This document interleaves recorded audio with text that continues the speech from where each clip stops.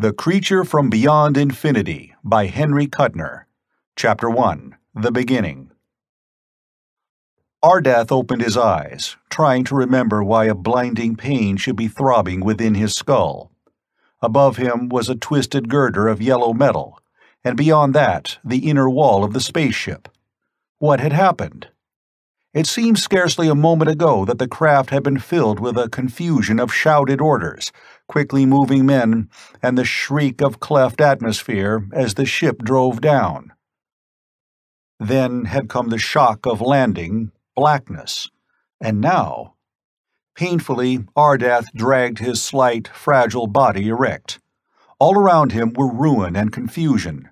Corpses lay sprawled and limp, the bodies of those who had not survived the terrible concussion. Strange men, slim and delicate, their skins had been darkly tanned by the long voyage across space. Ardath started hopefully when he saw that one of the bodies moved slightly and moaned. Theron the commander, highest in rank and wisdom, had survived. A wave of gratefulness swept through Ardath. He was not alone on this new, unknown world as he had feared. Swiftly, he found stimulants and bent over the reviving man. Theron's gray, beardless face grew contorted. His pallid blue eyes opened. He drew a lean hand over his bald head as he whispered, "Ardath." A rocking shudder shook the ship, then suddenly died. "Who else is alive?" Theron asked with painful effort. "I don't know, Theron," Ardath replied softly.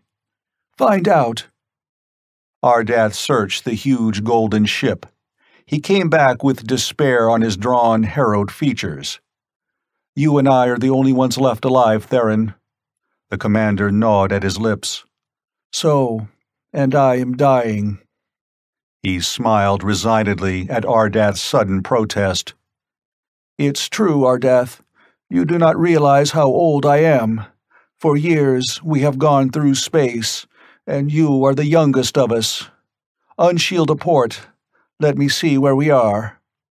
"The third planet of this system," Ardath said. He pressed a button that swung back a shutter from a nearby port in the golden wall. They saw nothing but darkness at first. Then their eyes became accustomed to the gloom. The ship lay beached on a dim shore.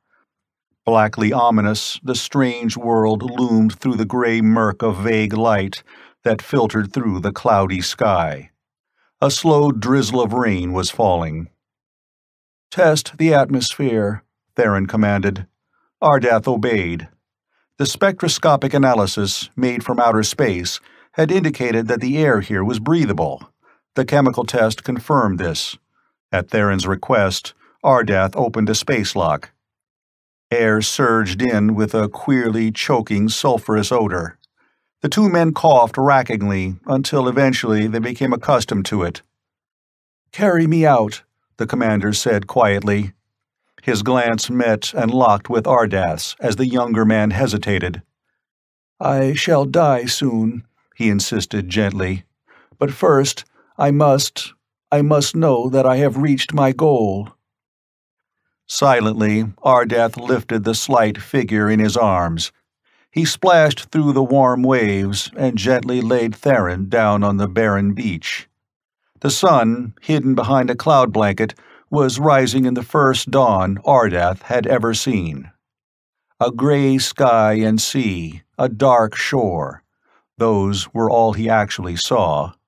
Under Ardath's feet, he felt the world shudder with the volcanic fires of creation. Rain and tide had not yet eroded the rocks into sand and soil. No vegetation grew anywhere. He did not know whether the land was an island or a continent. It rose abruptly from the beach and mounted to towering crags against the inland skyline. Theron sighed. His thin fingers groped blindly over the rocky surface on which he lay. "You are space-born, Ardath," he said painfully. "You cannot quite realize that only on a planet can a man find a home. But I am afraid—" His voice died away. Then it rose again, strengthened. I'm dying, but there is something I must tell you first. Listen, Ardeth. You never knew your mother planet, Kyria. It is light years away from this world, or it was. Centuries ago, we discovered that Kyria was doomed. A wandering planetoid came so close that it would inevitably collide with us and destroy our civilization utterly. Kyria was a lovely world, Ardeth. I know, Ardeth breathed. I have seen the films in our records. You have seen our great cities, and the green forests and fields. An agonizing cough rocked the dying commander. He went on hastily. We fled. A selected group of us made this spaceship and left Kyria in search of a new home. But of the hundreds of planets that we found, none was suitable. None would sustain human life. This, the third planet of this yellow sun, is our last hope. Our fuel is almost gone. It is your duty, Ardeth, to see that the civilization of Kyria does not perish. But this is a dead world, the younger man protested. It is a young world, Theron corrected. He paused, and his hand lifted, pointing. Ardeth stared at the slow, sullen tide that rippled drearily toward them. The gloomy wash of water receded, and there, on the rocky slope, lay something that made him nod understandingly. It was not large, a greasy, shining blob of slime, featureless and repulsive. It was unmistakably alive, undeniably sentient. The shimmering globule of protoplasm was drawn back with the next wave. When Ardeth's eyes met Theron's, the dying man smiled triumphantly. Life! There's sun here, Ardeth, beyond the clouds. A sun that sends forth energy, cosmic rays, the rays of evolution. Immeasurable ages will pass before human beings exist here, but exist they will. Our study of countless other planets enables us to predict the course of evolution here. From the unicellular creatures will come sea beings with vertebrae, then amphibii and true reptiles. Then warm-blooded beasts will evolve from the flying reptiles and the dinosaurs. Finally, there will be ape-like men who will yield the planet to true men. But it will take millennia. You must remain here, Theron stated. How many of us survived the voyage from Kyria? You must wait, Ardeth, even 1,000,000 years if it is necessary. Our stasis ray kept us in suspended animation while we came across space. Take the ship beyond the atmosphere. Adjust it to a regular orbit, like a second satellite around this world. Set the controls so you will awaken eventually, and be able to investigate the evolutionary progress of this planet. You will wait a long time, I admit, but finally you will find men. Men like us? Theron shook his head regretfully. No, supermentality is a matter of eugenically controlled breeding. Occasionally, a mental giant will be born, but not often. On Kyria, we bred and mated these mental giants, till eventually their progeny peopled the planet. You must do the same with this world. I will, Ardeth consented. But how? Go through the ages. Do not stop till you find one of these mental giants. He will be easily recognized, for almost from infancy he will be far advanced of his contemporaries. He will withdraw from them, turning to the pursuit of wisdom. He will be responsible for many of the great inventions of his time. Take this man, or woman perhaps, and go on into time, until you have found a mental giant of the opposite sex. You could never mate with a female of this world, Ardeth. Since you are from another system, it would be biologically impossible. The union would be sterile. This is your duty. Find a supermentality. Take him from his own time sector, and find a mate for him in the more distant future. From that union will arise a race of giants equal to the Kyrians. In a sense, you will have been their foster father." Theron sighed and turned his head till his cheek lay against the bare rock of the shore. "May the great architect guide you, Ardath," he said softly. Abruptly, his head slumped, and Theron was dead. The gray waves whispered a requiem. Ardath stood silent, looking down at the worn, tired face, now relaxed in death. He was alone, infinitely far from the nearest human being. Then another feeling came, making him realize that he was no longer a homeless wanderer of space. Never in his life had Ardath stood on a world's surface.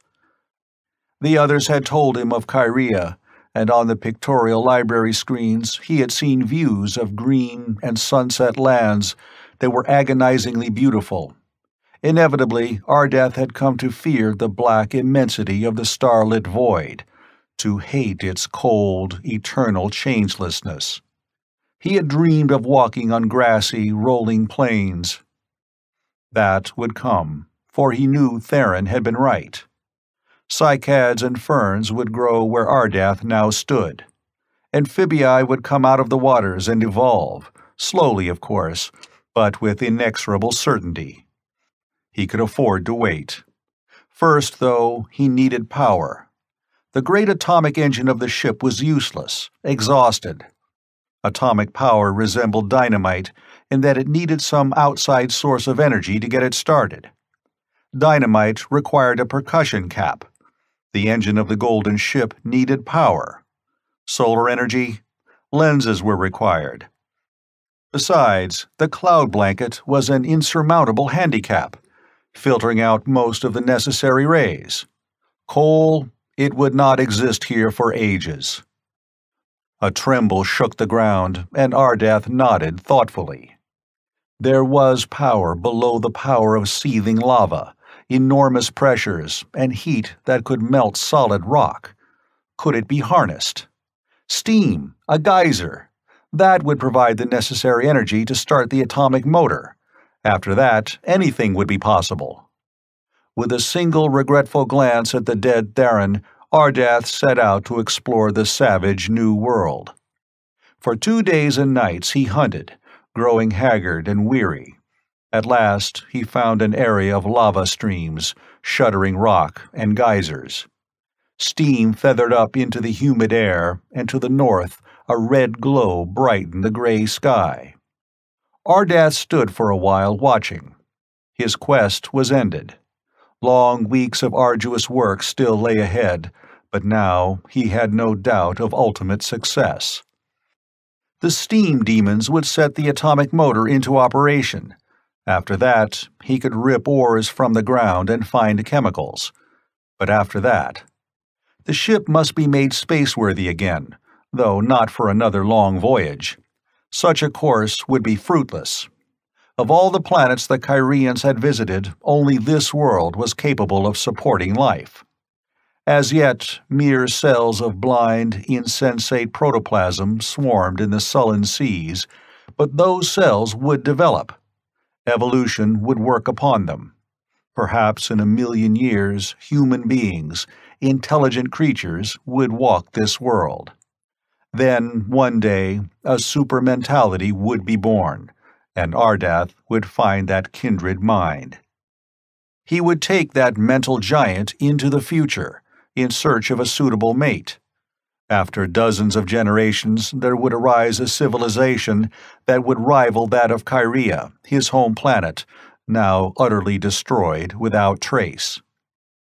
Time passed as Ardath worked. He blasted out a grave for Theron on the shore where the old Kyrian had died. He repaired the golden craft. Tirelessly, he toiled. 5 months later, the repaired spaceship rose, carrying its single passenger. Through the atmosphere it fled. It settled into an orbit, became a second, infinitesimal moon revolving around the mother planet. Within it, Ardath's robot machinery began to operate. A ray beamed out, touching and bathing the man's form, which was stretched on a low couch. Slowly, consciousness left Ardath. The atomic structure of his body was subtly altered. Electrons slowed in their orbits. Since they emitted no quanta, Ardath's energy was frozen in the utter motionlessness of stasis. Neither alive nor dead, he slept. The ray clicked off. When Ardath awakened, he would see a different world, older and stranger. Perhaps it would even be peopled by intelligent beings. Silently, the spaceship swept on. Far beneath it, a planet shuddered in the titanic grip of dying fires. The rains poured down, eroding, endless. The tides flowed and ebbed. Always the cloud veil shrouded the world that was to be called Earth. Amid the shattering thunder of deluges, new lands rose, and continents were formed. Life, blind, hungry, and groping, crawled up on the beaches, where it basked for a time in the dim sunlight. Chapter 2. Youth. On August 7, 1924, an 8-year-old boy caused a panic in a Des Moines theater. His name was Stephen Court. He had been born to a theatrical family of mediocre talent, the crazy Courts they were billed. The act was a combination of gags, dances, and humorous songs. Stephen traveled with his parents on tour when they played one-night stands and small vaudeville circuits. In 1924, vaudeville had not yet been killed by the films. It was the beginning of the jazz age. Stephen was so remarkably intelligent, even as a child, that he was soon incorporated into the act as a mental wizard. He wore a miniature cap and gown, and was introduced by his parents at the end of their turn. "Any date. Ask him any historical date, my friends, and he will answer. The gentleman in the third row, what do you want to know?" And Stephen would answer accurately. When did Columbus discover America? When was the Magna Carta signed? When was the Battle of Hastings? When was Lafayette born? "Mathematical questions. You there." Stephen would answer. Mathematics was no riddle for him, nor algebra. The value of pi, he knew it. Formulas and equations slipped glibly from his tongue. He stood on the stage in the spotlight, his small face impassive, a small, dark-haired child with curiously luminous brown eyes, and answered all questions. He read omnivorously every book he could manage to obtain. He was coldly unemotional, which distressed his mother, and he hid his thoughts well. Then, on that August night, his me suddenly changed. The act was almost over. The audience was applauding wildly. The Courts stood on each side of the boy, bowing, and Stephen stood motionless, his strange, glowing eyes staring out into the gloom of the theater. "Take your bows, kid," Court hissed from the side of his mouth. But the boy didn't answer. There was an odd tensity in his rigid posture. His expressionless face seemed strained. Only in his eyes was there life, and a terrible fire. In the theater, a whisper grew to a murmur, and the applause died. Then the murmur swelled to a restrained roar until someone screamed, "Fire!" Court glanced around quickly. He could see no signs of smoke or flame, but he made a quick gesture and the orchestra leader struck up a tune. Hastily, the man and woman went into a routine tap dance. "Steve," Court said urgently, "join in." But Stephen just stood there, and through the theater the roar rose to individual screams of panic. The audience no longer watched the stage. They sprang up and fought their way to the exits, cursing, pushing, crowding. Nothing could stop it. By sheer luck, no one was killed. But in 10 minutes, the theater was empty, and there had been no sign of a fire. In his dressing room, Court looked queerly at his son. "What was wrong with you tonight, kid?" he asked, as he removed grease paint from his face with cold cream. "Nothing," Stephen said abstractedly. "Something funny about the whole thing. There wasn't any fire." Stephen sat on a chair, his legs swinging idly. "That magician we played with last week," he began. "Yeah? I got some ideas from him." "Well?" his father urged. "I watched him when he hypnotized a man from the audience. That's all it was. I hypnotized the entire audience tonight." "Oh, cut it out," Court said, grinning. "It's true. The conditions were right. Everyone's attention was focused on me. I made them think there was a fire." When Court turned and looked at the boy, he had an odd feeling that this was not his son sitting opposite him. The round face was childish, but the eyes were not.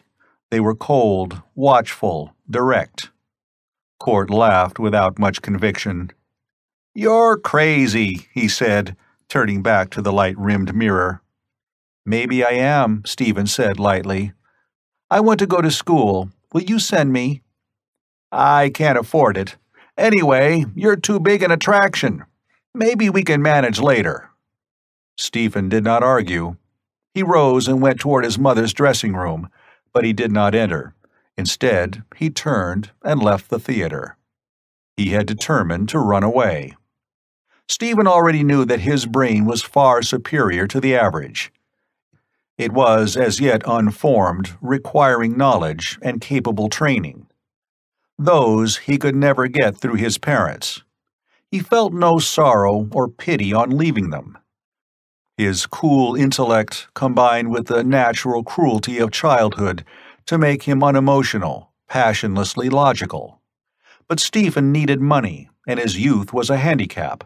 No one would employ a child, he knew, except perhaps as a newsboy. Moreover, he had to outwit his parents, who would certainly search for their son. Strangely, there was nothing pathetic about Stephen's small figure as he trudged along the dark street. His iron singleness of purpose and his ruthless will gave him a certain incongruous dignity. He walked swiftly to the railroad station. On the way, he passed a speakeasy. A man was lying in the gutter before the door, an unshaved derelict, grizzled of hair and with worn, dissolute features. He was mumbling drunkenly and striving helplessly to rise. Stephen paused to watch. Attracted by the silent gaze, the man looked up. As the two glances met, inflexible purpose grew in the boy's pale face. "Want a drink?" the derelict mumbled. "Gotta. They won't give old Sammy a drink." Stephen's eyes again grew luminous. They seemed to bore into the watery eyes of the hobo, probing, commanding. "Eh?" the drunkard asked blankly. Sammy's voice died off uncertainly as he staggered erect. Stephen gripped his arm, and the two went down the street. In a dark doorway, they paused. The foggy, half-wrecked brain of the tramp was no match for Stephen's hypnotic powers. Sammy listened as the boy talked. "You're catching a freight out of town. You're taking me with you. Do you understand?" "Eh?" Sammy asked vaguely. In a monotonous voice, the boy repeated his commands. When the drunkard finally understood, the two headed for the railway station. Stephen's plans were made. To all appearance, he was a mere child. He could not possibly have fulfilled his desires alone. The authorities would have returned him to his parents, or he would have been sent to a school as a public charge. What man could recognize in a young boy an already blossoming genius? Stephen's supermentality was seriously handicapped by his immaturity. He needed a guardian, purely nominal, to satisfy the prejudices of the world. Through Sammy, he could act. Sammy would be his tongue, his hands, his legal representative. Men would be willing to deal with Sammy, where they would have laughed at a child. But first, the tramp would have to be metamorphosed into a useful citizen. That night, they rode in a chilly boxcar, headed east. Hour after hour, Stephen worked on the brain of his captive. Sammy must be his eyes, his hands, his provider. The train rolled on through the darkness, the wheels beating a clicking melody toward the east. It was not easy, for the habits of years had weakened Sammy's body and mind. He was a convinced tramp, lazy and content to follow his wanderlust. But always Stephen drove him on, arguing, commanding, convincing. Hypnosis played a large part in the boy's ultimate success. Sammy got a job, much against his will, and washed dishes in a cheap restaurant for a few weeks. He shaved daily and consistently drank less. Meanwhile, Stephen waited, but he did not wait in idleness. He spent his days visiting automobile agencies and studying the machines. At night, he crouched in a cheap tenement room, sketching and designing. Finally, he spoke to Sammy. "I want you to get another job. You will be a mechanic in an automobile factory." He watched Sammy's reaction. "Aw, I can't, Steve," the man protested. "They wouldn't even look at me. Let's hit the road again, huh?" "Show them these," Stephen ordered, extending a sheaf of closely written papers and drawings. "They'll give you a job." At first, the foreman told Sammy to get out, after a glance at his red-rimmed eyes and weak, worn face. But the papers were a magic password. The foreman pondered over them, bewilderingly scrutinized Sammy, and went off to confer with one of the managers. "The man's good," he blurted. "He doesn't look it, but he's an expert mechanic, just the kind of man we need. Look at these improvements he's worked out. This wiring change will save us thousands annually. And this gear ratio, it's new, but it might work. I think—" "Send him in," the manager said hastily. Thus Sammy got his job. Actually, he wasn't much good, but every month or two he would show up with some new improvement, some unexpected invention that got him raises instead of dismissal. Of course, Stephen was responsible for all this. He had adopted Sammy. Stephen saw to it that they moved to a more convenient apartment, and now he went to school. Needing surprisingly little sleep, he spent most of his time studying. There was so much to learn and so little time. To acquire the knowledge he wanted, he needed more and more money to pay for tutoring and equipment. The years passed with a peaceful lack of haste. Sammy drank little now and took a great deal of interest in his work. But he was still a tramp at heart, eternally longing for the open road. Sometimes he would try to slip away, but Stephen was always too watchful. At last, the boy was ready for the next step. It was then early in 1927. After months of arduous toil, he had completed several inventions which he thought valuable. He had Sammy patent them, and then market them to the highest bidders. The result was more money than Stephen had expected. He made Sammy resign his job, and the two of them retired to a country house. He brought along several tutors and had a compact, modern laboratory set up. When more money was required, the boy would potter around for a while. Inevitably, he emerged with a new formula that increased the already large annual income. Tutors changed as Stephen grew older and learned more. He attended college for a year, but found he could apply his mind better at home. He needed a larger headquarters, though, so they moved to Wisconsin and bought a huge old mansion, which he had renovated. His request for knowledge seemed endless, yet he did not neglect his health. He went for long walks and exercised mightily. When he grew to manhood, he was a magnificent specimen, strong, well-formed, and handsome. But always, save for a few occasional lapses, he was coldly unemotional. Once, he had detectives locate his parents, and anonymously arranged to provide a large annual income for them, but he would not see either his father or mother. They would mean emotional crisis, he told Sammy. There would be unnecessary arguments. By this time, they have forgotten me anyway. "Think so?" Sammy muttered, chewing on the stem of his ancient pipe. His nut-brown, wrinkled face looked rather puzzled under his stiff crop of white hair. "Well, I never did think you was human, Stevie." He shook his head, put the pipe away, and pottered off in search of his rare drinks. Stephen returned to his work. What was the purpose of these years of intensive study? He scarcely knew. His mind was a vessel to be filled with the clear, exhilarating liquor of knowledge. As Sammy's system craved alcohol, so Stephen's brain thirsted for wisdom. Study and experiment were to him a delight that approached actual ecstasy. As an athlete gets keen pleasure from the exercise of his well-trained body, so Stephen exulted in the exercise of his mind. Unimaginable eons before, in the teeming seas of a primeval world, life forms had fed their blind hunger. That was appetite of the flesh. Stephen's hunger was the appetite of the mind, but it also made him blind in a different way. He was a godlike man, and he was unhuman. By 1941, he was the greatest scientist in the world. Chapter 3. The Earthborn. Before man created gods, Ardath was.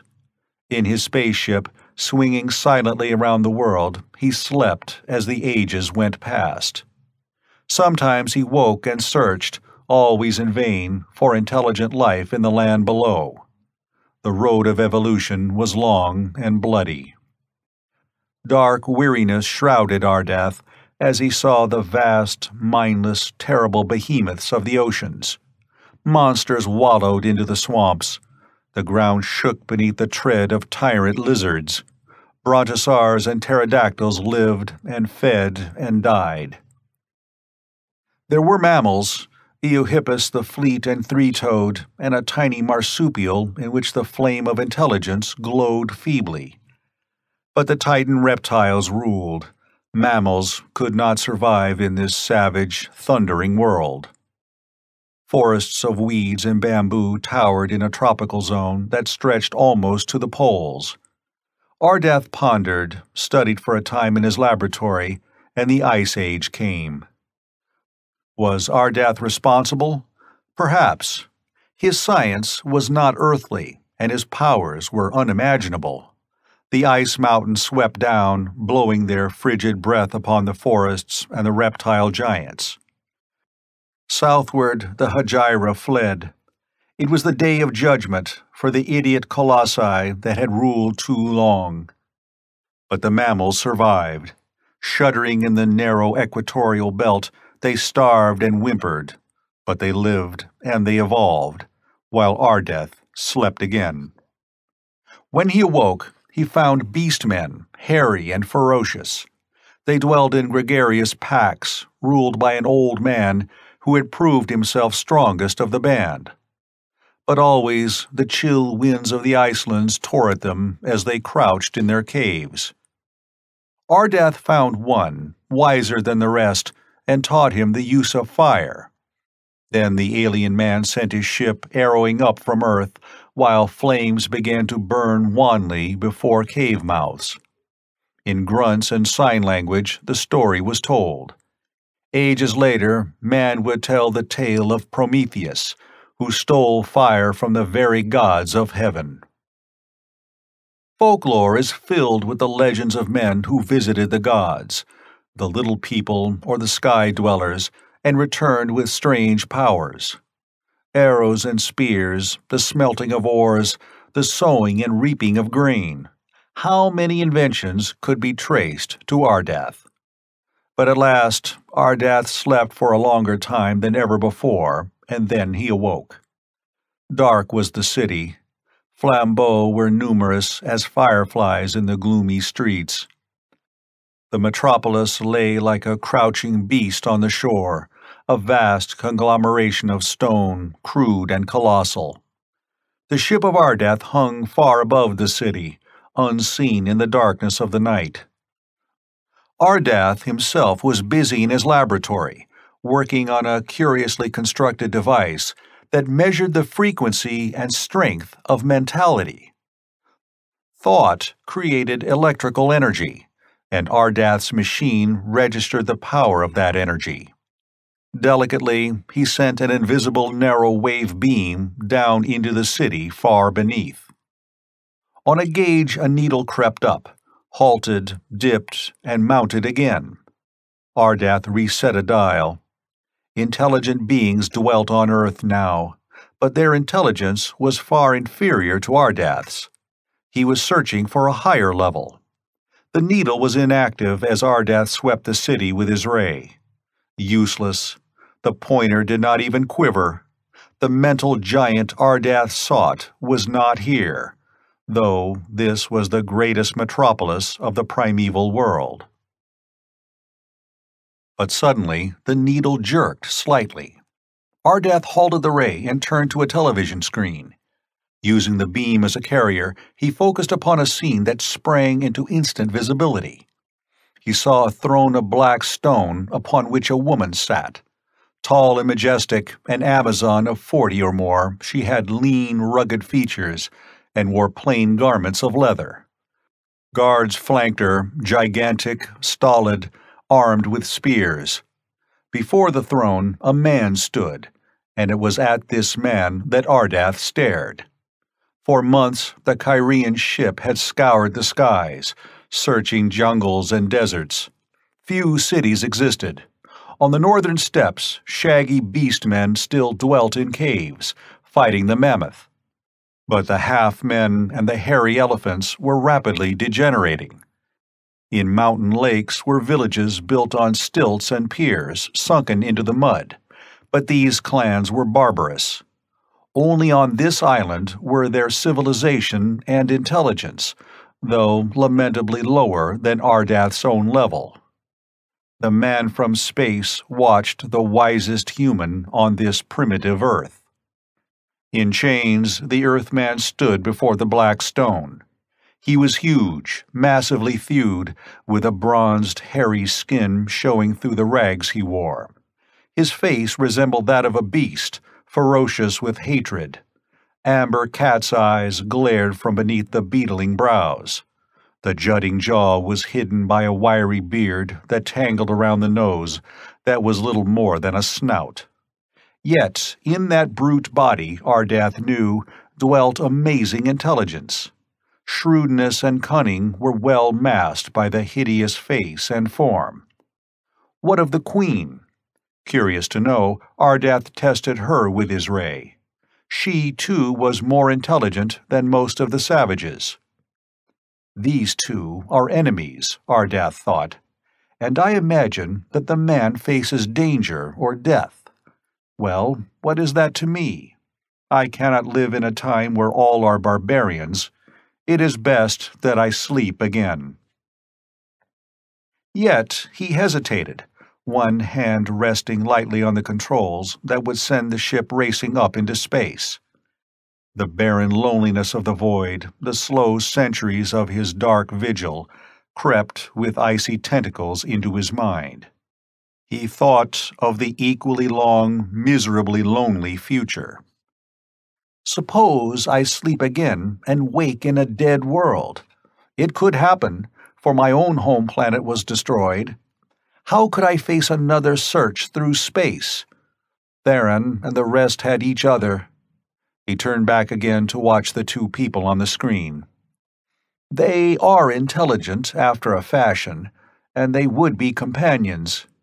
If I took them with me, and we woke in a lifeless time, they could bring forth a new race which I could train eugenically into the right pattern. The decision was made. Ardath would sleep again in his ship, but this time not alone. He glanced at the screen and his eyes widened. A new factor had entered the problem. Hastily, he turned to a complicated machine at his side. As Thordred the usurper stood before the throne of his queen, his savage face was immobile. Weaponless, fettered, he nevertheless glared with implacable fury at the woman who had spoiled his plans. Zaina met his gaze coldly. Her harsh features were darkly somber. "Well," she asked, "have you anything to say to me?" "Nothing," Thordred grunted. "I have failed, that is all." The huge, almost empty throne room echoed his words eerily. "Aye, you have failed," the Queen said. "And there is but one fate for losers who revolt. You tried to force me from my throne, and instead you stand in chains before me. You have lost, so you must die."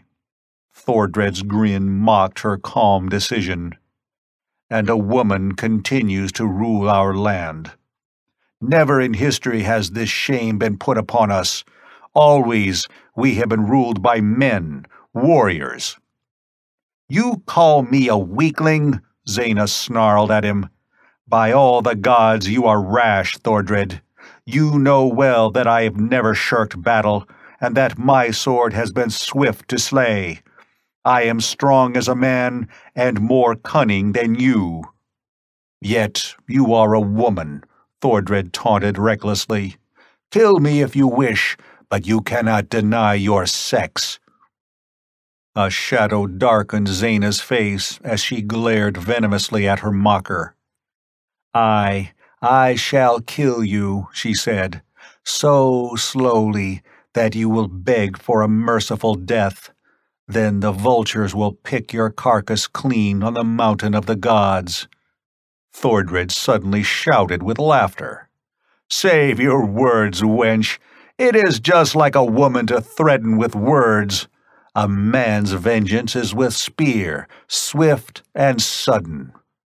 He paused, and a curious light grew in his amber eyes.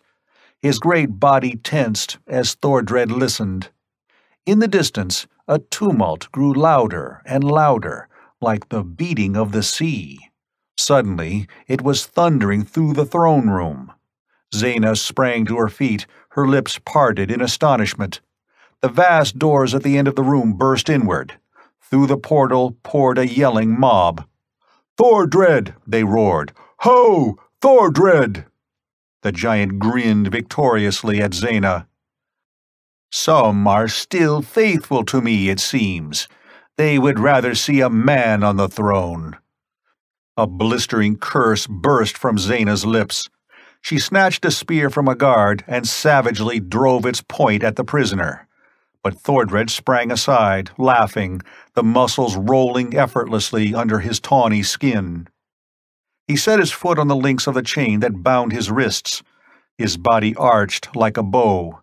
The metal snapped asunder, and Thordred, the usurper, was free. The guards near the throne leaped at him. He ducked under a swift spear at the same instant that his fist smashed a face into a bloody ruin. And then the mob surrounded him, lifted him, bore him back. "Slay him!" Zaina shrilled. "Slay him!"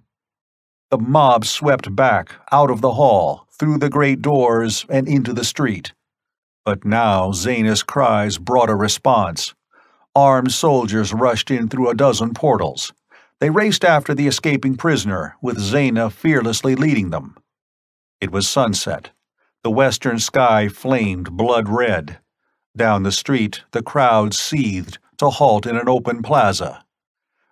Grimly menacing, they turned at bay, Thordred at their head. He towered above the others with his chains dangling from his wrists and ankles. Zaina's men formed into a sizable army, filling the street from side to side. Arrows flew, hissing at the angry, triumphant mob. Over the city, the low, thunderous muttering grew louder. "Revolt! Revolt!" It was civil war. But the conflict was not yet in contact. A space still lay between the two forces. Only spears and arrows had crossed it. "Charge!" Zaina shouted. "Slay them all!" Grinning, Thordred raised high his lance and shook it defiantly. The Queen's soldiers drew erect, and like a thundercloud they began to move. Abruptly they were sweeping forward, irresistible, a tidal wave bristling with steel barbs. The pounding of thin-shod feet hammered loud on the stones. In the forefront raced Zaina, her harsh face twisted with fury. Thordred let fly his spear. It missed its mark. At the last moment, the giant had hesitated, and his gaze went up to the western sky. His jaw dropped in awe. For the first time, Thordred was afraid. A scream rose, thin and wailing. "Demons!" someone cried. "Demons!" The soldiers slowed involuntarily in their charge, then one by one they halted. Struck motionless with fearful wonder, every man stood gaping toward the west. Against the blood-red sunset loomed actual demons. Giants, scores of feet tall they were, titans whose heads towered above the city's walls. A whole army of the monsters loomed black against the scarlet sky. These were not men. Shaggy, hump-shouldered, dreadful beings, more human than apes, but unmistakably beasts, they came thundering down upon the city. The frightful masks twisted in ferocious hunger. They swept forward. No one noticed that their advance made not the slightest sound. Panic struck the mobs. Both sides dropped their weapons to flee. From the sky, a great shining globe dropped. It hovered above the plaza. Two beams of light flashed down from it. One struck Thordred, bathing him in crawling radiance. The other caught Zaina. The man and the woman alike were held motionless. Frozen, paralyzed, they were swept up, lifted into the air. When they reached the huge globe, they seemed to disappear. The sphere then rose, dwindled quickly to a speck, and was gone. Surprisingly, the giants had also vanished. Ardath adjusted the controls. Sighing, he turned away. The ship was back in its orbit, circling the Earth. It would not deviate from that course for centuries, until the moment Ardath's hand moved its controls. He picked up a small metal box, stepped out of the laboratory, and closed the panel. On the floor at his feet lay the unconscious forms of Zaina and Thordred. Ardath set down the box. This would be a new experiment, one that he had never tried. He could not speak the language of these earthlings, nor could they speak his. But knowledge could be transmitted from one brain to another. Thought patterns were a form of energy, and that could be transferred, just as a matrix may stamp out duplicates. First, the man. Ardath opened the black box, took out a circular metallic band, and adjusted it about the sleeping Thordred's head. A similar band went about his own. He pressed a switch, felt a stinging, tingling sensation within his skull. He removed the metal bands, replaced them, and waited patiently. Would the experiment work? His lips shaped unfamiliar syllables. He had learned Thordred's language, but could the undeveloped brain of the Earthling be equally receptive? Thordred groaned and opened his eyes. He stared up at Ardath. Into those amber eyes came a curious look that might have been amazement, but which was certainly not fear. "You are not hurt," Ardath said in Thordred's harsh, primitive language, "nor will you be harmed." The Earthling stood up with an effort, breathing hoarsely. He took an unsteady step, reeled, collapsed with a shattering crash upon the thought transference apparatus. He lay silent and unmoving, an utterly helpless strong man. No expression showed on Ardath's face, though the work of weeks had been ruined. The device could be built again, though he did not know if it should be. Had it been successful? Thordred shuddered, rolled over. Painfully, he rose and leaned weakly against the wall. His amber eyes rested puzzledly on Ardath as he asked a question in the Kyrian's soft language, which grated from his crude throat. "Who are you, a god or a demon?" Ardath smiled with satisfaction, for all was going well. He must explain matters to this Earthling to calm his fears. Later, he would rebuild the machine and teach Zaina his own tongue. Then the three could sleep, for centuries if necessary. But Ardath did not know that his device had worked too well. It had transferred knowledge of his own language to Thordred's brain, yet it had transferred more than that. All of Ardath's memories had been transmitted to the mind of the Earthling. At that moment, Thordred's wisdom was as great as that of his captor. Though he had not Ardath's potentiality for learning more, unearthly, amazing wisdom had been impressed on his brain cells. Thordred had smashed the machine, not through accident, but with coldly logical purpose. It would not do for Zaina to acquire Ardath's wisdom also. With an effort, Thordred kept an expression of stupid wonder on his face. He must play his role carefully. Ardath must not yet suspect that another man shared his secrets. Ardath was speaking, carefully explaining things that his captive already knew. While Thordred seemed to listen, he swiftly pondered and discarded plans. Zaina must die, of course. As for sleeping for centuries, well, it was not a pleasant thought. Ardath must be slain, so Thordred could return to Earth with new knowledge. "The giants you saw in the sky," said Ardath, "were not real. They were three-dimensional projections, enlarged by my apparatus. I recorded the originals of those beings ages ago, when they actually lived and fought cave bears and saber-toothed tigers." No, they were merely images, but men had seen them and remembered. The panic in the city below had died. In its place grew superstitious dread, fostered by the priests. Time passed, and neither Zaina nor Thordred returned. New rulers arose to sit upon the Black Throne. But on the mountain of the gods, men toiled under the lash of the priests.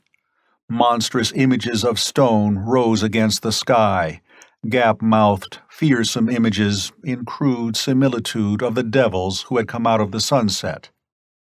"They may return," the priests warned, "but the stone giants on the mountain will frighten them away. Build them higher. They will guard our city." On the peak, the blind, alien faces glared ever into the sunset. And the days fled into years, and the dark centuries shrouded Earth. Continents crumbled, the eternal seas rose and washed new shores.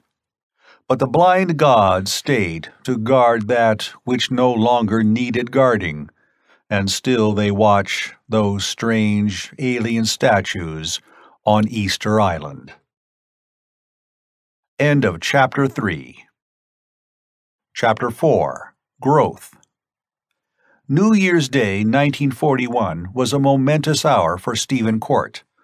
Most of December 1940 had been spent in his laboratories, engrossed with a task the nature of which he explained to no one.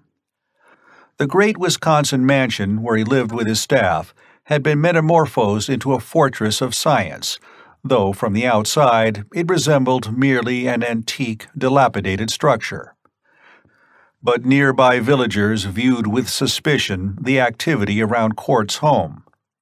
The local post office was deluged with letters and packages. At all hours, automobiles arrived, carrying cryptic burdens for Court. Slyly, the villagers questioned Sammy, for he often wandered into the combination store and post office to sit by the stove and puff great, reeking fumes from his battered pipe. Sammy had not changed much with the years. His hair had turned white, and there were merely a few more creases in his brown face.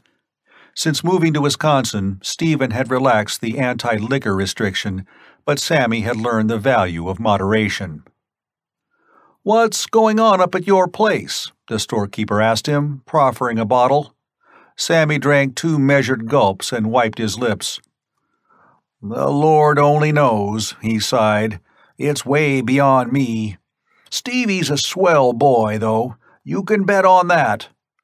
"Yeah," retorted somebody with an angry snort. "He's a cold-blooded fish, you mean. The boy ain't human. He's got ice water in his veins.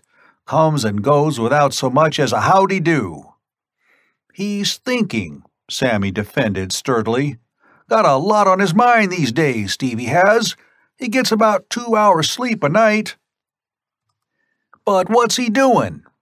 "I don't know," admitted Sammy. "Inventing something, maybe."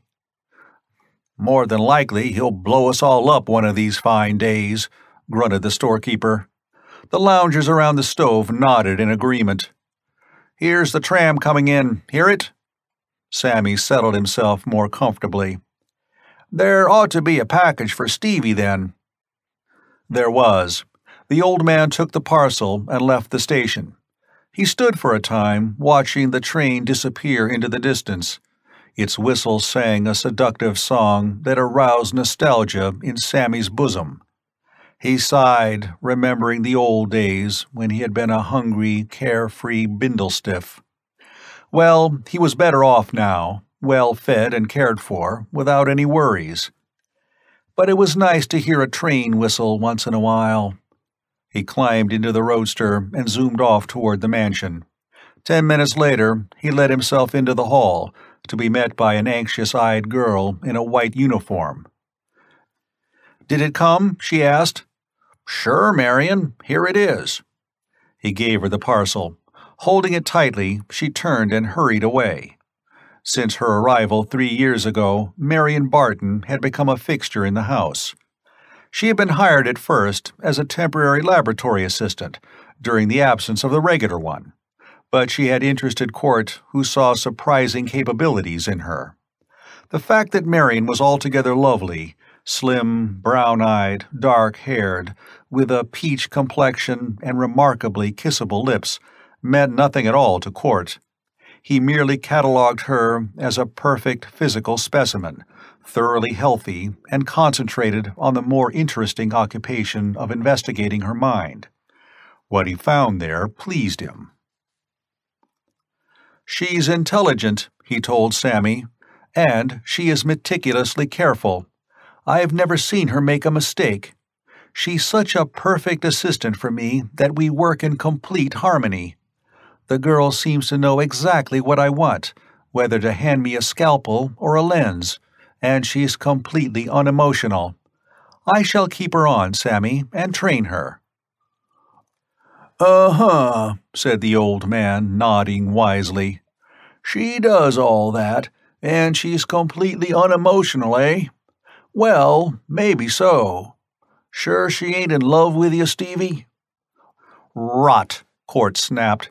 But it made him think it was necessary to warn Marion. "I'll pay you well," he explained to her, "and give you an invaluable training, but I have no time for emotional unbalance. I cannot afford distractions. Do you understand me?"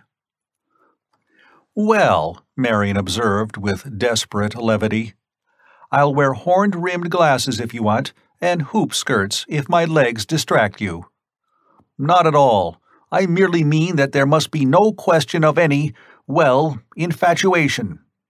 Marion was silent for a moment, though her eyes sparkled dangerously. "All right," she said quietly. "I won't fall in love with you, Mr. Court. Is that satisfactory?" "Quite," Court said.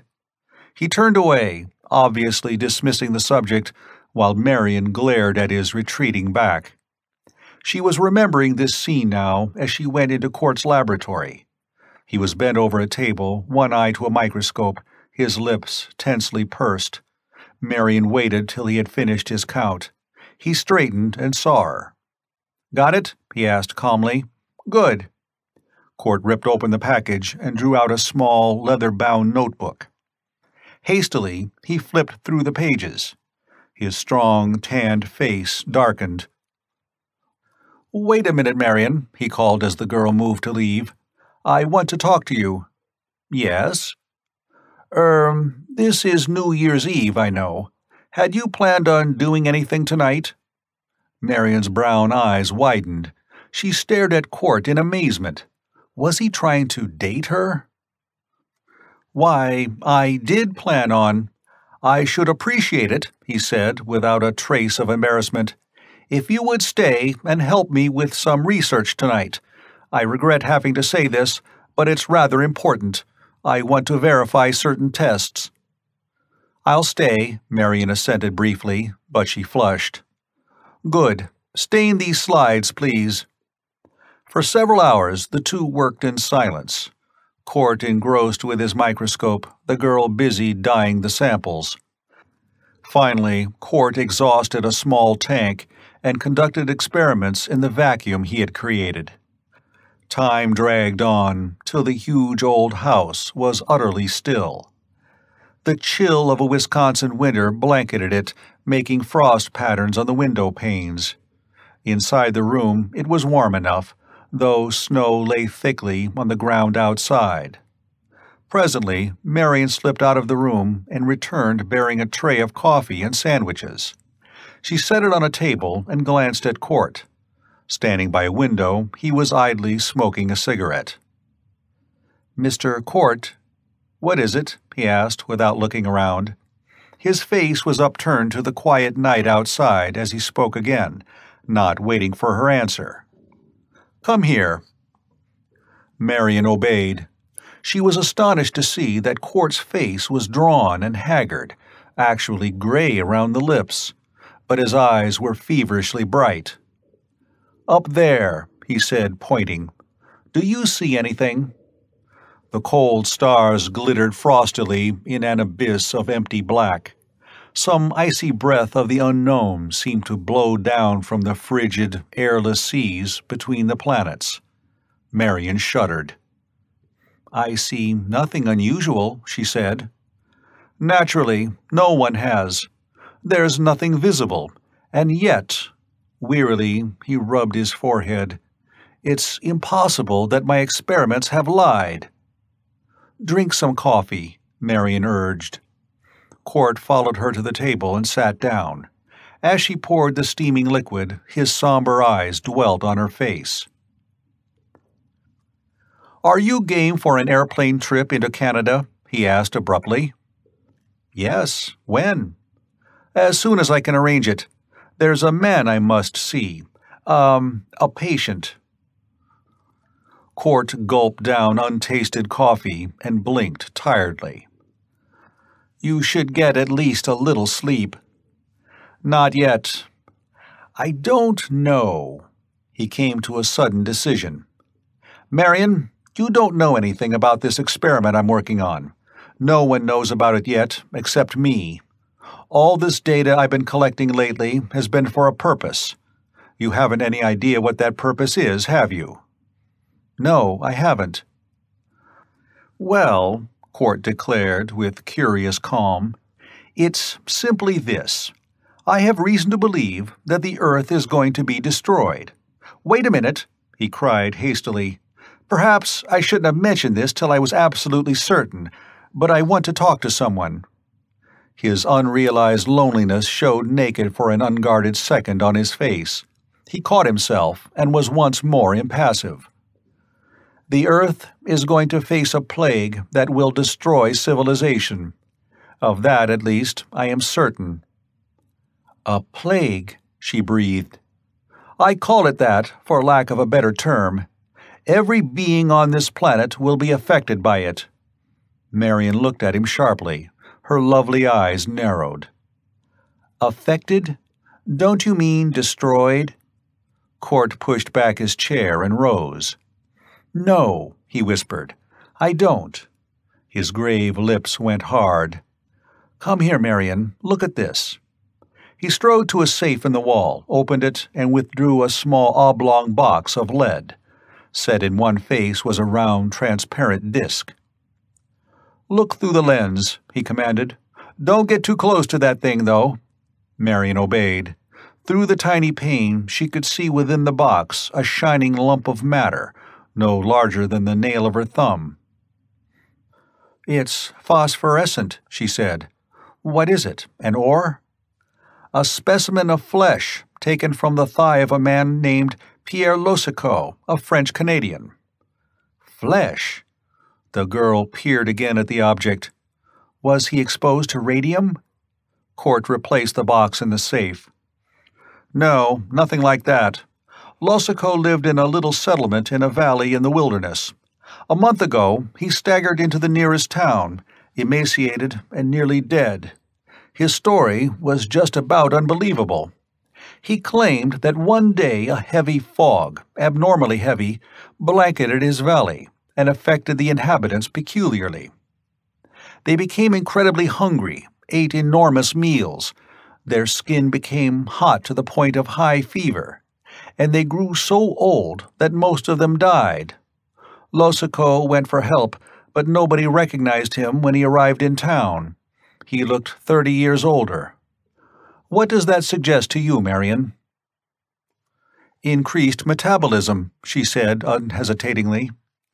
Exactly. A rescue party was sent out.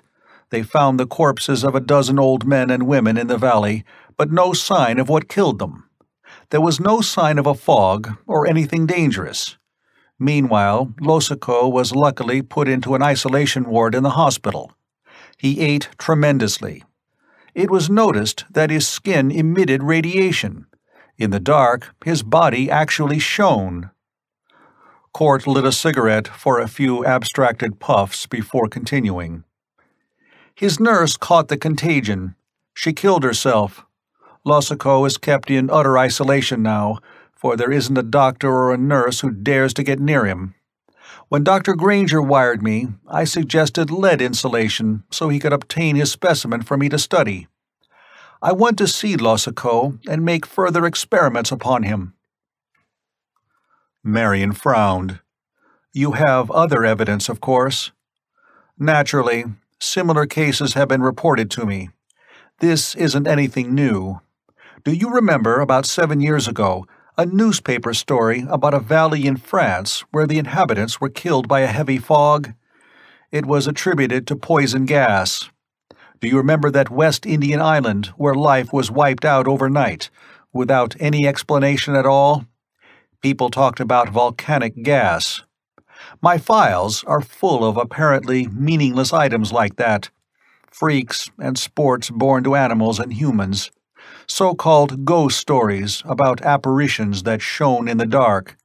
There are dozens of other examples. The girl shuddered as she thought of the tag of flesh she had seen. And do you think this is the beginning of a plague? My graphs and charts show an upward swing. These occurrences happen more frequently as time goes on. Whatever causes them is growing more powerful. But what could cause such a thing? The girl asked. No virus could. Not a virus. Filterable or not, they could not cause cellular radioactivity.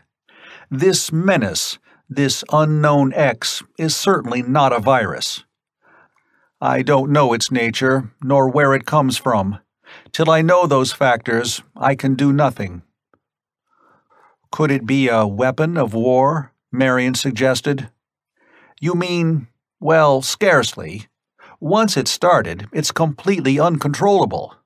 X isn't man-made, for its record goes back too far for chemistry. It's a natural phenomenon, and our only clue is fog. A gas? Court nodded, and his eyes grew distant with thought. Where does it come from? Under the earth? That's possible, of course, but hardly any of these cases have occurred in volcanic country. I think X comes from the interstellar void. Marion's eyes widened in horrified recollection. That's why you've been getting those observatory reports, photographs, and spectra.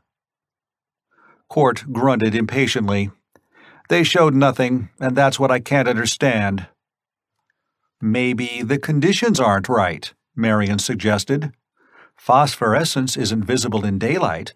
Perhaps X isn't visible in space. Court didn't move, but his fingers broke his cigarette in two. What was that? He demanded, startled. Before the girl could reply, he whistled sharply and turned to the window. Of course! A catalyst! Some element in our atmosphere makes X visible, and perhaps dangerous as well. In outer space, it can't be seen, but when it comes in contact with some element in the air, I think you've got it, Marion." He stared grimly at the dark sky. "Up there, yet it's invisible.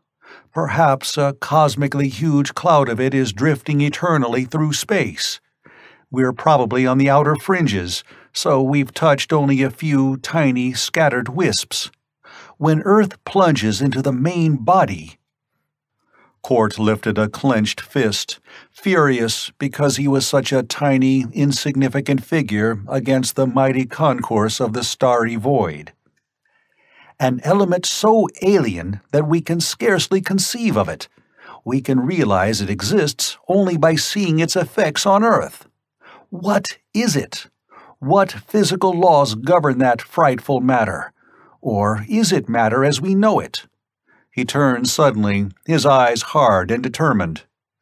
"We're leaving for Canada. Charter a plane. I'll pack the equipment I need." Marion paused at the door. "Mr. Court," she began, and hesitated. "Well?" Somehow, though, she could find no words. In her mind was the picture of Court at the window, challenging the universe. A champion of mankind, he had made a magnificent gesture. But then Marion saw his cold, grim eyes. Reading the expression in them, her face whitened as she realized suddenly that Court cared nothing at all for mankind. His motives were passionlessly selfish. He was not a champion. He was a scientist, cold, calculating, egocentric, challenging an opponent that threatened his existence. Whatever she meant to say died in her throat, just as something died in her heart. She went out of the room and closed the door quietly behind her. Chapter 5. Jansiah. It was dark in the forest, though sunlight filtered down wanly through the branches. Truly, the earth had changed since Ardath had first set foot upon it. He was not entirely pleased as he strode along, matching step with the gigantic Thordred. It did not seem to him that this world would be a suitable dwelling place. Thousands of years had passed since Ardath had taken Thordred from his home. Weary centuries had passed in ageless slumber, and a new civilization had risen. But somehow Ardath did not feel at home in this time. He sensed a subtle strangeness in the very air about him. He sighed a little wearily. His plans had gone amiss. The death of Zaina, the Amazon queen, had taken him by surprise. He had hoped to retain her as a mate for Thordred, but without apparent cause, the woman's sleep had changed to death. A fleeting suspicion of Thordred had passed through Ardath's mind, but he dismissed it. Though he had several poisons which might have caused such symptoms, Thordred could not possibly know of their existence, nor how to use them. Not a word or a thought had Thordred revealed that his brain held all the knowledge that had been Ardath's alone. The two of them had set out to examine this new civilization, leaving the spaceship safely hidden in the forest. They had captured 2 natives, learned their language by means of the thought transference machine, and taken their clothing. With all memory of the encounter wiped from their minds by means of Ardath's strange science, the natives were released. "They are a puny folk today," Thordred said, his savage face twisting into a grin as he shifted the toga about his broad shoulders. "These garments scarcely cover me." "Our own garments might have caused comment," Ardath explained. "Let us hope that your size won't mark you for an alien." Thordred spat in vicious contempt. "I don't fear these weaklings. Why can I not carry a weapon, Lord?" "I am armed," Ardath said quietly. The huge earthling did not answer. He had not wished to accompany Ardath on this expedition. If Thordred could have remained in the ship, he would have had free access to the laboratory. After that, there would be no need to fear Ardath or anyone else. But he had not dared to object when his captor ordered him to follow. The forest thinned, and the 2 men came out into blinding sunlight. Starting at their feet, the ground sloped down to a broad, shallow basin, a valley where a city lay. To the north was the serrated horizon of mountain peaks. Apparently, they were volcanoes, for smoke plumed up lazily from one and spread in a dark blot against the blue sky. "This is their chief city," Ardath stated. "Remember, if anyone asks, we are farmers from the outer provinces." Thordred nodded, grinning more broadly than before. A farmer. His mighty hands were accustomed to sword hilts, not the handles of plows, but he had good reason not to argue. The metropolis was unwalled. Several unpaved but well-trodden roads led into it, along which wains and wagons were creaking in and out. Most of the houses were of wood, some of stone, and a few of marble. Those built of marble were mostly temples. Crowds filled the streets. There seemed to be two types of beings here. The roughly clad, bronzed peasant class walked or drove their wagons. The aristocracy were carried in palanquins. There were soldiers, too, armed horsemen who nevertheless seemed slight compared with Thordred's giant frame. "Here," Ardath said, nodding toward a low doorway. "Taverns are good places to hear gossip." They entered the inn, found themselves in a large room, broad and long, but low-raftered. The stench of wine and beer was choking. Lamps illuminated the darker corners. Crude tables were set here and there, at which men lounged, drinking, cursing, and laughing. Two bearded seamen were throwing dice on the floor. "We are thirsty," Ardath said to the waiter who appeared. He did not drink from the wine cup that was set before him. Thordred, however, drained his at a gulp and shouted for more. "You are strangers here?" the innkeeper asked. He took the coins Ardath gave him, curious bronze discs engraved with a cross within a circle. They had come from the pockets of the two natives Ardath had captured. "Yes, it is our first visit." "You come to trade?" "No," Ardath replied. "We are here to catch a glimpse of the woman whose fame has traveled even to the outer provinces. Men say that her beauty is blinding." "So?" the landlord asked, his eyebrows lifting. "What is her name?" "That I do not know," Ardath said, "but I can draw her features." He took from his garments a stylus of his own devising and hastily sketched a face on the boards of the table. The likeness was so nearly photographic that the innkeeper instantly recognized it. "By the mountain, you are an artist! That's Jansaya, the priestess. She's beautiful enough, or so men say, only you can't see her. The priestesses of Dagon never leave their temple, and men can worship only during the sea festival. Once a year, men gaze on Jansaya as she serves the god. You have 10 months to wait." "I see," Ardath said, his face falling unhappily. "And where is this temple?" Having learned the directions, they left the inn. "Why do you wish to see this wench?" Thordred grunted. "She is the wisest in this time," Ardath said. "I learned that before we landed here." Hovering high over the land in his spaceship, he had located Jansaya with his ray device and noted her high intelligence. The unexpected death of Zaina the Amazon still rankled in him. He had determined to secure a substitute, and Jansaya was the logical one. She would accompany Ardath and Thordred into time, for he had decided not to remain in this civilization. It did not fulfill his requirements. The two men reached the outskirts of the temple. As yet, Ardath had not decided on any definite plan, knowing that first he must find the priestess. "Wait here," he said. "Do not move away till I return." The giant drew back in the shelter of a tree, watching Ardath cross the thoroughfare toward a gate, where a soldier lounged on his spear. The guard straightened, ready to challenge the Kyrian's entry into the city. Suddenly, his eyes went blank and blind as they met Ardath's. Ordinary hypnotism worked well on these superstitious folk. Ardath went through the gate. The bulk of a temple rose before him.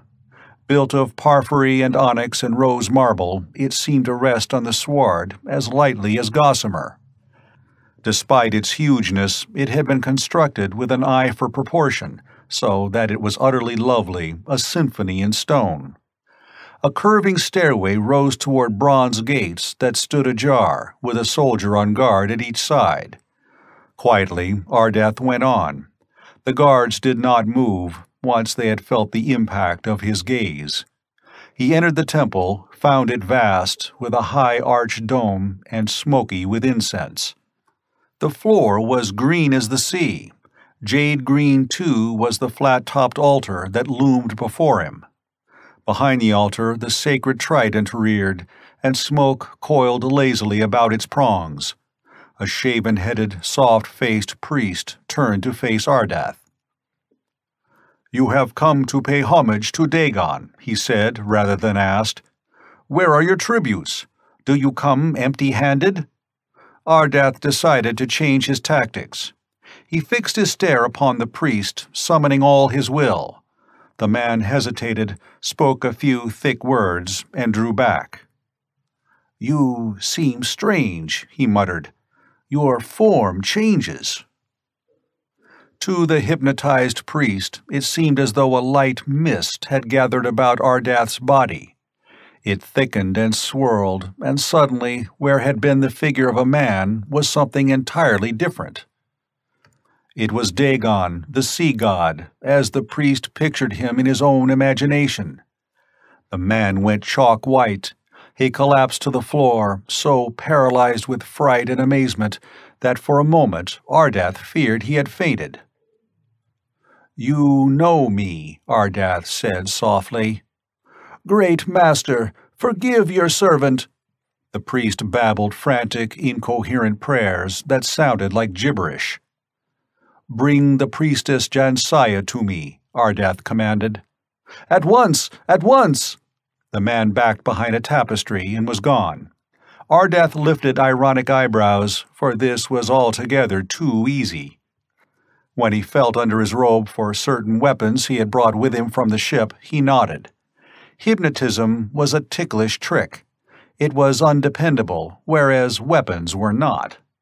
But the priest returned, leading a veiled, slight, feminine figure. Both bowed to the floor. Ardath lifted the girl to her feet. He pulled aside the veil, found that no deception had been practiced upon him. This was the priestess, the beautiful Jansaya. Chapter 6. Unforgettable Land. Wonderfully lovely she was, with elfin, childlike features that somehow held a certain sophistication and even a suggestion of inherent, latent cruelty. Her hair was bright gold, her eyes sea green.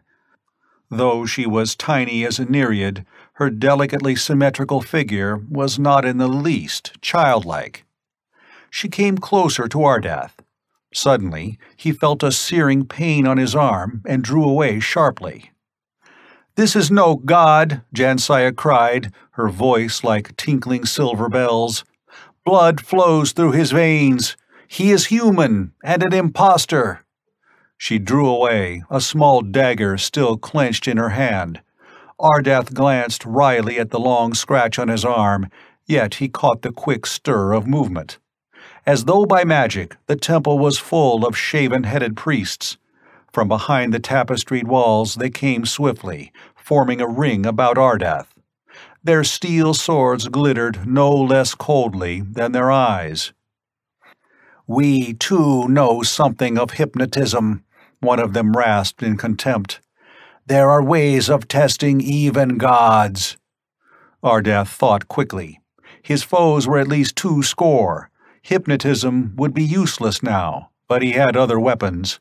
Under his gown was a projector that would have slain every priest in the temple if he had cared to use it. He did not. Ardath's alien philosophy forbade the unnecessary taking of me. Instead, his hand, hidden in a fold of the toga, moved almost imperceptibly. A tiny crystalline sphere dropped to the green tiles of the floor, and Ardath put his sandaled foot over it. "Do you yield?" the leader of the priests asked. Ardath smashed the globe with his soul, at the same time holding his breath. Instantly, a colorless, odorless gas diffused through the temple. The priests no longer could move. Frozen, statue-like, they stood gripping their weapons and staring blindly straight ahead. The gas had a certain anesthetic quality which warped their time sense and slowed down their reactions tremendously. To their slowed vision, it seemed as though Ardath vanished instantaneously when he stepped aside. Hastily, he looked around, still holding his breath. The temple was silent. No new enemy had appeared. Ardath wrenched a sword from a motionless priest and held it lightly in his right hand. He strode quickly to the priestess and lifted her under one arm. Ardath was no giant, but his muscles were steel-strong, and Jansiah was tiny. Carrying his light captive, he hurried out of the temple. The two guards at the gate had not moved. They remained passive as Ardath descended the stairs and went through the outer portal into the street. The sentry there was also motionless and silent. But behind Ardath rose a clamor and an outcry. Nowhere could huge Thordred be seen. He had not waited. Perhaps he had been taken prisoner. Ardath's first step now was to return to the ship. After that, when the Kyrian gathered more resources, Thordred could be rescued. But at that moment there was no time for delay.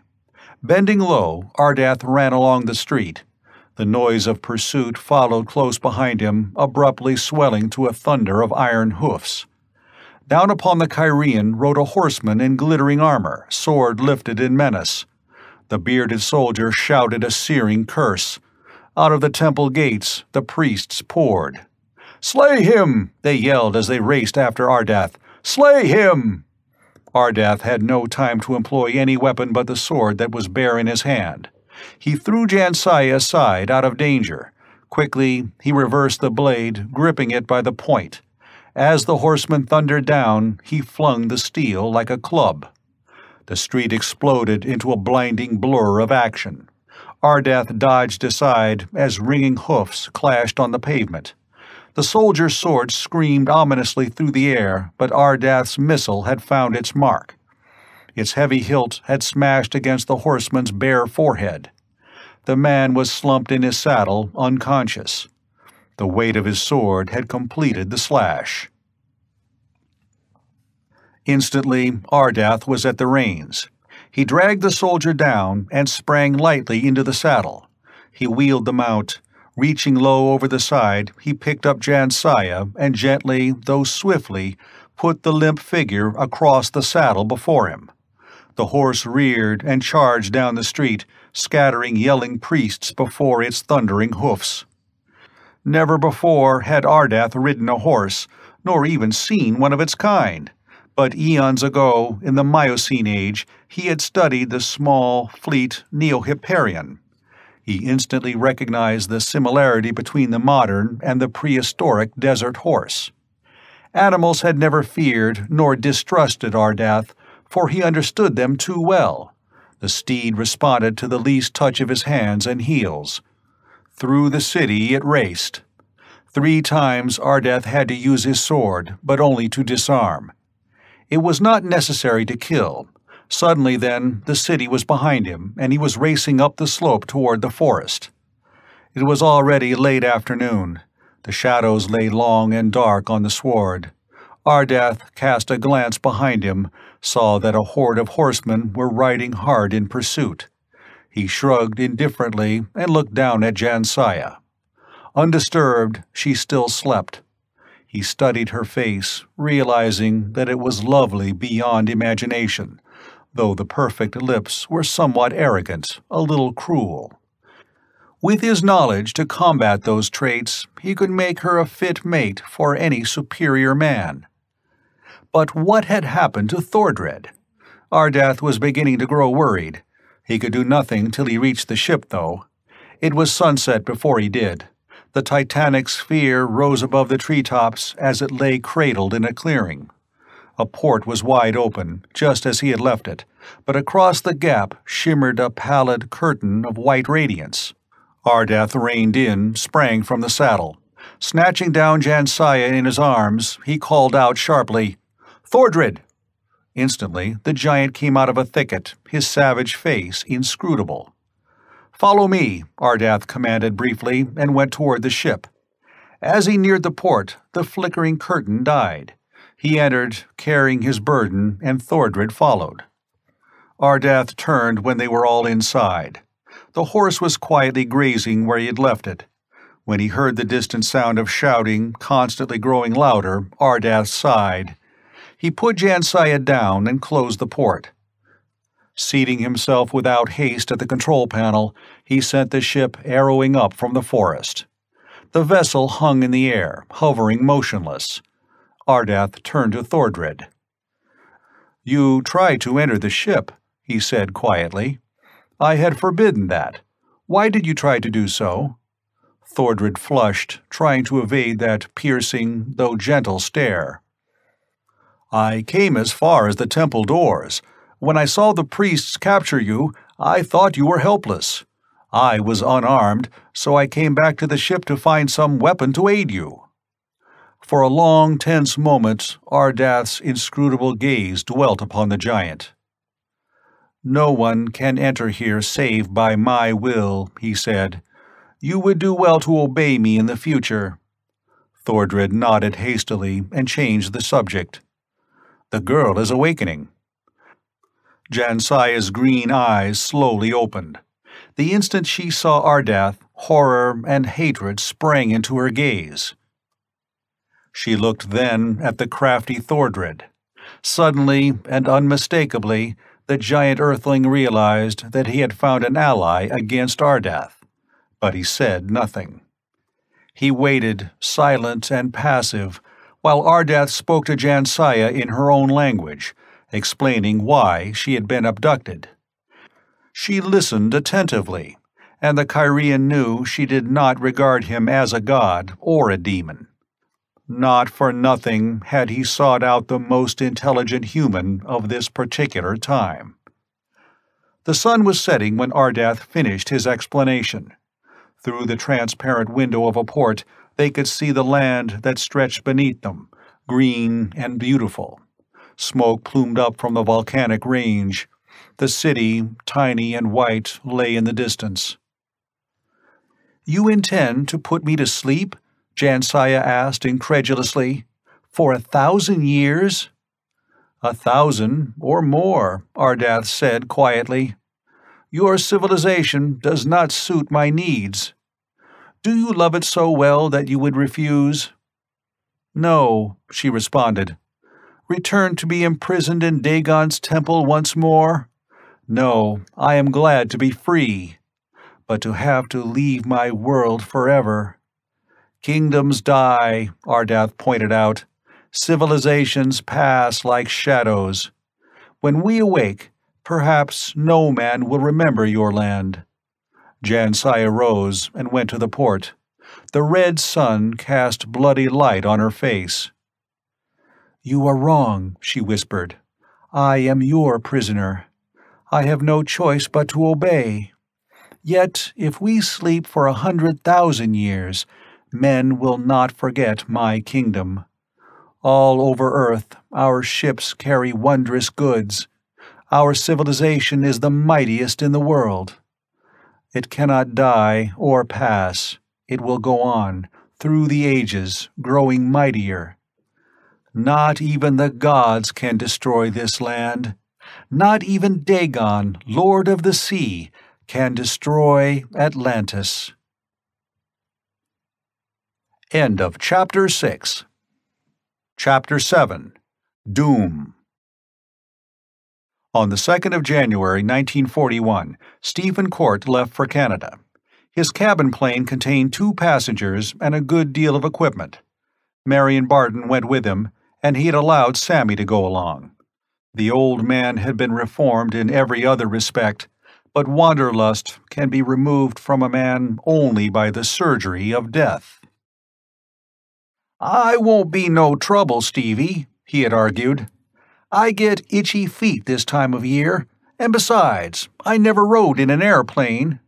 Anyhow," his watery eyes narrowed, cunning, "you'll need a handyman to do odd jobs.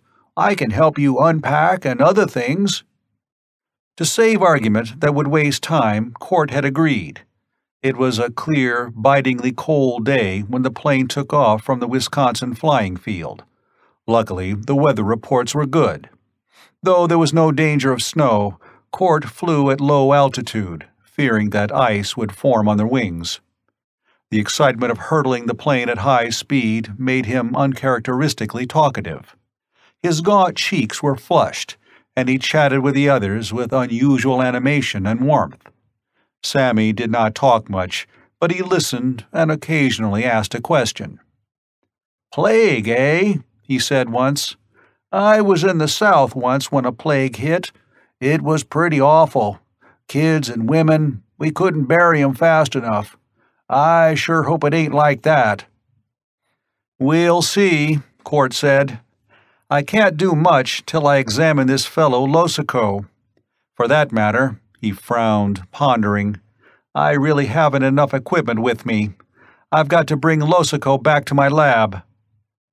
"But you say it's contagious," Marion protested. "How can we travel?" "I've arranged that. I'm having an ambulance made ready. It'll be plated with several thicknesses of lead, which ought to be safe enough. They're sending the car after me as soon as it's ready." "Oh," Marion said. She fell silent, watching the mountains and lakes glide past below. "You know," Court observed after a time, "I came across an interesting angle, a completely unexpected one. I've been getting photographs from most of the observatories. While I found no trace of my X in space, I did notice something else, a satellite of some kind circling the Earth.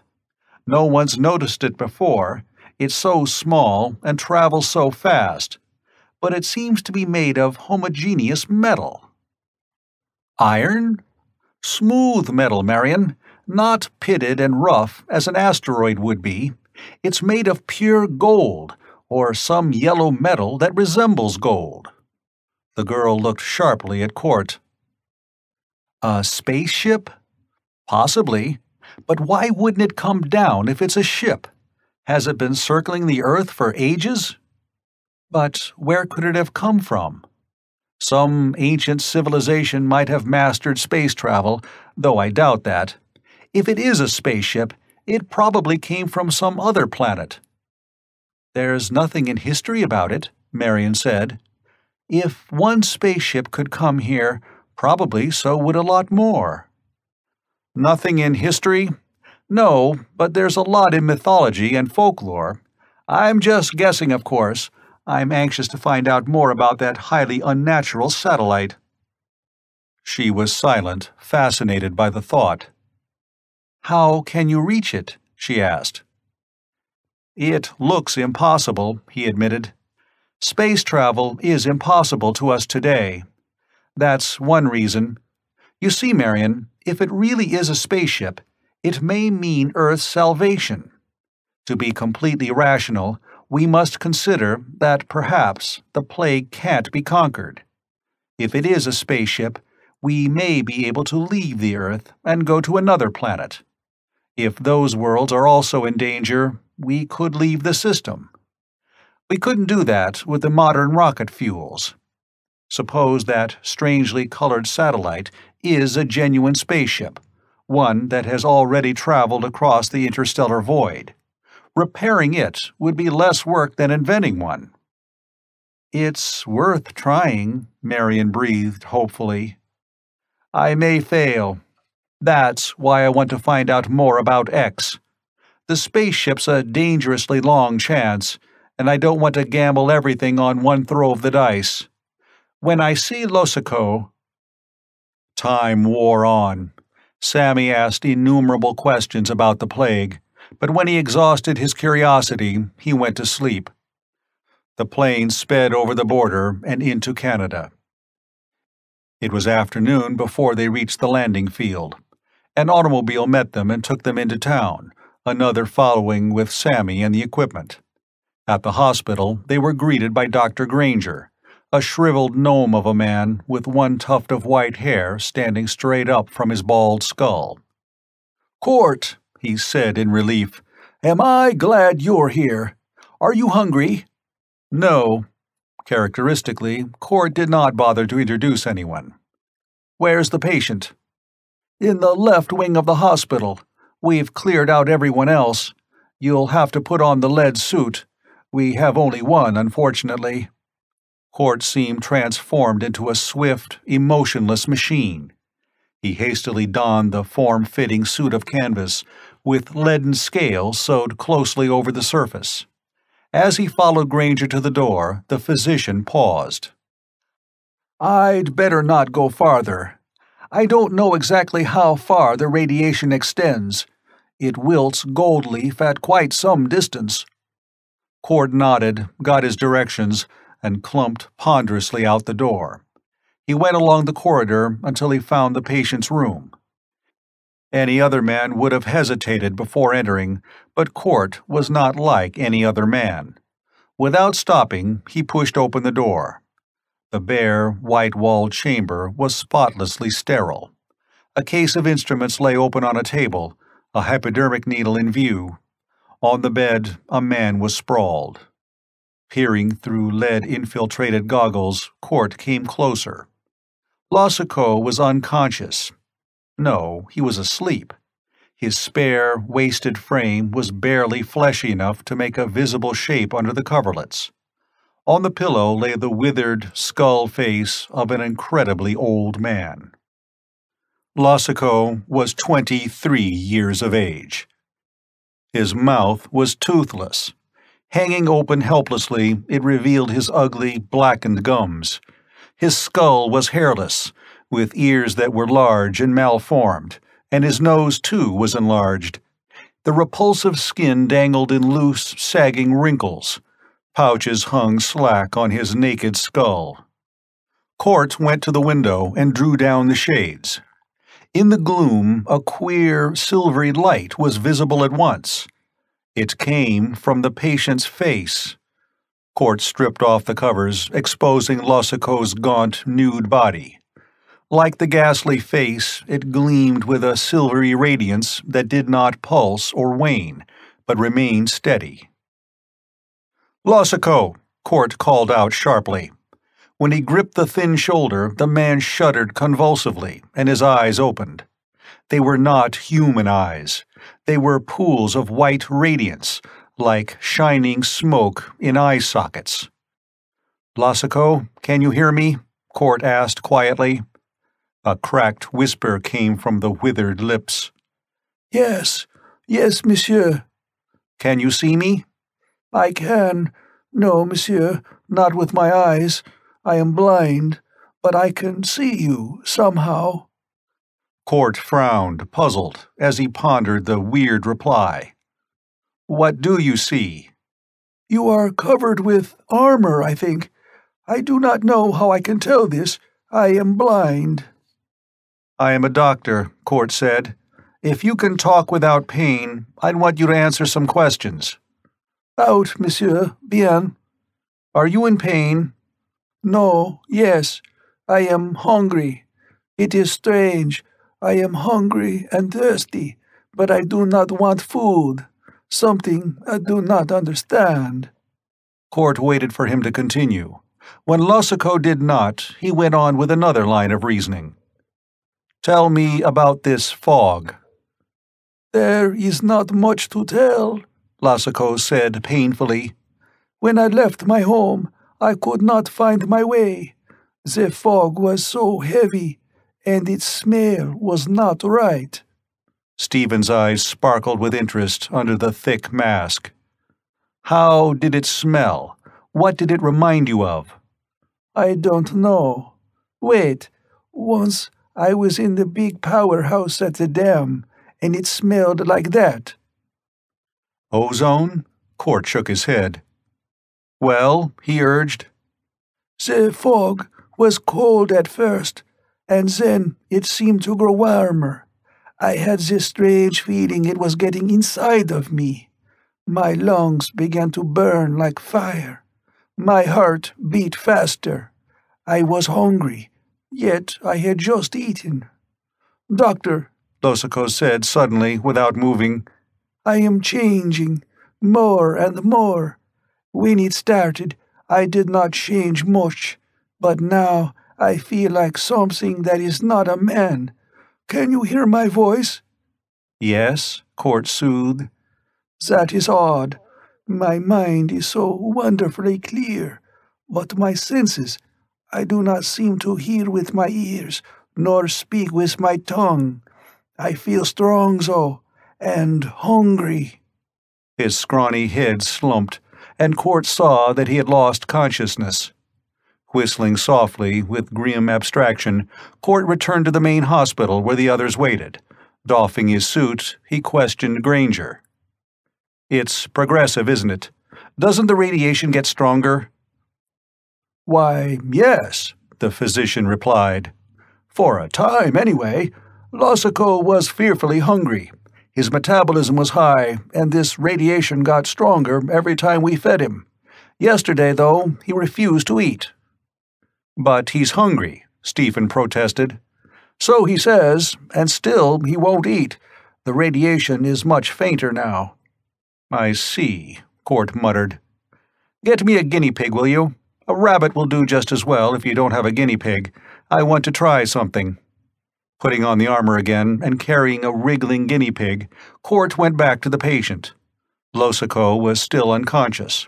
For the first time, Court hesitated, staring at the pale aura surrounding Losako's body. Then he slowly extended the guinea pig till its furry side touched the patient's hand. Gently, the weak, bony fingers constricted. Closing upon the tiny animal, they did not harm it, though it struggled frantically to escape. The little beast went limp, seemed, amazingly, to grow smaller. Swiftly, the phosphorescent gleam surrounding Losako grew brighter. So that's the way, Court muttered under his breath. He disengaged the guinea pig from the skeleton fingers and examined the animal. It was dead as he expected. Court silently returned to the others. You haven't been feeding him the right way, he explained, struggling out of the armor. He gave it to Granger, who put it on. Losako is changing, slowly and steadily, into some form of life that is definitely not human. At first, he ate normally, though in vast quantity. As his basic matter altered, Losako lost the power to absorb food as we do, internally. He gets the energy direct, like a vampire, to put it melodramatically. He will kill any living being that touches him. Good God, Granger cried in a shocked voice. We can't let him live, Court. We must, because I need him. I have to study the course of the plague in its natural progress. Losako must be fed whatever he needs now, rabbits, guinea pigs, and so on. I shall take him to my home as soon as the special ambulance gets here. Sammy shuffled forward, wide-eyed with fear, but desperately stern. Stevie, don't take any chances. Court ignored the old man, as he ignored everyone else when his mind was absorbed. Marion, unpack my equipment. The ambulance should be here by tomorrow or the next day. In the meantime, I want to check every angle. Be sure that there's a supply of small animals for the patient. I don't know yet how much energy he needs, but he's broadcasting it at a terrific rate. Granger, clumsy in the lead suit, already left the room. Court looked at his watch. Lucky I got here in time. If Losako had died— Can you save him? She asked eagerly. Of course not. I don't want to, even if I could. I want to stop the plague, and to do that, I must watch it run its course in a test subject. Losako happens to be the only one we know about. There may be new cases at any time, but I can't afford to wait. For all I know, there may never be another case till the final crack-up. Then it will be too late to do anything. What do you intend? Marion asked, trying to hide her disappointment. I shall take Losako back home with me, keep him in isolation, and feed him whatever may be necessary. Eventually, the plague will run its course. Losico may not die, but he may have to be destroyed. The door slammed open. Granger burst into the room, ripped off the lead suit. His gnomish face was gray with horror. "Court, he's dead." "What?" Court's jaw trembled with indecision. "No, he can't be. It's unconsciousness." But already he was snatching the suit from Granger. "Get me adrenaline, quick, another guinea pig." They sprang to obey. Bearing his equipment, Court raced away. The minutes ticked slowly past, lagging unendurably. At last he came back. His shoulders slumped. "You're right, Granger," he muttered. "Losico's dead. I was too late." "You—" the physician hesitated, biting his lips in helplessness. "You'll want to have an autopsy?" "No, it's no use. I must watch the progress of the plague on a living being. A corpse is no good for my purposes. I must wait. Perhaps the plague will strike again. I don't know." Court went to the window and looked out, his back to the others. "Take precautions with the burial," he said after a time, speaking in a strange, tight voice. "The contagion can still be spread. No one must touch him without lead armor. You will cremate him, of course." Marion came across the room to stand beside him. "You're not giving up, are you?" she whispered. "No, but I'm at a dead end now. Every hour I delay may mean—" The others had shuffled despondently out of the room. "We're going back then?" Marion asked. "Yes, I'll take a few specimens from Losico's body, but it's useless. I can't bring back life to a dead man." "Damn him!" he snarled with sudden fury. "Why did he have to die?" Marion's lips trembled, and she turned away. Court, after a brief hesitation, replaced the lead glass helmet and went into the wing. He could, as a matter of routine, take samples of Losico's blood and skin, though he knew that would do little good. Court opened the door of Losico's room and stopped abruptly, catching his breath. The blood drained from his cheeks. He reached out, almost blindly. "Sammy!" he whispered. "Oh my God, you fool!" The old man stood motionless beside the bed. In the dimness, his face could not be seen. His scant white hair was pale as silver. "Hello, Stevie," he said gently. "Don't go off the handle now. After all, I'm not so young anymore, and you needed a case of this plague to experiment on. If it's as contagious as you say, I guess I sure enough got it by now." "Sammy," Court whispered through dry lips. "Why?" He could not go on. "Why?" the old man shrugged. "I don't know. I told you about that plague down south, with women and kids dying like flies. I know what that's like. If I can help you save women and kids, Stevie, I figure I've done a pretty good job. So it's up to you now, boy. It's up to you." Chapter 8. The Mystery of Drogir. Ardath was worried. As he sat, immersed in thought within the laboratory of the Golden Ship, he felt that he was little nearer to his goal.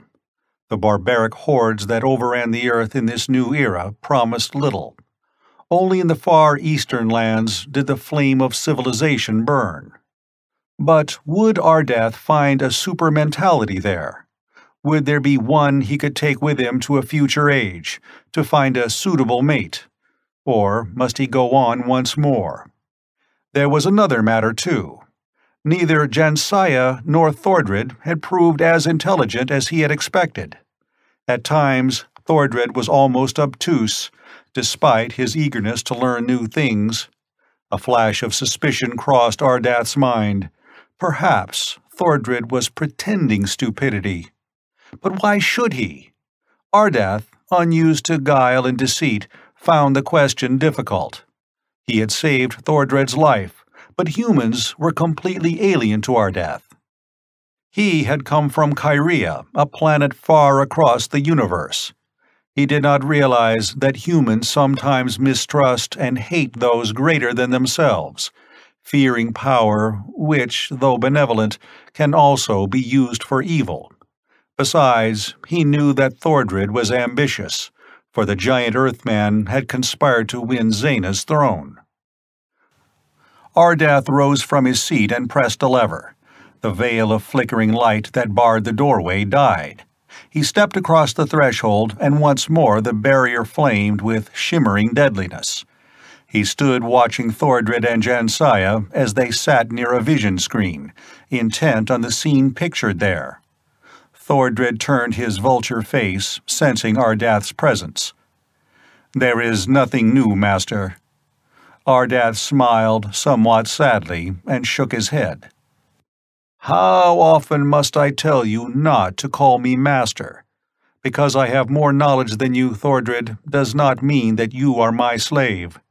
This eternal desire of Earthmen for enslavement—" He shrugged bewilderedly, and his thoughts went back to his home planet, Kyria, long since shattered into cosmic dust. Often he had dreamed of that world, which he had seen only on vision screens.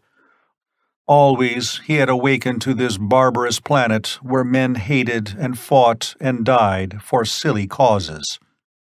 Truly, the road of ages was long. Yet he knew there would be an end. Even here, in this eastern land, the Kyrian had found a clue.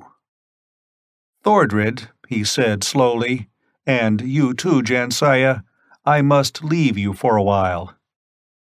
Intent on his thoughts, Ardath did not notice the quick glow that brightened the other's eyes. "There is a man here I must know, and a mystery I must solve," he continued. "Barbarous hordes have overrun this country, huge hairy giants from the north. They are little more than beasts, but at their head is a chieftain called Drogir. He puzzles me. His acts are wise. His brain seems highly developed, yet he is filled with the violent emotions of a savage. This is a paradox." Jansiah's lovely eyes were narrowed. "You must leave us, you said?" Ardath nodded. "Remain in the ship till I return. There is plenty of food, and no danger can touch you. I have only one warning. Do not attempt to enter the laboratory." He smiled as a thought came to him. "Though you know nothing of the apparatus there, yet you might harm yourselves." "We will obey," Thordred grunted, his harsh face immobile. Quickly, Ardath made his preparations. As he opened the port, he turned. His gaze dwelt on Thordred, and there was a curiously mocking light in it. "Farewell for a time. I shall rejoin you soon." He stepped out and was gone. The girl made a quick movement, but Thordred lifted his huge hand in warning. "Wait," he whispered. They waited, while the minutes dragged past. At last, Thordred arose and went to the laboratory door. He fumbled over the wall, and abruptly, the flickering veil of light died. The giant's face twisted in a contemptuous grin. "Ardath is a fool," he rumbled. "Else he would never have left his laboratory unguarded, even though he does not realize that I know the secret of his brain." "But do you?" Jansiah asked. She stood behind the giant, peering over his shoulder into the laboratory. "You know nothing of his thoughts since you drew the knowledge from his mind, and that was ages ago." "I know enough," Thordred retorted, eyeing the apparatus wolfishly. "Enough to handle his weapons once I get my hands on them. We shall follow Ardath now and slay him. Then this new world will be ready for conquests." "I am afraid," the girl complained. "Do not try to kill Ardath. Sometimes I see that in his eyes which makes me tremble. He is not earth-born. Let us flee instead to where he can never find us." "While he lives, we are not safe," Thordred growled. "Come." He sprang across the threshold and was flung back. A wall of flaming blue light reared viciously before him. Crackling, humming, blazing with azure fury, the strange veil rippled weirdly. Sick with amazement and baffled rage, Thordred drew back, a stinging pain in his arm and his side. Jansiah cried out and fled into a corner. He watches us," the girl whimpered. "I did not think so, but now I know he is a demon." Thordred was ashly gray under his brown, hairy skin. His jaw muscles bunched. Like a beast he crouched, great hands shaking, as he glared at the ominous portal. "Quiet! He does not watch. Ardath is clever, that is all." "I do not understand." "One lock on a door is good, but two are better. Ardath had put 2 locks on this one." Thordred growled deep in his throat. "Does he suspect me? If he does—" He shook his shaggy head. "No, it is a precaution anyone might take. Let me see." Thordred approached and gingerly tested the blue wall of light. It was as solid and resistant as metal. "It is a new thing. I know many of Ardath's secrets, though not this one. Perhaps I can learn how to destroy this barrier before he returns." Jansiah began trembling with a new fear. "If you do not, he may destroy us. Hurry, Thordred." "There is no need for haste. Let me see." The giant began testing the wall beside the door. Under his beetling brows, the amber cat eyes glowed as he worked. Presently, sweat began to trickle down the swarthy face and run into the black beard. Could he find the secret of the barrier before Ardath returned? Meanwhile, Ardath walked swiftly through the forest, his thoughts busy. The Kyrian had already forgotten Thordred and Jansiah. He was pondering the mystery of the savage chief Drogir, whose actions were those of a genius, but who certainly did not resemble one in any way. In a far later age, Genghis Khan and Attila the Hun would ravage the earth as Drogir did now. Centuries later, the walled cities of China would again fall victim to the invader, as they had fallen before Drogir. Out of the northern steppes, the hordes of this scourge had come, huge, hairy men on horseback. Their villages were crude collections of dome-shaped huts, yurts they were called. Eastward, the ravagers had swept, and down the bleak coasts into oriental lands. Westward, they had been halted, for a time, by the vast mountain range that towered to the skies. To the south, they had swarmed into a land of green, lush jungle and carved stone temples, where men worshipped Siva and Kali, the many-armed. Like an avalanche, the hoofs of the invaders thundered across the earth. "Slay!" they shouted. Their curved swords glittered, their horse-tail standards shook the chill winds that followed them from the north. Their spears drank deep, lifted, dripping red.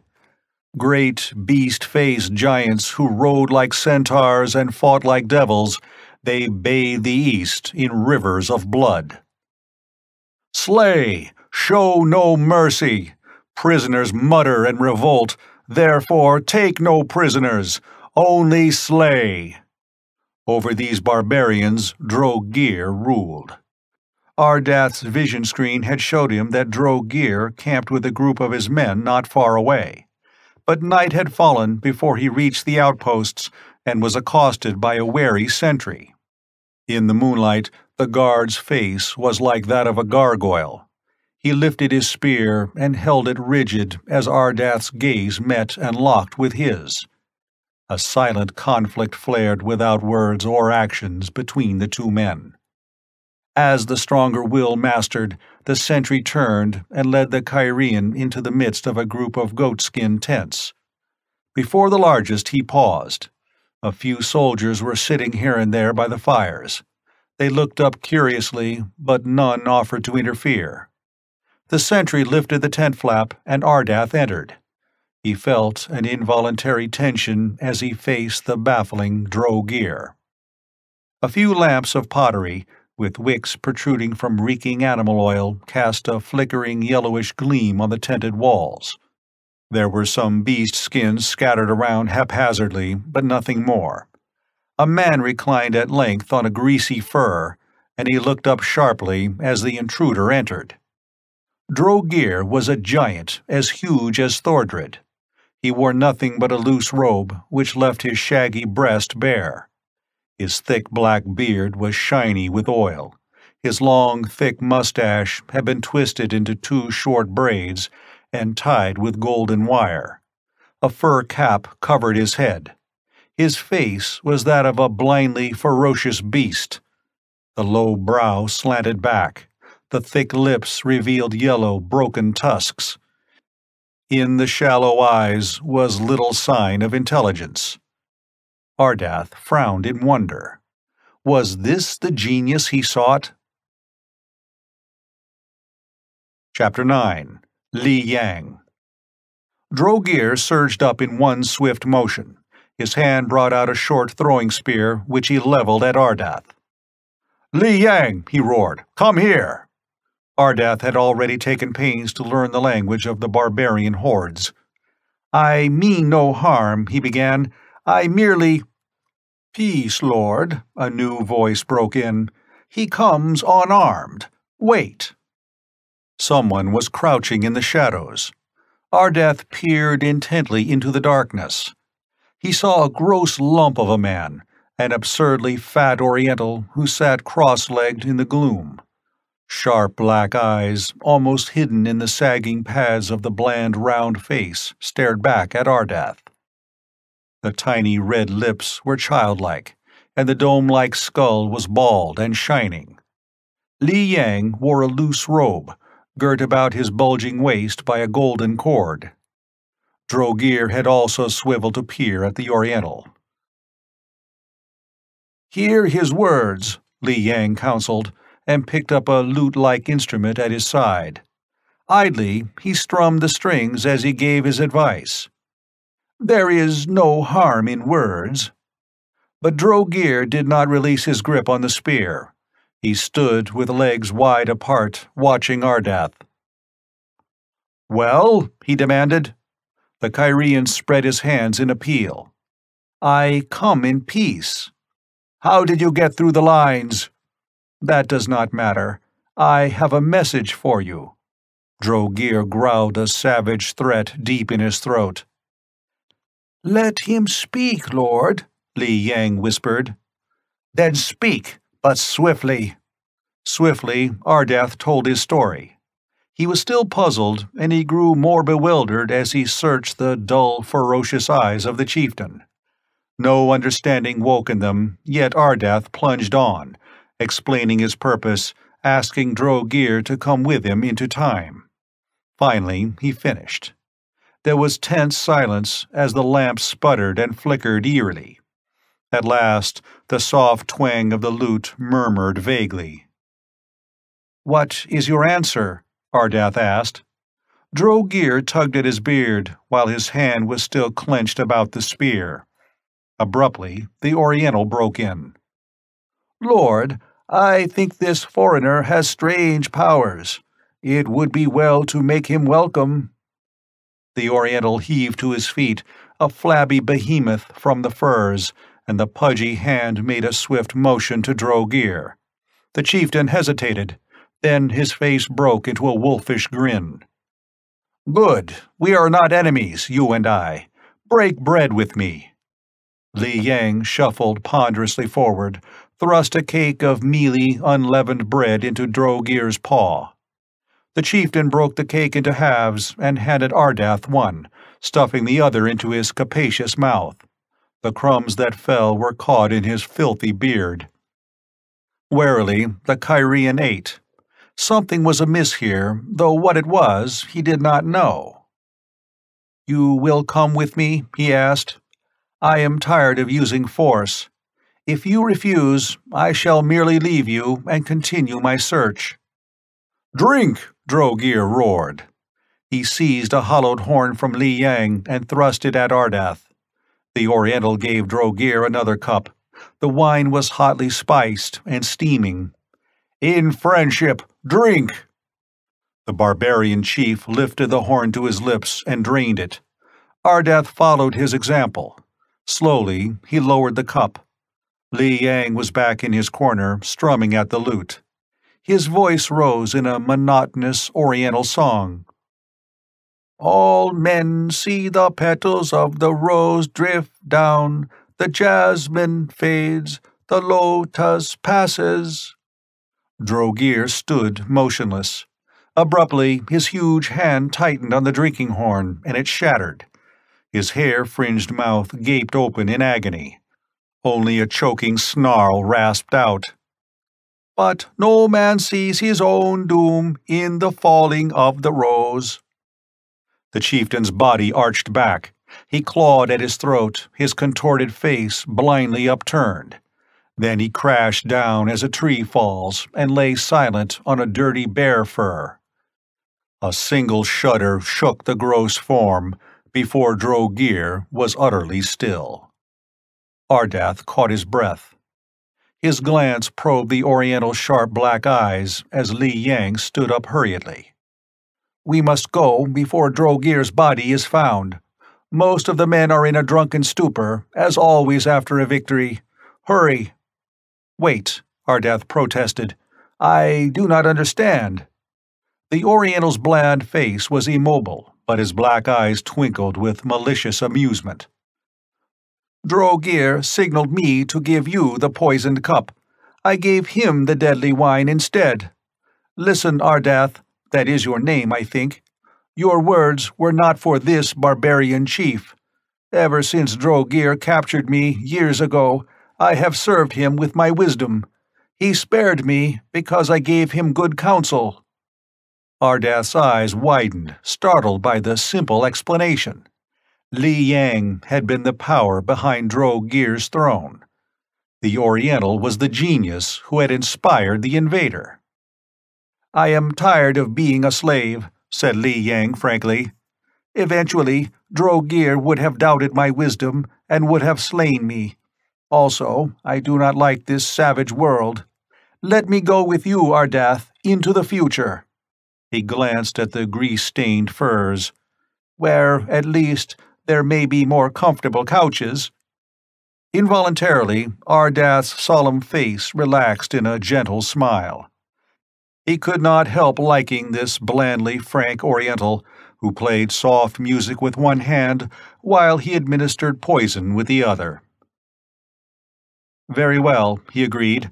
Let us go. What of the guards? Can we pass through their lines? Unless Drogir's body is discovered, in that case, not even I will be above suspicion, so we must hurry. The two slipped quietly from the tent, and under a swollen red moon they walked through the encampment. Only when the fires had grown dim behind them did they breathe freely once more. Li Yang pointed up to the smoke from the camp that drifted across Earth's satellite. Barbarian flames darken the moon lantern, he said softly. In future ages, the smoke may have drifted away. Not for many centuries, though, I think. Ardath did not answer, for he was concentrating on the brain of the man who walked beside him. Presently, he sighed with an emotion that was close to despair. His quest was not over. Li Yang was wise, far ahead of his time in intelligence, but he was not the super-being Ardath sought. The search must still go on through the eons, but Li Yang would be a good companion to have, despite his shortcomings. After a while, they came in sight of the ship. The Oriental's lips quivered, though his face remained immobile. "The chariot actually flies?" he asked in awe. "It is truly wonderful, like the fabled dragon of Shan." On the threshold of the golden ship, Ardath paused a moment. His gaze went to the blue curtain that flickered across the laboratory door. Then he looked sharply at Thordred and Jansiah, who were rising from their couches. Jansiah's elfin features betrayed nothing, though there was a hint of fear in the sea-green eyes. Thordred's beard bristled with apparent indignation. "It is time you returned," he growled. "Look!" He pointed toward the laboratory. Silently, Ardath entered, Li Yang at his heels. Ignoring their apparent interest in the Oriental, he lifted his brows in a question. "Enemies," Thordred grunted, his yellow eyes angry. "They came from the forest. He looked away involuntarily. "I opened the door, which was wrong, I admit, but I was curious." "Go on," Ardath ordered, unemotionally. "Well, the barbarians saw us. They came toward the ship, yelling and hurling spears. I shut the port and barred it, but they hammered so hard on the metal I feared they'd break through." "No spear can pierce the hull," Ardath replied quietly. "Jansiah was frightened, and I was weaponless. I thought I could find a weapon in your laboratory, but when I tried to enter—" He made a quick, angry gesture toward the threshold. "You do not trust us, I see." "You are wrong," Ardath smiled suddenly. "I take precautions against possible enemies, but you are not my enemy, Thordred. The barbarians fled?"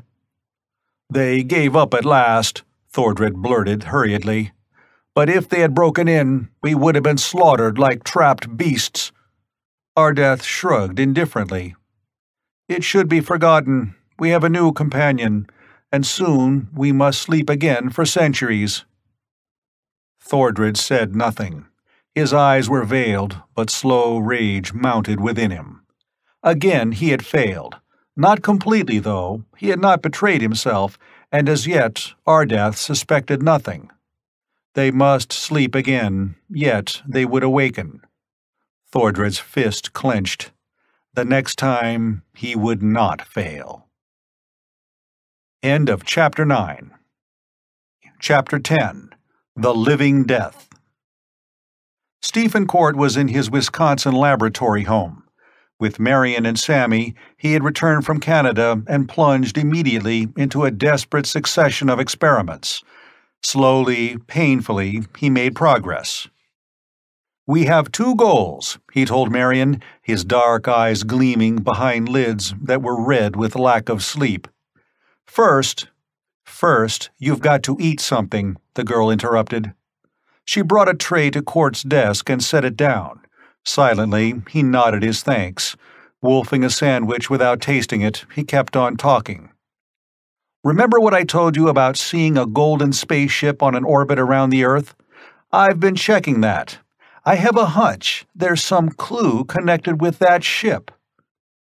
"How do you figure that out?" Marion perched on a corner of the desk, her trim legs swinging under the lab smock she wore. "The ship was obviously created by some civilization far in advance of ours. That means their science was also in advance of today's. Perhaps in that vessel I can find some weapon, some method unknown to modern science that will help me fight the plague. The very least it can do is set me on the right track." Marion patted her dark hair into place, though she boasted that she had lost all silly feminine habits. "How can you reach the ship? Space travel is impossible." Court smiled. "It was impossible. Rockets are useless as yet, because the fuel problem's insurmountable. Balloons weren't practical, but there is a way of overcoming gravitation." "Good Lord!" The girl slid down from the desk and stood staring. "You don't mean—" "Hold on. I haven't done anything yet, except make some spectroscopic analyses. Marion, that spaceship isn't made of gold. It's a yellow metal, an unknown alloy. I haven't finished analyzing it, but I know there's magnesium there, tungsten, and other elements. The virtue of that alloy is that, properly magnetized, it becomes resistant to gravitation." "How?" she asked, amazed. Court tapped idly on the tray as he replied. "I'm just theorizing, though I feel pretty certain. Earth is a gigantic magnet. You know that. Well, like poles repel, opposite poles attract. If we could set up a magnetic force absolutely identical to Earth's, we could utilize that principle. So far, it hasn't been done, except by the unknowns who built that golden ship. If I can duplicate the alloy, which I think I can do, and shoot the right sort of energy into it, we'll have a spaceship." "Phew," Marion breathed, and she blinked. "Then you'll go out after "The golden vessel? Yes. It may be a wild goose chase for all I know, but the chance is worth taking. I may find scientific knowledge that will be just what I need." The girl turned away with such haste that Court looked at her sharply. "What is it?" he demanded. She shook her head speechlessly. Court got up swiftly and swung her around to face him. There were tears in her lovely brown eyes. "Tell me what it is," he commanded. "What's wrong?" She bit her lip. "You'll think I'm foolish." "I said, tell me what it is."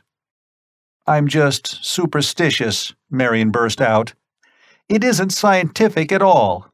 But for a minute I had the queerest feeling that... "Well?" he said impatiently, frowning and gripping her shoulders. "That there's danger in that ship," she whispered.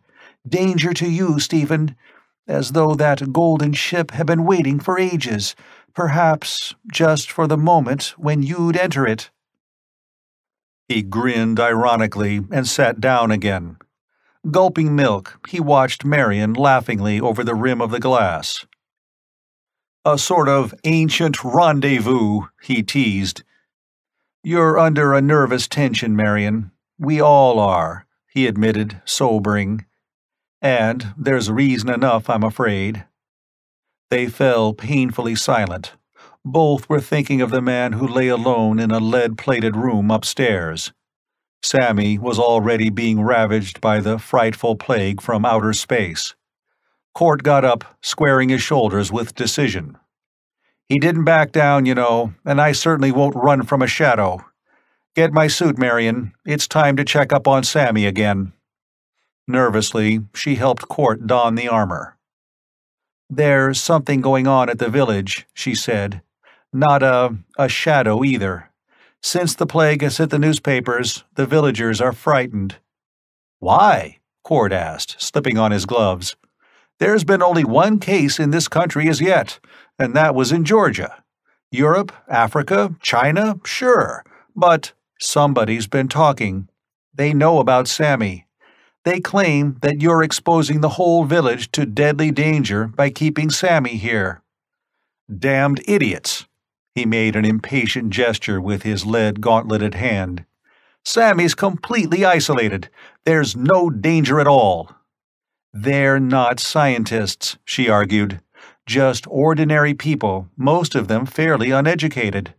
But they've got families, and, well, I'm afraid."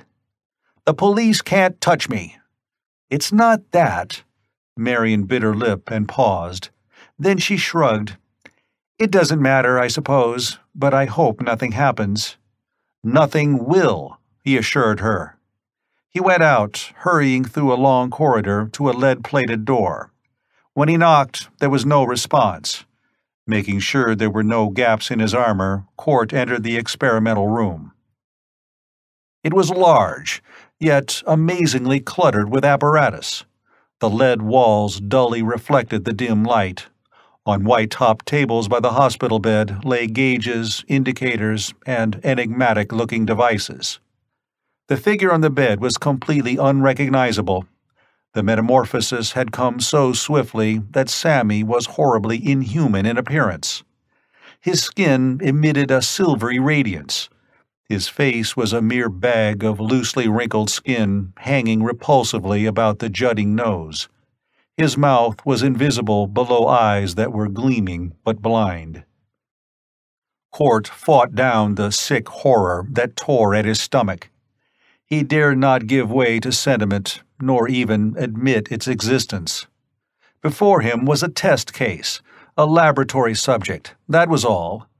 He must forget that he had ever known the old man, that the faithful, regenerated tramp had been his only friend, his entire family. "Hello, Sammy," he said in a voice that would not lose its choked quality. "How do you feel?" There was no motion perceptible in the shrunken body on the bed, but a remarkably clear voice murmured a reply. "Hello, Stevie. Any change?" "None. I'm just hungry." Court took a rabbit from a lead-lined box beside the bed and placed it gently in the malformed talons that once had been Sammy's hand. Instantly, there was a change.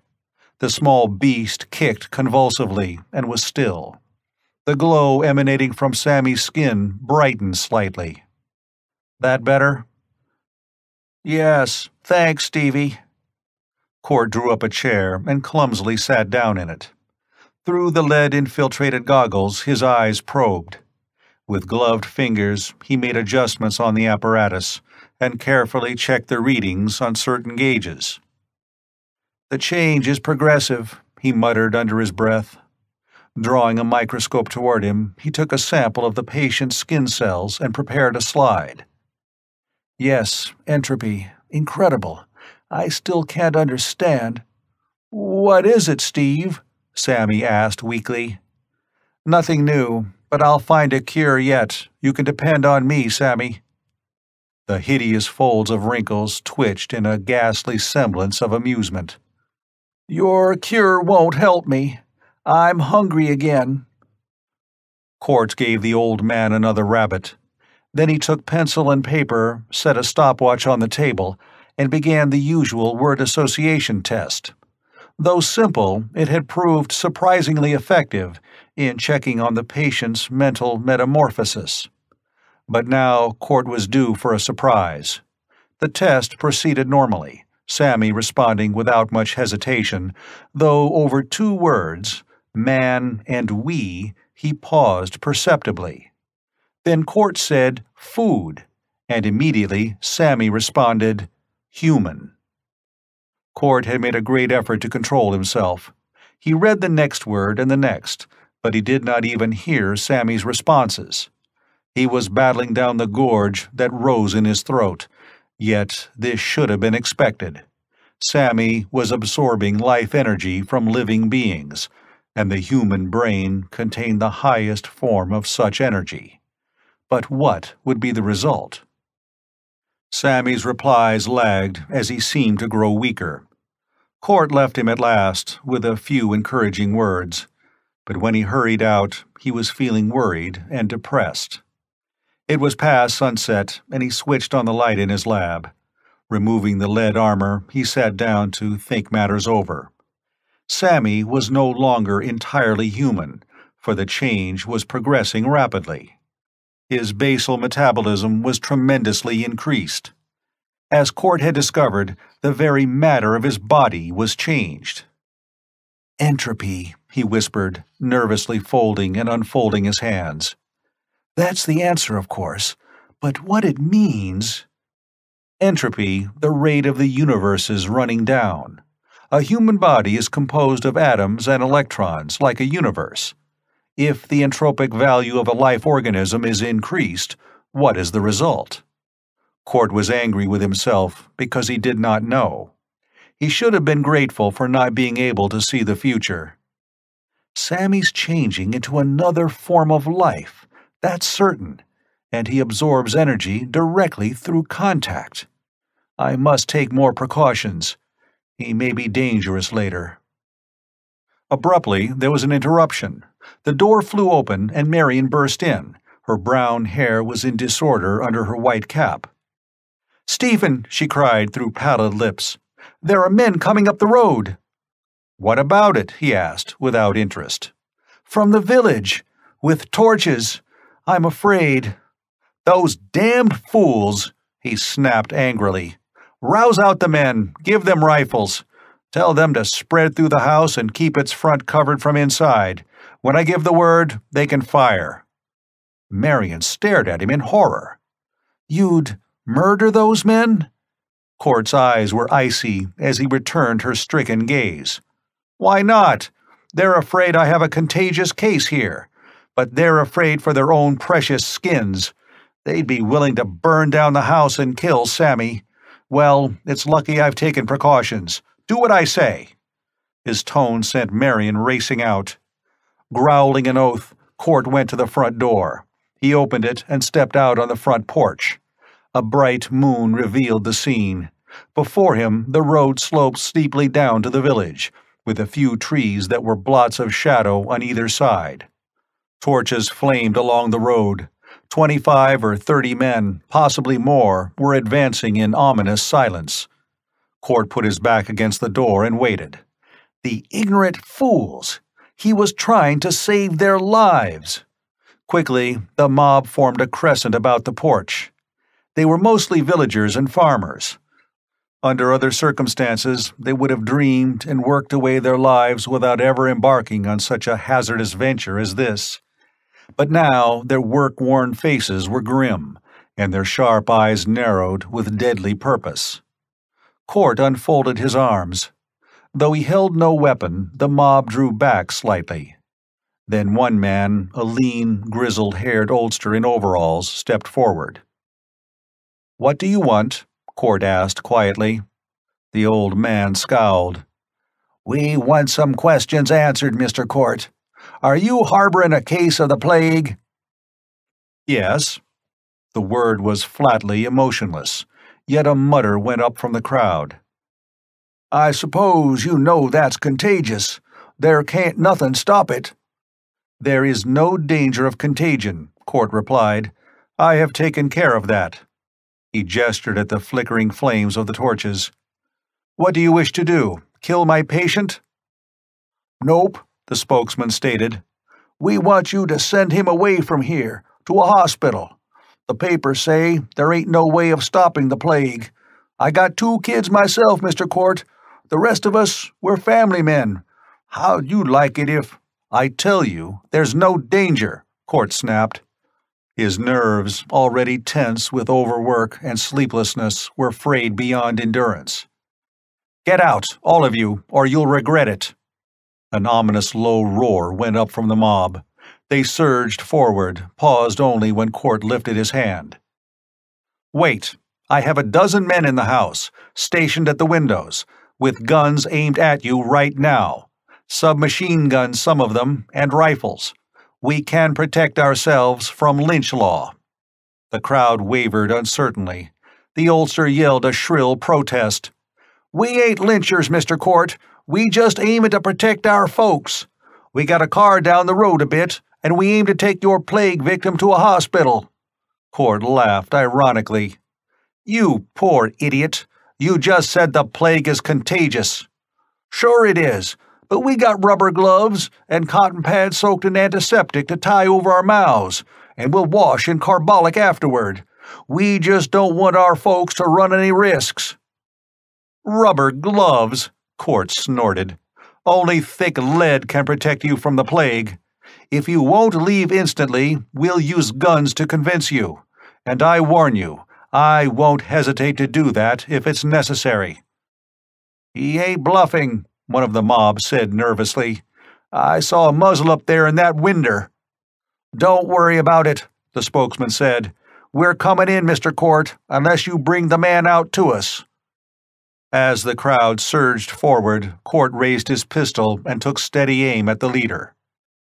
"You set foot on the first step," he gritted, "and I'll put a bullet through your head." The old man walked slowly, quietly up the steps. Behind him came the others. Court's finger tightened on the trigger, yet he did not fire. His face grew terrible at the conflict that raged within him. Stephen Court, man of ice and iron, torn by puerile emotion. Shoot! That was the logical thing to do. Shoot! To save Sammy, to save the experiment from those ignorant fools. But the mob did not want to kill. Court knew that they were honest, hard-working men who loved their families and wanted to protect them from danger. The nearest was only a few steps from him, but Court did not fire, nor give the word that would have brought a searing blast from the upper windows. His lips twisted in agonized indecision. From within the house came a scream. The door flung open, and Marion Barton fled out, her face chalk white. "Stephen, quick!" Court whirled, ignoring the besiegers. "What is it?" "Sammy came into the lab. He was—" A startled gasp came from the old man. He drew back, staring. A rippling wave of fear shook the crowd that had shuffled to the porch. With one arm around Marion, Court dragged her back. Just then, something came out of the door.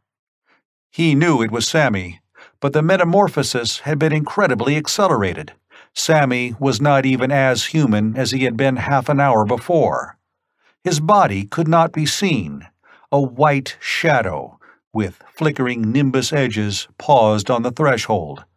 The pallid glow emanating from Sammy's flesh had become so brilliant that his lambent light entirely hid the frightful body. Staring at him was like looking into the heart of an electric light bulb, though the illumination was not strong enough to be blinding. A shining, roughly man-shaped shadow, it stood on the threshold. And it whispered. A vague, wordless susurrus murmured out, like the hum emitted by some electric contrivance. It was enigmatic and unhuman. The shadow lurched forward. Its shimmering arms went around the old man in overalls. The spokesman shrieked as though the soul had been wrenched from his body. Then he fell, his body oddly shrunken, pale and lifeless. Panic struck the mob. In all directions they fled back. The thing that had been Sammy seemed to glide down the steps in pursuit. "Oh, my God," Court whispered. His face was drawn with pain as he slowly took aim with his pistol. "Sammy—" He did not finish. The shot snarled out in the night. The glowing bulk was unharmed. With his breath catching in his throat, Court pumped bullet after bullet at it. It stumbled down the lawn while the mob vanished along the slope. "No use," Court gritted between his teeth. "It absorbs every kind of energy, including kinetic." He let out a shout. Glancing up, he pointed. From the windows above him came a burst of sound. Submachine guns and rifles rattled lethally, concentrating their fire on the shining horror that moved into the night. It vanished behind a tree and was gone. Marion gripped Court's arm. "Poor Sammy! Can't we go after him?" "That isn't Sammy," Court said grimly. "Not now. It's a horror. An alien thing out of another universe, perhaps. Yes, I'm going after it, Marion, but not till I've put on my lead suit. I'm not sure I can capture it, even then." He blew across the smoking muzzle of his gun. "A creature whose touch means instant death is loose in the countryside. And I don't even know if it can be killed." Chapter 11. The Man from Carthage. Scipio Agricola Africanus sat in a dungeon beneath the circus arena. Through a barred grating, he watched one gladiator disembowel another. The stroke, he thought, was clean and good, for the men from Gaul were like wolves, dark, feral, and quick. Scipio rather hoped he would be matched against them rather than against lions or an elephant. There was something about the feel of steel matched against your own sword that put heart into a man. An armored guard, coming along the corridor, pushed open the door of Scipio's cell. His hawk face peered in. "Your turn soon," he said. "Good," replied Scipio, with a pleasant oath. "I grow tired of battling fleas." The soldier chuckled as he bent to adjust a greave. "By my Lares, you have courage. Too bad your dream failed. I would not have objected to serving under such a man as you." "I failed because none of my men had the courage of a rabbit," Scipio spat in disgust. "Faith, we could have taken Carthage almost without bloodshed." "Had your army not fled, leaving you to face the Imperial Guard alone," the soldier shook his head, grinning wryly. "Nothing but trouble since you came to Africa, Scipio. It was bad enough with those damned Romans yelling that Carthage must be destroyed, but at least they had not tried to destroy it. And what did you do?" Scipio's eyes lighted. He was a huge, swarthy man, with the scarred face of a gargoyle. His nose had been broken so often that it sprawled shapelessly awry. Atop that monstrous face, the ringlets of short, curly black hair were incongruous. "What did I do?" the adventurer asked. "Faith, I tried to serve your king, but he would not let me." The guard choked and spluttered his outrage. "Jupiter, you got drunk and dragged the king off to some low gambling hell. No wonder you had to flee to the mountains after that.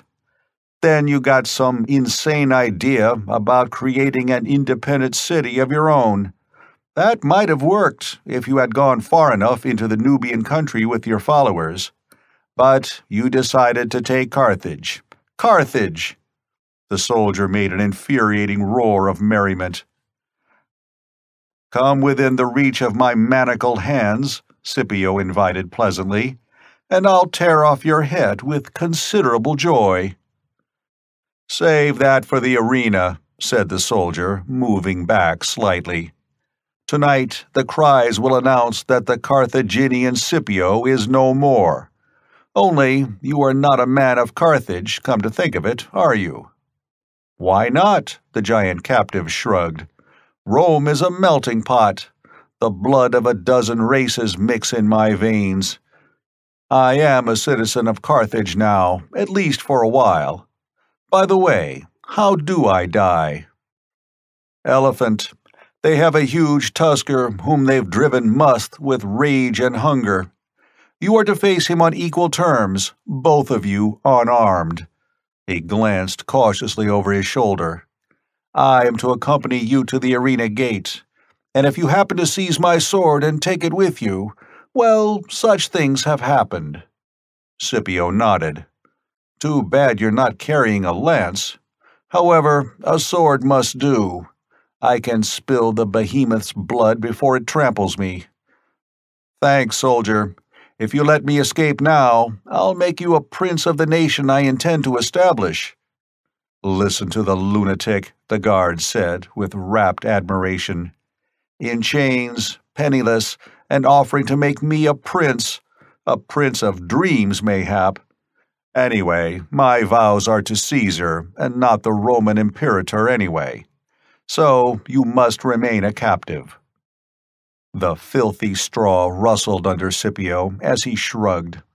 A death cry drifted in from the arena, then the triumphant roar of some ferocious beast. "Well," said the soldier, "your time has come." "I wonder." There was a curious look in Scipio's deep-set eyes.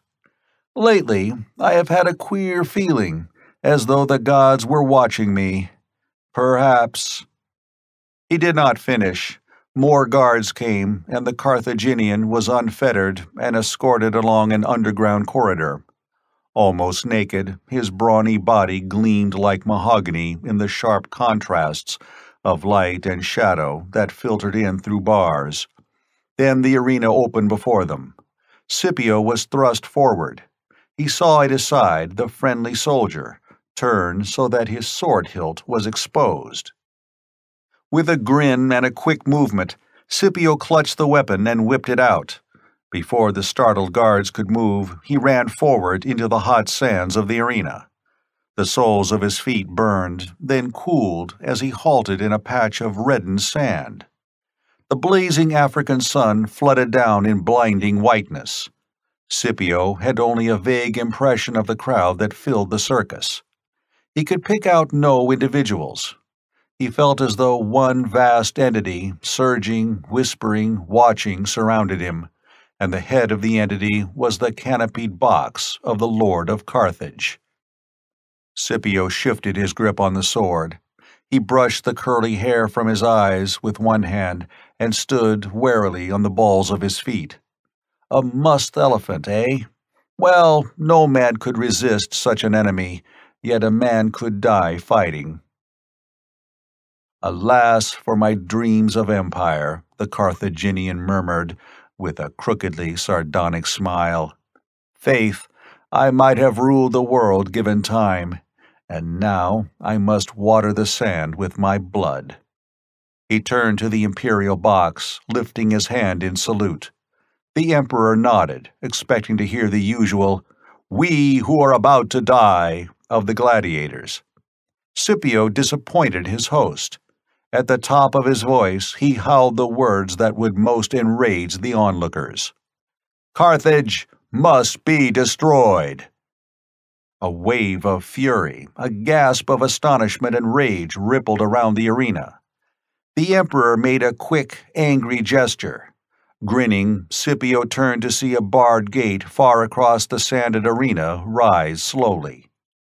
For a few heartbeats, there was silence throughout the circus. The blinding white heat was oppressive. Steam curled up from the blood stains on the sands. Then the musked elephant pounded to the gate. Huge, monstrous, a gray, walking vastness of animated dull savagery. He lurched through the gate and stood motionless, only his bloodshot little eyes alive with hatred. The trunk did not move, save for the tip, which swayed back and forth slightly. A shadow darkened the arena as a cloud crossed the sun, and then was gone. Scipio hefted the sword he held. It was a short-bladed weapon, useless unless he could hurl it like a javelin. It was even too broad to pierce an elephant's eye, the most vulnerable spot of the monster. Briefly, Scipio thought of slicing off the elephant's trunk as far up as he could reach, but that would still leave the tusks and mighty tree-trunk limbs that could squash a man into red pulp. "Well," Scipio said with grim amusement, "at least they had to use their biggest elephant to kill me." His gargoyle face twisted into a fearless grin. In the glaring light, he resembled a teakwood statue, thewed like a colossus. The elephant came forward slowly, its red eyes questing viciously until it saw Scipio. It paused, and the trunk lifted, waving snake-like in the air. It snorted angrily. Again, the shadow darkened the sun, and this time it did not pass. The Carthaginian had no time to look up. He bent slightly from the knees, holding the sword high like a javelin. The elephant broke into a lumbering trot. Its speed increased. Like the juggernaut, it bore down on him. Scipio had a flashing glimpse of the monster. Flapping ears, murderously upheld trunk, gleaming tusks. The thunder of its approach was growing louder, booming in his ears. It loomed above him. From the skies sprang a thunderbolt. Flaming with pale brilliance, the crackling beam raved down.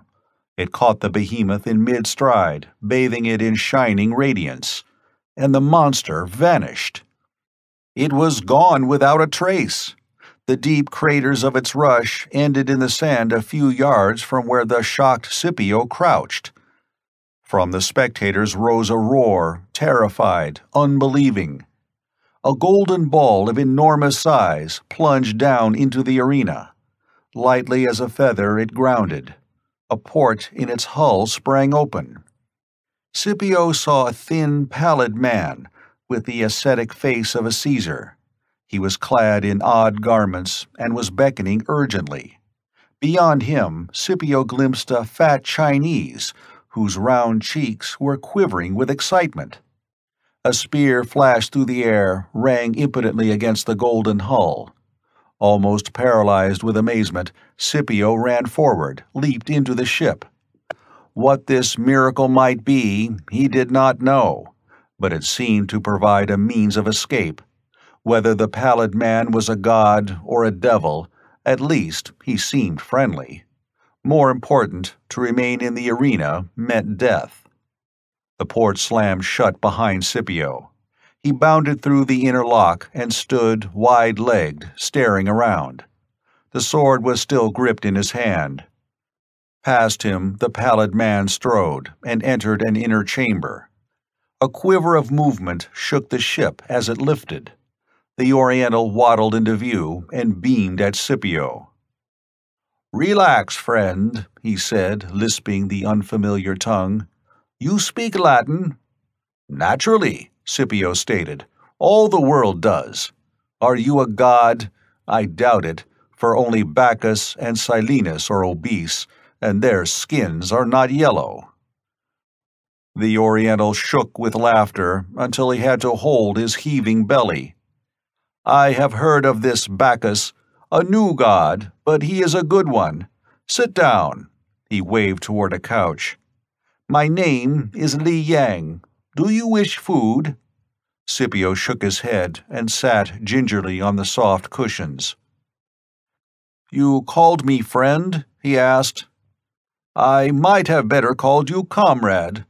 Ardath saw the hidden possibilities in you, Dragonface. He read your mind while you slept. Ah, but you have dreams of empire, poor fool." Li Yang shook his head, and his yellow cheeks swung pendulously. "Ill luck dogs me," Scipio said, lightly grinning. "The gods hate me, so I wear no crown. Nor will you. You are not ruthless enough. You could carve out an empire for yourself, but you could not sit upon a throne. Under all thrones the snake coils. You are too honest to be a king, Scipio." The Carthaginian had been about to answer, but he paused. His dark eyes widened, and a flame sprang into them. Ponderously, Li Yang turned. Two figures stood on the threshold. One was Thordred, but Scipio had no eyes for even that gigantic form. He was staring with a burning fixity on the Atlantean priestess. She looked lovely indeed. Her delicate figure was veiled by a girdled robe, from the hem of which her tiny toes peeped. Her golden hair hung loosely about her shoulders, and framed the elfin features that showed interested admiration. "Jove's thunderbolt!" Scipio gasped. "Nay, but this is a goddess. This is Venus herself." Jansaya preened herself. Under her lashes, the sea-green eyes watched Scipio slumberously. She basked in the frank, open gaze. "This is Scipio?" the priestess asked. She came forward and put a small, shapely hand on the Carthaginian's brawny arm. He looked down at her, his gargoyle face alight with wonder. "You know me? But who are you?" "Jansaya," the girl glanced over her shoulder. "And this is Thordred." Scipio saw the giant for the first time, apparently. His gaze met and locked with Thordred's smoldering glare. The two men stood silent. Scipio did not notice when Jansaya took her hand from his arm.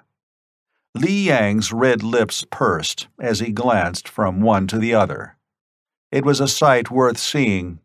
Thordred was huge, elephant-thewed, hairy as a beast, with jutting beard and aquiline, handsome features. Scipio, though slightly shorter, was almost as huge. His gargoyle face grew stone-hard. Thordred's cat eyes glittered. A silent enmity flamed in those glares that met without speech. Ardath broke the deadlock by coming out of the laboratory. "We are moving out toward our orbit," he said, smiling. "Soon it will be time to sleep again. Perhaps next time," he sighed. "Meanwhile, though Scipio is not the super mentality I need, he is a genius in his way. Let me explain, warrior." Scipio nodded from time to time as Ardath told his story. The Carthaginian's quick brain grasped the situation without difficulty. "You will come with us?" Ardath asked at last. "Why not?" Scipio replied, shrugging. "The world is not ready for such a man as I. In later ages, countries will recognize my worth and kneel at my feet." The granite face cracked into a grin, and he glanced at Jansaya. "Besides, I shall be in good company. To how many men is it given to know a goddess?" Thordred growled under his breath, while Li Yang chuckled. The fat Oriental picked up his lute and strummed softly upon it. His voice raised mellowly. "My love has come down from the moon lantern. In the heart of the lotus she dwells." "And now," Ardath turned toward the laboratory, I must adjust my controls. We shall automatically fall into orbit. For 2,000 years we shall sleep, and then revisit the Earth." He vanished into the next room. "Fragrant are her hands as petals," Li Yang sang. "In her hair the stars dance." Jansaya smiled. Scipio grinned a silent, confident reply to Thordred's dark scowl. Humming power throbbed through the ship, swiftly grew louder. Li Yang clambered awkwardly on a couch, gesturing for Scipio to follow his example. Sleep poured from the monotonous sound. Idly, Li Yang touched the strings of his lute. "Give me sweet dreams, dear goddess," he murmured. Jansaya reclined on a couch. When Scipio turned his head to watch her, her green eyes met his. Thordred moved stiffly forward. His hand was hidden from view behind him as he stood beside the laboratory door. The languorous humming grew louder, more compelling. Jansaya slept. Li Yang's pudgy hand fell from the lute. Scipio's eyelids drooped. Footsteps sounded softly. Through the doorway came Ardath, smiling his gentle smile. Perhaps he was dreaming that, when he awoke, he would find his quest at an end. Not noticing Thordred beside him, he turned and fumbled over the wall with rapidly slowing fingers. The skin around Thordred's eyes wrinkled as he fought to remain awake. His hand came up with the slow motion of encroaching torpor, and he gripped a heavy metal bludgeon. He crashed it down on Ardath's head. Without a sound, the Kyrian crumpled and fell, lay utterly motionless. Blood seeped slowly through his dark hair. Instantly, Thordred lunged through the doorway and reeled toward an instrument panel. If he could throw a single switch, the sleep-inducing apparatus would be shut off. Louder the humming grew. Its vibration shuddered through every atom of Thordred's body. In the next room was absolute silence. Thordred fell without feeling that he was doing so. The shock awakened him. He dragged himself to his knees and crawled on, his hand clawing desperately. One finger touched the switch and helplessly slipped down. The giant Earthman crouched, shaking his head slowly. Then he collapsed and sprawled out, silent. The yellow eyes were filmed with cataleptic sleep. The humming rose to a peak that gradually began to die away. Inside the golden ship, nothing stirred when it reached its orbit and robot controls made swift adjustments. Around the Earth, the vessel hurtled. The lute fell from Li Yang's couch. A string snapped. Chapter 12. The Man from Earth. Stephen Court raced his roadster along a Wisconsin road as he peered through sunglasses at the lonely countryside. Beside him, Marion Barton huddled like a kitten in the seat, the collar of her white blouse open for coolness. "How long?" she asked. "Couple of hours," Court grunted.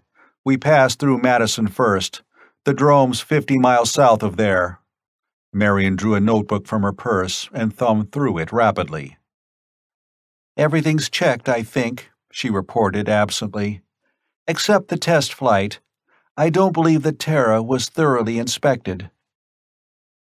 "Damn silly name the papers gave the ship," Court said wryly.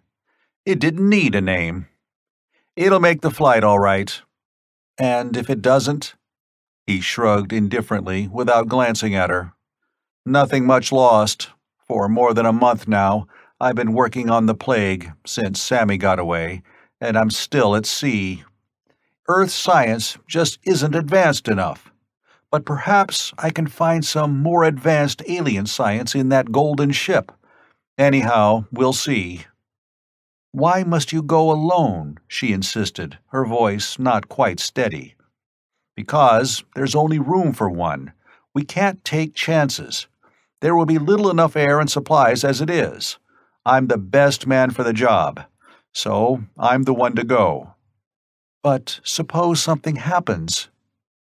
"I can't stop the plague by myself," X is still unknown as far as I'm concerned. The only real clue so far is entropy. I know that X is catalyzed by some element in Earth's atmosphere. It speeds up the entropy of a living organism, changes it into some form of life that might exist, normally, 1 billion years from now. But it's so alien. He switched on the radio. A news commentator was talking excitedly. Around Pittsburgh, martial law has been declared. WPA workers are blasting out a deep trench around the city and pouring deadly acids into it. Whether this will form an effective barrier, no one knows. The rivers are filling with floating corpses. The contagion is spreading with great speed. Nearly 100 of the carriers have been seen in Pittsburgh, and the bridges are choked with refugees. So there was still more of the shining monsters. Sammy had been one of the first, and he was still wandering at large, since nothing could capture or destroy him.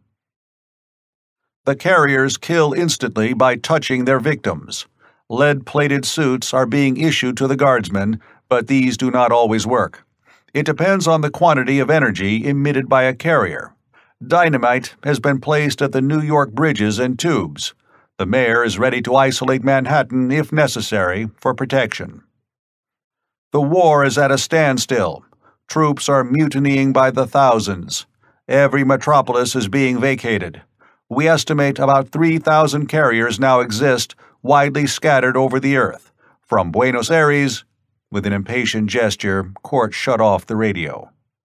No hope, he said. The plague is steadily on the increase. I must get to the golden ship and back as soon as possible. They sat in silent despair as the car swept along the deserted highways. The landscape was incongruously peaceful. The green, rolling hills of Wisconsin stretched around them. A broad, lazy river flowed quietly beside the road. The only sound in the stillness was the humming of the motor. Marion leaned her head back and stared up at the cloudless blue sky. All she could do now was let her thoughts drift. Suppose the plague had never come to Earth. She and Stephen might be driving along together under this same sky, and perhaps— She blinked out of her reverie and lit a cigarette with unsteady fingers. "Thanks," Court said, and took it gently from her. She lit another for herself. "Funny," she said. Court nodded grimly, staring ahead. "Yes, I know. All this changing, giving place to the new.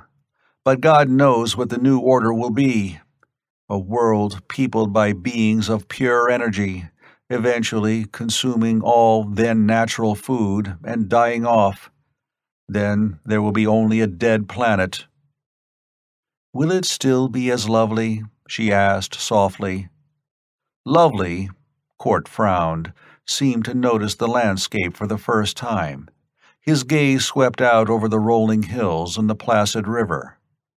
"Yes," he said finally, in a curious voice. "It is rather lovely. I wasn't aware of it before." "I didn't think you ever would be," she said. He flushed. "I have had so little time." "It wasn't that. You never looked at the world or at human beings. You looked through microscopes and telescopes." He glanced at the girl, and his hand went out in a gesture that was somehow pathetic. Then his lips tightened.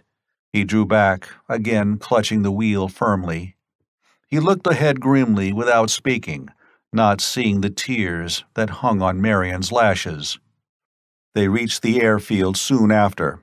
The Terra had been wheeled out, a shining golden cylinder, 8 feet in diameter and 20 feet long. Its ends were slightly tapered and bluntly rounded. It gleamed in contrast to the rich black loam on which it lay. "Small," Court criticized. "Thought we had no time to make a larger one. It'll have to do." He helped Marion from the car, and together they went toward the Terra. A group of mechanics and workers approached. "All set," the foreman stated.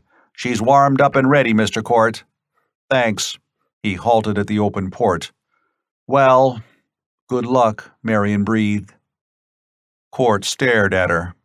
Curious lines that had never been there before now bracketed his mouth. He looked away at the green hillside and then back at the girl. His lips parted involuntarily, but with an effort he controlled himself. "Thanks," he said. "Goodbye, Marion. I'll see you soon." He entered the ship and closed the port behind him. Marion stood quite silent, her fingers blindly shredding her handkerchief to rags. The Terra rose smoothly, swiftly mounted straight up. Smaller and smaller it grew, a glittering nugget of gold against the blue sky. Then it was merely a speck, and it was gone. Marion turned and walked slowly back to the car. Her lips were bravely scarlet, yet they quivered against the pallor of her face. Court sat before the control panel, peering ahead through a porthole. "Wonder what effect radiation in space will have," he murmured. "It's leaded Polaroid glass, of course, but the other ship had no portholes at all. They probably use some sort of televisor equipment that's beyond our contemporary science." He could see nothing but the blue of the sky. It grew darker, shading to a deep purple. Faint stars began to twinkle until countless points of light were glittering frostily. "Sinus, Jupiter, Mars," Court sighed. With the secret of space travel mastered, man could reach all the planets. With sufficient power, the interstellar gulfs might even be bridged. But how long would man continue to exist on Earth? Hours merged into an unending monotony of watchful, weary vigilance. The Terra plunged on, gathering speed. "Meteors might be a menace," Court mused, "unless the magnetic field deflects them. But that would work only on Ferris bodies. Still, nothing's happened so far." He changed his course slightly.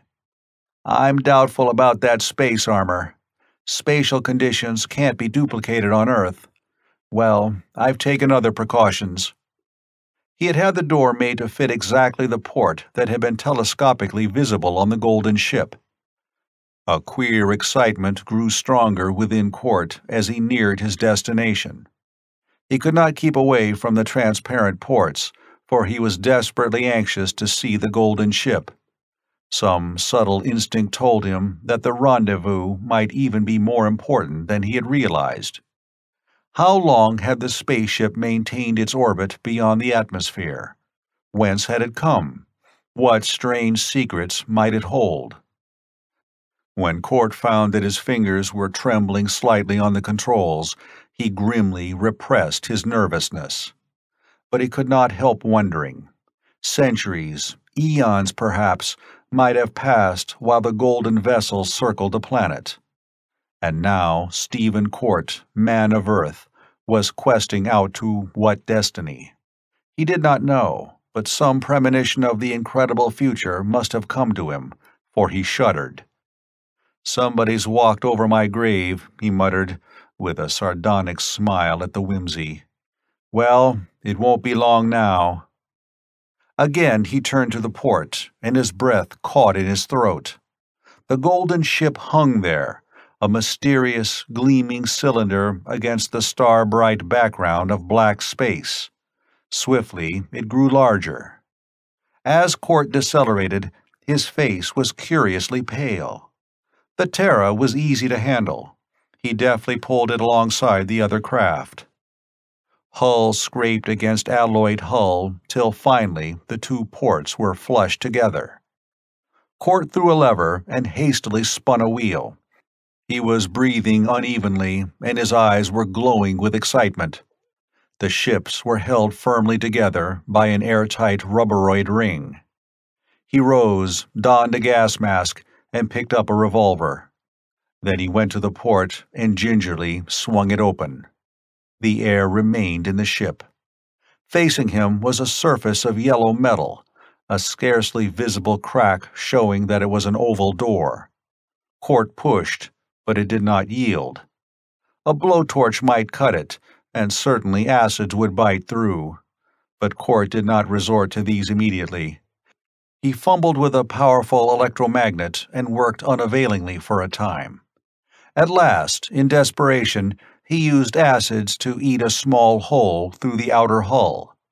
The air that rushed out was thin and dead, but far from poisonous.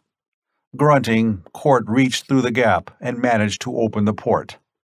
What he expected, he did not know. His nerves were strung to wire edge, unbearably tense, now that he was face to face with the solution of the mystery. The port opened, and for a moment, Court was weak with reaction.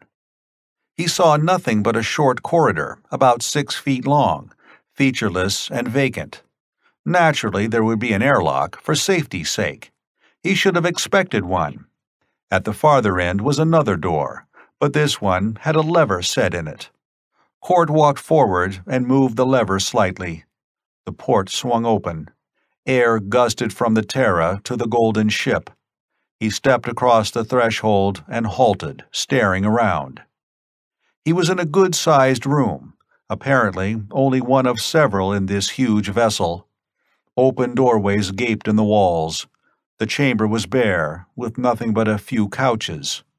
But on the couches lay human beings.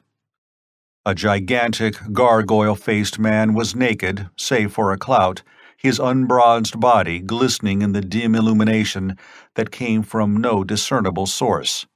Another man, oriental, fat as a Buddha, sprawled untidily on a pile of cushions.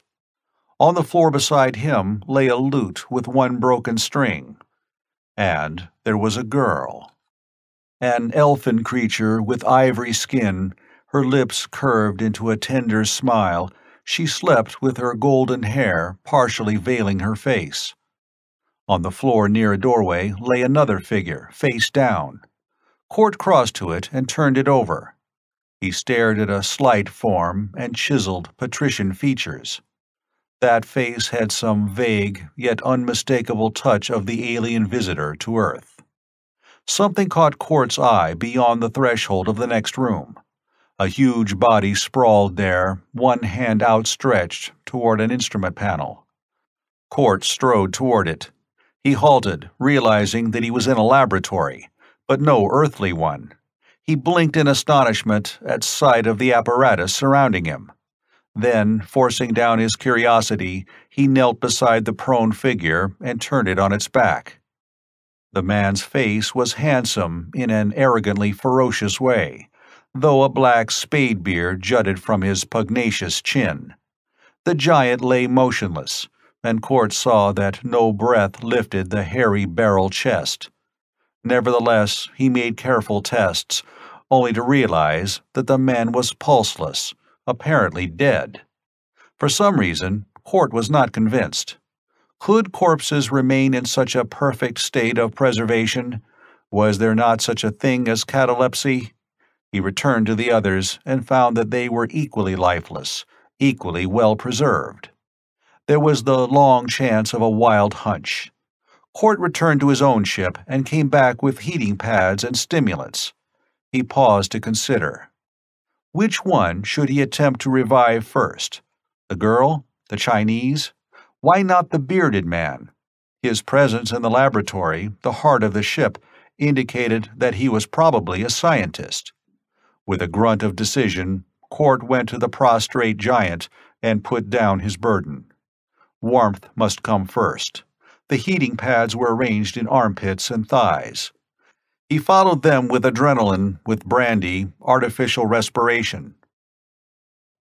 Court placed his hands in the proper position and forced air from the giant's lungs. Then back and down again. Down and up. With a surge and a rush, the man came back to life. He flung Court off with a swift gesture and sprang up. His hand closed on the switch he had been striving for. But he halted and whirled, his yellow cat's eyes glowering at the smaller man. He said something Court did not understand. Rising to his feet, Court kept one hand on his gun as he watched the giant warily. Abruptly, the Blackbeard strode past Court and into the next room. When he returned, he was grinning. He stopped at the door and stood with arms akimbo. After a moment, he spoke slowly in Latin. It was a language that Court, being a scientist, had studied with some thoroughness. "I come from Earth," he explained, "the third planet of this sun. I mean no harm. I awoke you." The other nodded. "I am Thordred, but there is no time to talk now. Tell me, swiftly as you can, how you found us." Court obeyed. As he talked, Thordred went into the adjoining room and stood contemplating the silent figures. He stooped beside the slim body on the floor. "Dead, I think. Yet, this is your ship?" He pointed toward the port. "Yes." "Well, you will not need it. My ship is yours now." A gleam of amusement shone in the yellow eyes as Thordred lifted Ardath's body and carried him into the Terra. He paused to study the controls. After making a careful adjustment, he returned. The door of the Terra he closed behind him, then both ports of the larger ship. Court felt a touch of apprehension. "Thordred," he said with quick anger in his voice, "what are you doing?" The giant turned to a vision screen in the wall. He flicked it on. "Look." On the screen, Court saw the Terra flashing away through space. He felt a sudden pang that chilled to cold rage. "What right?" Thordred grinned. "Slowly, Stephen Court. I have said that this ship is yours. As for him," black hatred shone in the yellow eyes, "he was a renegade and a traitor. He tried to kill us all. He is dead now, but science and magic may bring even a dead man back to life. So Ardath is going where there is neither science nor magic, toward the sun." "The sun?" "Yes. I set the controls on your ship. They are not difficult to understand. Ardath is doomed if a dead man can die again, and now we will attend to the others." He glanced at the silent figures on the couches. "We'll awaken them?" "One at a time. The girl first." Thordred hesitated. "Revive Jensaya, Court, while I adjust the apparatus. We are going back to Earth." "Good," Court smiled. "We need your help."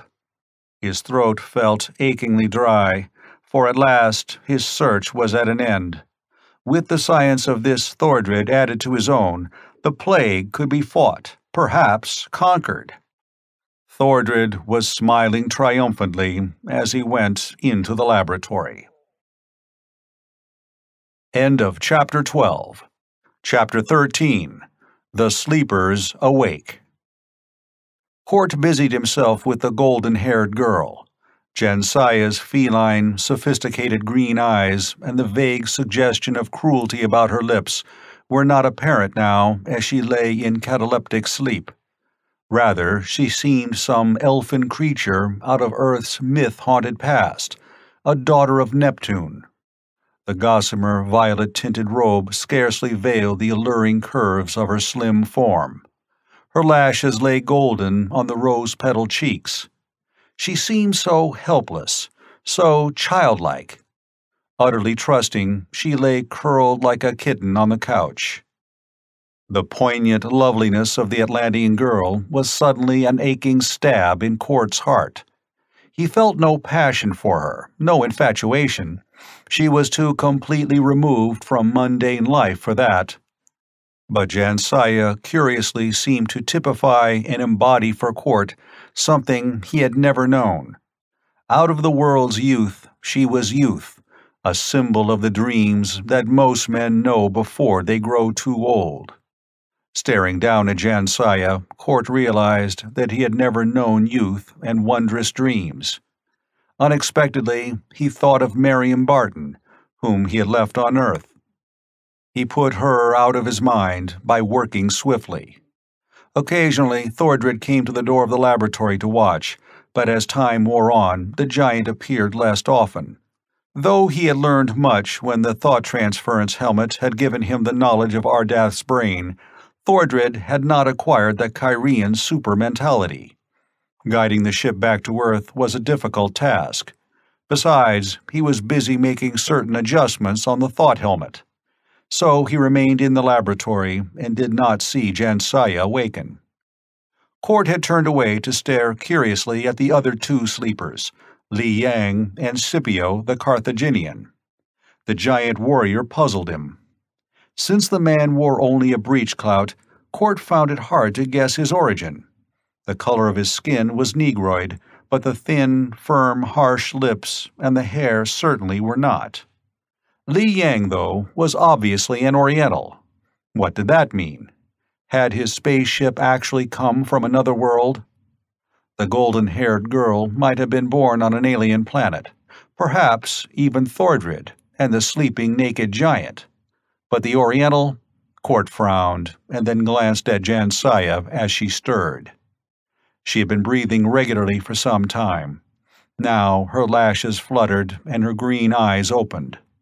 When she looked up at Court, a soft, wordless sound of inquiry murmured from the red lips. Athloye Siavo. Court matched the girl's language, which he did not know was Atlantean, with Latin. Don't try to talk yet. You are safe. The brows wrinkled in puzzlement as the cruel gaze scrutinized him. Am I safe? Of course. But where is Ardath? Dead. Thordred. Court paused, startled at the look on Jansaya's face. He saw fear and incredulous amazement, and a soft smile of evil triumph that repelled him. Dead? She turned her head and looked across the room. Li Yang, yes, and Scipio. But Thordred, is he dead also? No. Shall I get him? Court rose, but halted as a slim hand touched him. Wait, who are you? Before he could reply, Thordred's harsh voice broke in. Jansaya, you are awake. Good. The giant strode into the room, his amber eyes intent on the girl. Briefly, they flickered toward Court. We are in the atmosphere now. There is not much time. Come with me. Thordred made a quick, stealthy signal to Jansaya, which Court failed to understand. The Atlantean girl pursed her lips, but said nothing. In the laboratory, Thordred pointed to a chair. Sit down, Court. Put on this helmet. He picked up a bulky headpiece crowned with helical wires and extended it. Court hesitated. What is it? He asked cautiously. Nothing dangerous. It will teach you my language, and teach me yours. Certain memory patterns, knowledge of our native tongue, will be transferred from my brain to yours, and vice versa. Come. Thordred placed a duplicate helmet on his own head and sat down. Some inexplicable impulse made Court resist. I'm not sure. The giant grinned suddenly. I told you, I mean you no harm. If I had wanted to kill you, I could have done it long ago. I need your knowledge, and you need mine. Thordred chuckled at some secret thought. And it is best that we know each other's language. All right. Court nodded and slipped the helmet on his head. Simultaneously, Thordred leaned forward and touched a keyboard. There was a whining crackle of released energy. Court felt the momentary agony of intolerable stricture about his skull, then it was gone. The scene before him was blotted out by a curtain of darkness. He lost consciousness. It seemed scarcely a second later when he awoke. Painfully opening his eyes, he saw that the laboratory was empty. His head ached fearfully. The helmet, however, was gone, as he discovered by investigating with his hands.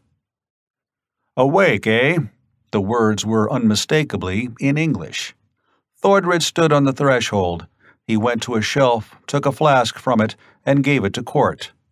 Drink this. It's a stimulant. Not like your, what was it, brandy, but equally potent. Court gulped the fluid, which was tasteless and incredibly cold. Immediately, his headache was gone.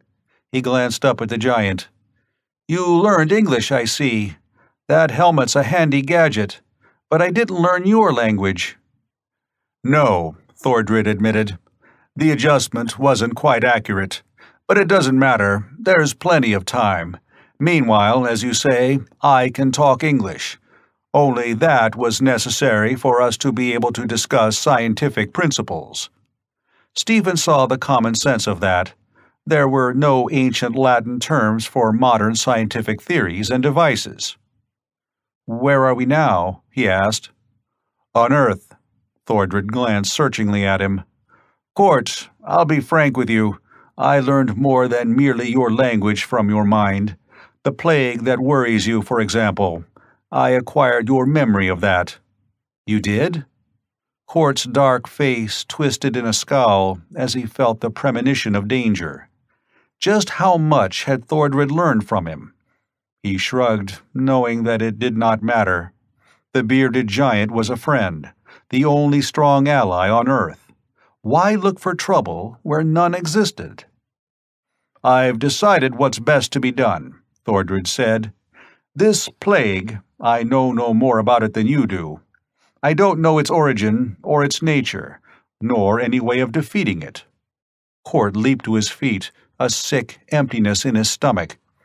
"Thordred, with your science and mine, we should be able to find some way of conquering it." "There's only one way. Earth is doomed.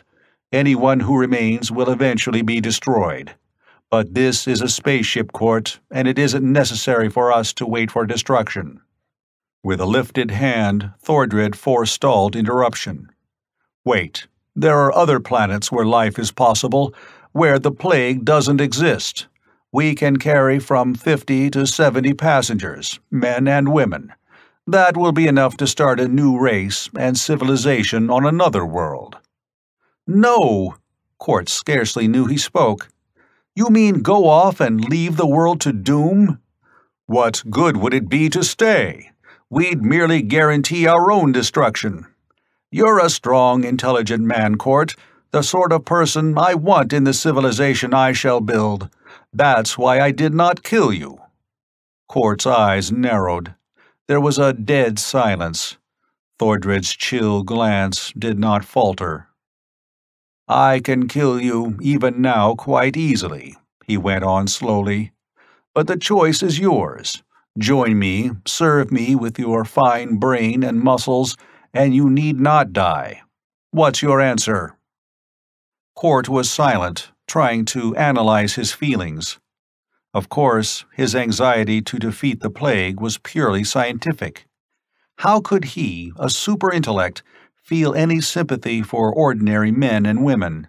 What did it matter if Earth died, as long as a new civilization would be built on a distant, safer world? A bell rang sharply through the ship. When Thordred flicked on a vision screen, Court stared at it. The spaceship had landed in what seemed to be a park. Suddenly, he recognized it as Central Park in New York. About the ship, a cordon of police was keeping back a surging crowd. A small group of uniformed men huddled close to the hull, using an acetylene torch to burn through the metal. Thordred grinned. "Perhaps I could have landed in a less populated spot, but I'm impregnable. With the weapons at my command, one flash of a certain ray, and that crowd will be burned to cinders." "You don't intend to," Court heard himself saying. "But I do. The sooner Earth learns my power, the better." Thordred turned and went to a control board. Stephen Court stared at him. The emotions he had rigidly subdued all his we were flooding up into that cold brain of his. But it was not cold now. Burning in Court's mind was the face of Marion Barton, tender with humanity. He saw the face of old Sammy, brown and wrinkled. Sammy had sacrificed himself for an ideal in which Court did not believe. He had not believed in it till now. Court's heritage, the basic humanity in him, suddenly flooded through the artificial barriers of restraint. He had fought the plague to save men and women from horrible death, though he had not realized his true motive till now. Falsely, he had told himself that he was a scientific machine. He had almost hypnotized himself into believing it, but all along, Court realized now, His motives had been those of common humanity. A super mentality, perhaps, but first of all, he was a man. He would instinctively fight to protect those weaker than himself, even against insuperable odds. Court's breath caught in his throat as he saw Thordred push a lever in the control board. With silent desperation, he hurled himself at the bearded giant. He was hurled back by a paralyzing shock. Thordred whirled, his mouth gaping. As Court tensed himself for another leap, the giant halted him with a lifted hand. "You fool! You can't penetrate this force screen around my body. Stay where you are." Court did not move, but his lean figure quivered with suppressed fury. "You have your science, Thordred, but so have I." "Your science?" Thordred bellowed. He thrust out a huge hand, gripped Court. "Listen to me. I told you I learned more from you than your language. That was true. I drained your brain of all the knowledge it held. Your memory is mine now." Court went sick as the import of the word struck home. His gaze went from Thordred's face, moved swiftly about the laboratory for some weapon. But the apparatus was utterly unfamiliar to him. Yet it had to be based on rigid scientific principles that would be the same in any universe. Court's mind worked with frantic speed, trying to find some coherent pattern. Levers, buttons, wiring, transparent tubes, each one had its definite part. On one panel, several red lights were flashing on and off. Below each light, Court recognized what must have been push buttons. There were two possible answers. Either the switchboard had some connection with Thordred's death ray, of which he had spoken, or else it was part of an alarm system. It was probably an alarm system, since Thordred was busy at another instrument panel. The police outside the ship were trying to burn through a port, and the red light was flashing. The button beneath that light, Court decided, probably opened the door. His face was immobile as he shrugged, deliberately letting his shoulders droop despairingly. Thordred's mouth twisted into a triumphant grin. He half turned from his prisoner, and his hand touched the lever again. And then Court sprang. Not at Thordred. He leaped toward the panel where the red light glowed. His finger stabbed out and depressed the button. Chapter 14. The Plague Strikes. Thordred's roar came too late. A burst of sound welled into the ship. Men were shouting, and footsteps tramped loudly on the metal floor of the airlock. Court sped to meet them. His hands lifted above his head, he was shouting warning. The skin of his back crawled with expectation of an attack. But Thordred did not pursue. Instead, there came a sizzling crackle from behind Court. Strong hands caught him, and he found himself in the midst of a group of police. He turned. Across the door of the laboratory, a veil of wavering light flickered. Court seized the arm of an officer to prevent him from moving toward the hazy glow. "Wait, that's dangerous." "What do you mean? Who are you?" "Never mind that now. Shoot through that light, but don't go near it. You may be electrocuted." The leader of the group, a gray-haired, bulky man, stared. "I know you. You're Stephen Court. I've seen your pictures in the paper. What is all this about, anyhow?" Court swiftly noted the insignia of rank on the man's blue sleeve. "There's no time now, Sergeant. There's a killer beyond that light barrier. He's got to be stopped." "But we can't shoot down a man on your word." Court sucked in his breath, then his hand went out in a blurring motion. Grabbing a heavy revolver from one of the officers, he whirled and pumped bullets at the barrier of fire. Flame crackled and snarled. The bullets could not penetrate the barrier. Half melted, they dropped to the floor. The revolver was wrested from his hand. The sergeant eyed him in amazement, holding the smoking gun. "I tell you—" Court made a gesture of despair as he heard a low whine, rising in pitch and intensity, throbbing through the ship. He knew that Thordred was busy in the laboratory. He tried a new tack. This ship may be blown up at any minute. Get your men out. Keep the crowd back." He hesitated, then pointed to the unconscious forms of the Chinese and the gargoyle-faced giant on their couches. "Get them out, too." Jansaya, the Atlantean girl, was nowhere in sight, and there was not time to search for her. The menace of explosion the sergeant could understand. He issued swift orders. His men swarmed out of the ship, carrying the cataleptic men. Court followed. He could not guess what Thordred would do now, but he suspected that the killer might loose his death rays on the mob. Orders ran from one officer to another. The crowd was pushed back, milling, asking questions, shuffling unwillingly. Standing at the sergeant's side, Court bit his lip in indecision. What now? Thordred was impregnable behind his force screen. Without equipment, Court could do nothing. With the right apparatus, he knew, he could find the vibration rate of the screen and neutralize it. But there was no equipment here. "This got anything to do with the plague?" the sergeant said. "We're evacuating New York, you know." "What? Evacuating New York?" "Yeah, the plague's hit us.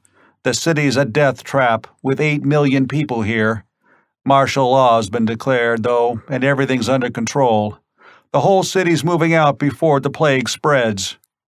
Cord nodded, staring at the ship. "Well, clear the park and get some planes to bomb our friend here. I don't know if explosives will harm him, but it's worth trying while there's still time. As for those 2 unconscious men you took out of the ship, get them to a hospital.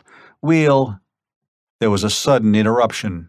From the golden hull, a ray of cold green brilliance probed. As it shot toward Court, he felt a wave of icy chill. All the strength was abruptly drained from his body. He felt himself falling.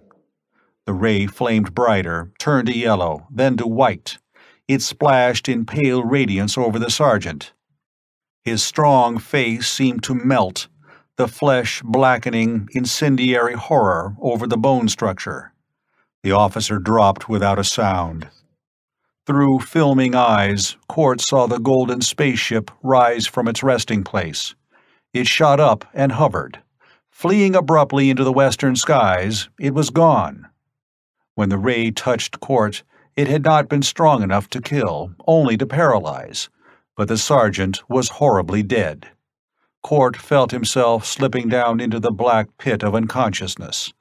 His last memory was that of some small bird wheeling above him against the blue. Then darkness took him. Hearing returned to him first. The sound was confused and chaotic. Court lay motionless, striving to analyze it. As if from a vast distance, he seemed to hear a babble of voices faintly mumbling what sounded like gibberish. Piercing through this was a medley of shrill whistles and siren-like noises that were utterly inexplicable. Then Court opened his eyes, looked straight up at a bare white ceiling. Sunlight made square patterns on it. He could move, he discovered.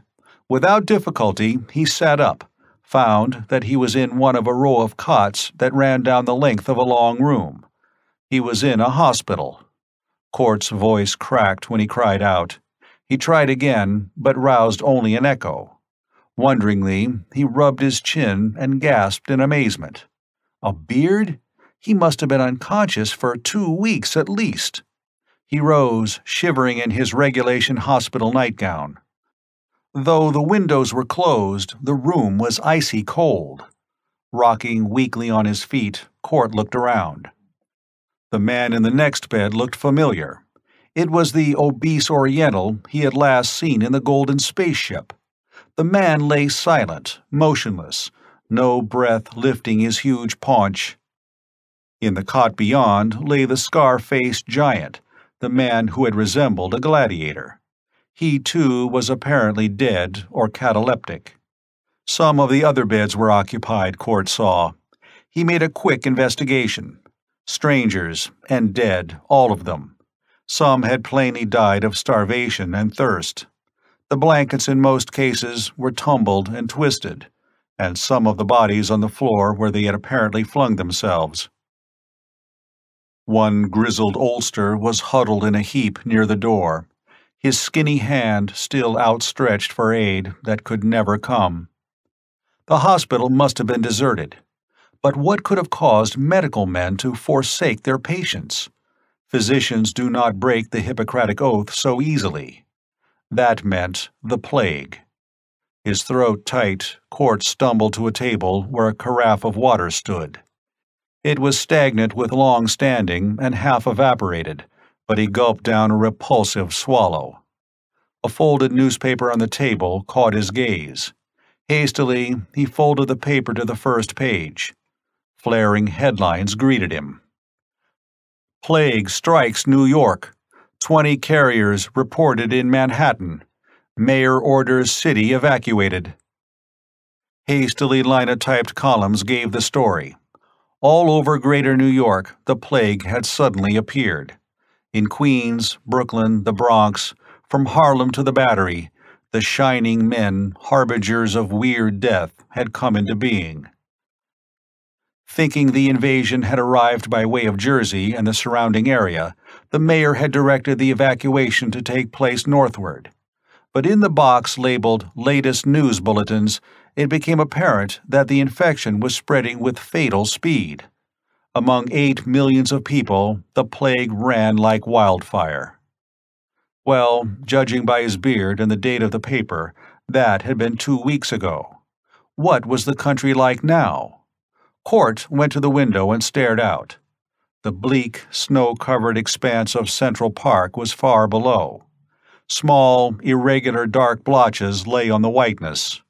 Were they bodies? Court found a telephone and jiggled the receiver impatiently. Not even the dial tone answered him. New York must be entirely deserted, save by the dead. Again he went to the window. This time he saw a shining oval of light, dwarfed by distance, gliding under the trees in the park.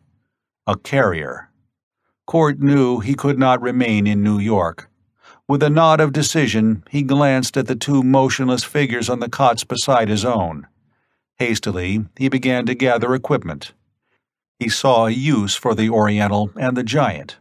He could not leave them here, frozen in cataleptic sleep, even if he did not think that their knowledge might prove valuable. He used heat, stimulants, and artificial respiration. The stimulants were easy to procure after a trip down the corridor into adjoining wards. It was harder to find adrenaline. Court had to break down a door before locating the drug, but finally he was ready. Electricity, rather than gas, supplied the hospital. He knew there would be no current now. Court hesitated. Frowning, he stared out the window. He heard again the distant din that had awakened him, the faint hooting and the low mumble of far voices. Radios, of course. Innumerable radios had been left turned on when the evacuation had taken place, and they were still broadcasting. That meant there was still electricity. Relieved, Court found heating pads and pressed them into place about his 2 patients. Little artificial respiration was necessary. Under the shock of the adrenaline, first the Giant and then the Oriental stirred. They wakened almost together. Court gave a gasp of relief. Till then, he had not realized just how much his fortnight of hypnotized slumber had weakened him. Despite slowed and retarded metabolism, he had not eaten nor drunk for weeks. Shivering, he sank down on a cot and watched his patient slowly and gradually awaken. There was so much to do. He must communicate with these 2. But what language did they speak? Would they be able to understand Latin? After that, there would be so many things. Find out what had happened, leave New York safely. But the first thing, Court murmured, is to stow some food under my belt. No, he resolved, glancing down at his nightgown. The first thing I need is a pair of pants. Chapter 15. Under the Plague. It was nearly an hour later when Court finally finished his story and learned from Li Yang and Scipio their own tale. Luckily, both understood Latin. When Court's knowledge of the language failed, he pieced it out in Greek, which Scipio knew.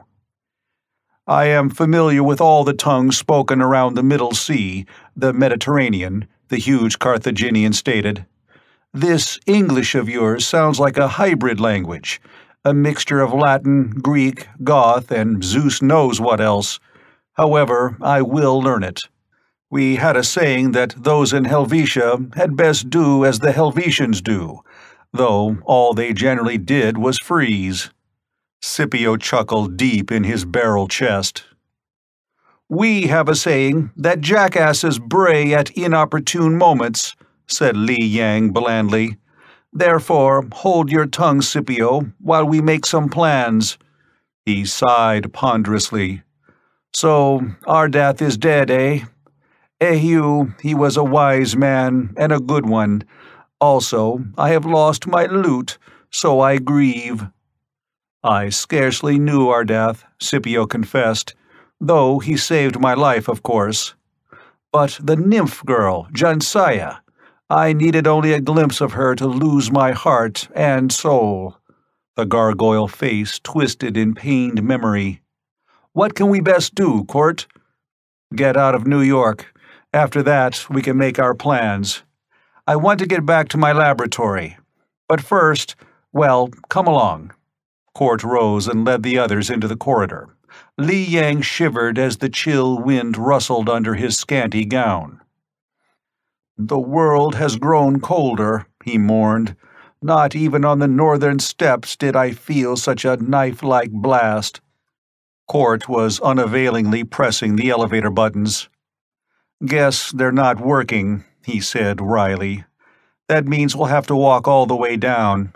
It'll keep us warm anyway. Watch out for any carriers." Scipio shook his head as the three hurried down the stairs. "I do not understand this plague. Civilizations change, of course. New gods and new magics spring up. But what you tell me of this plague smacks of the Vricrolocus, the vampire." The others had no breath for talking. Scipio continued to muse aloud as they descended. When they reached the street, though, he was the only one who was not panting.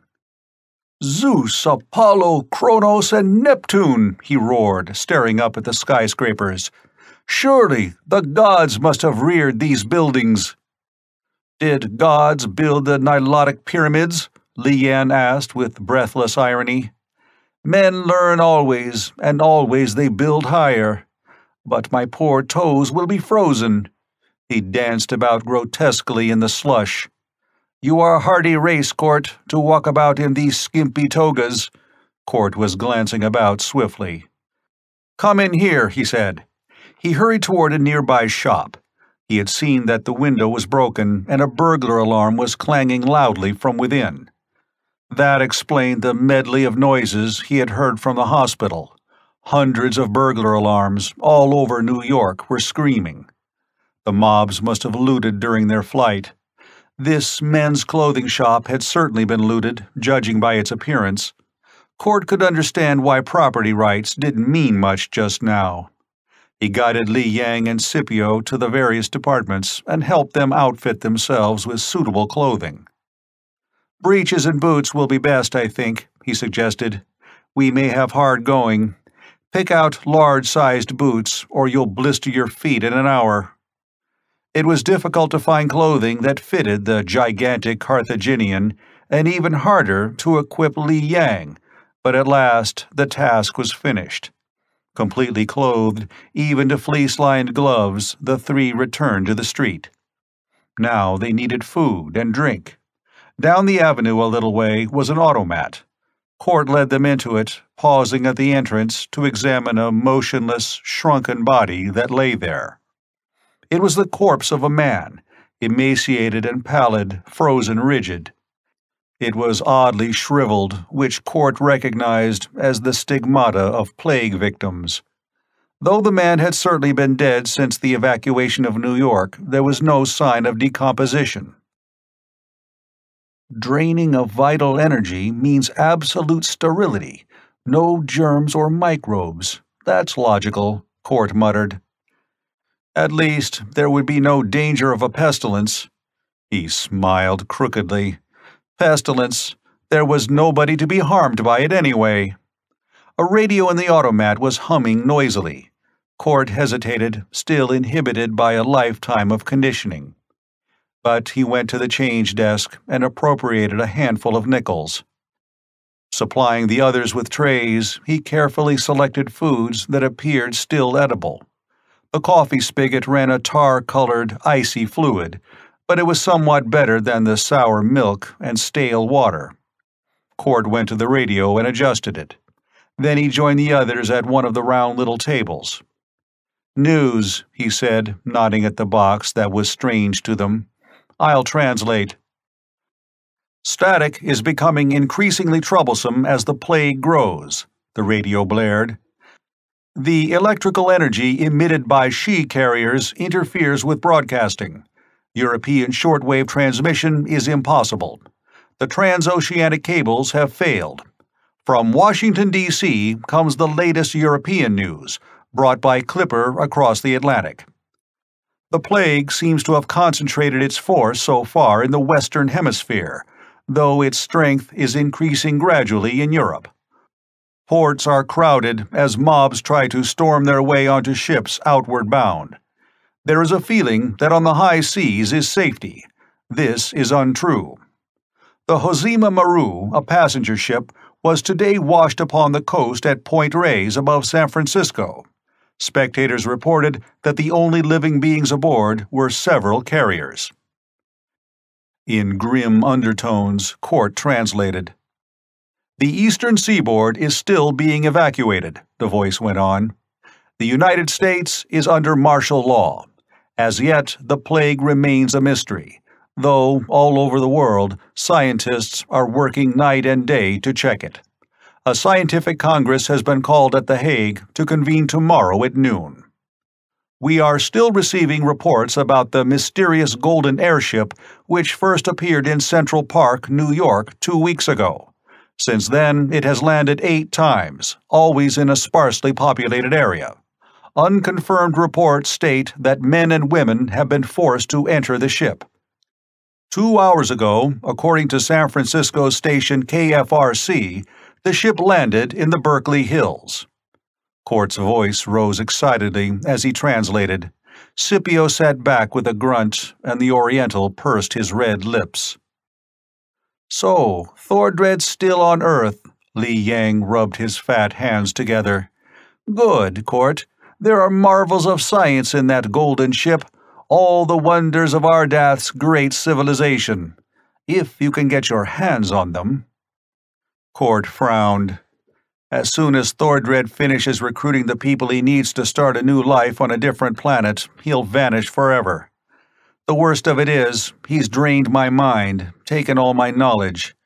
Everything I know, I share with him now. But I've got to get back to my Wisconsin lab. I have apparatus there that will enable me to construct a weapon or two that might give me a chance against Thordred. But till I get to the lab, I can't even locate the golden ship." "Then why do we wait here?" Scipio thrust back his chair and stood up, towering incongruously in the gleaming shininess of the automat. "Let us hurry." They went out. Behind them, the radio blared. "Shall keep broadcasting as long as we are able.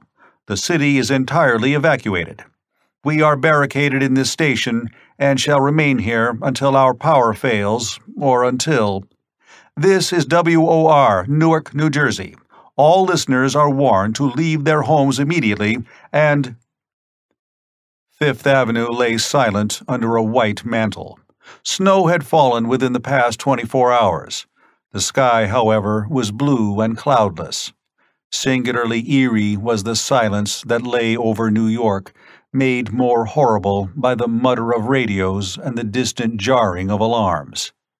These too would die when the power failed. There were bodies in the streets, most of them white mounded hummocks under the snow. Hundreds of automobiles had been wrecked. A huge bus lay on its side beside an overturned garbage truck.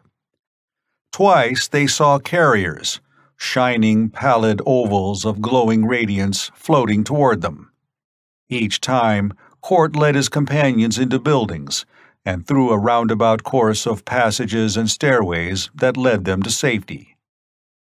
The subway might be safer, he mused, but there may be carriers down there, and the power's still on, of course. Court did not mention his fear of the carnage he might discover underground. Yet, curiously, the plague had left little horror in its wake. It was far too fantastically unreal. The bombs and shrapnel of war would have left blood and ruin.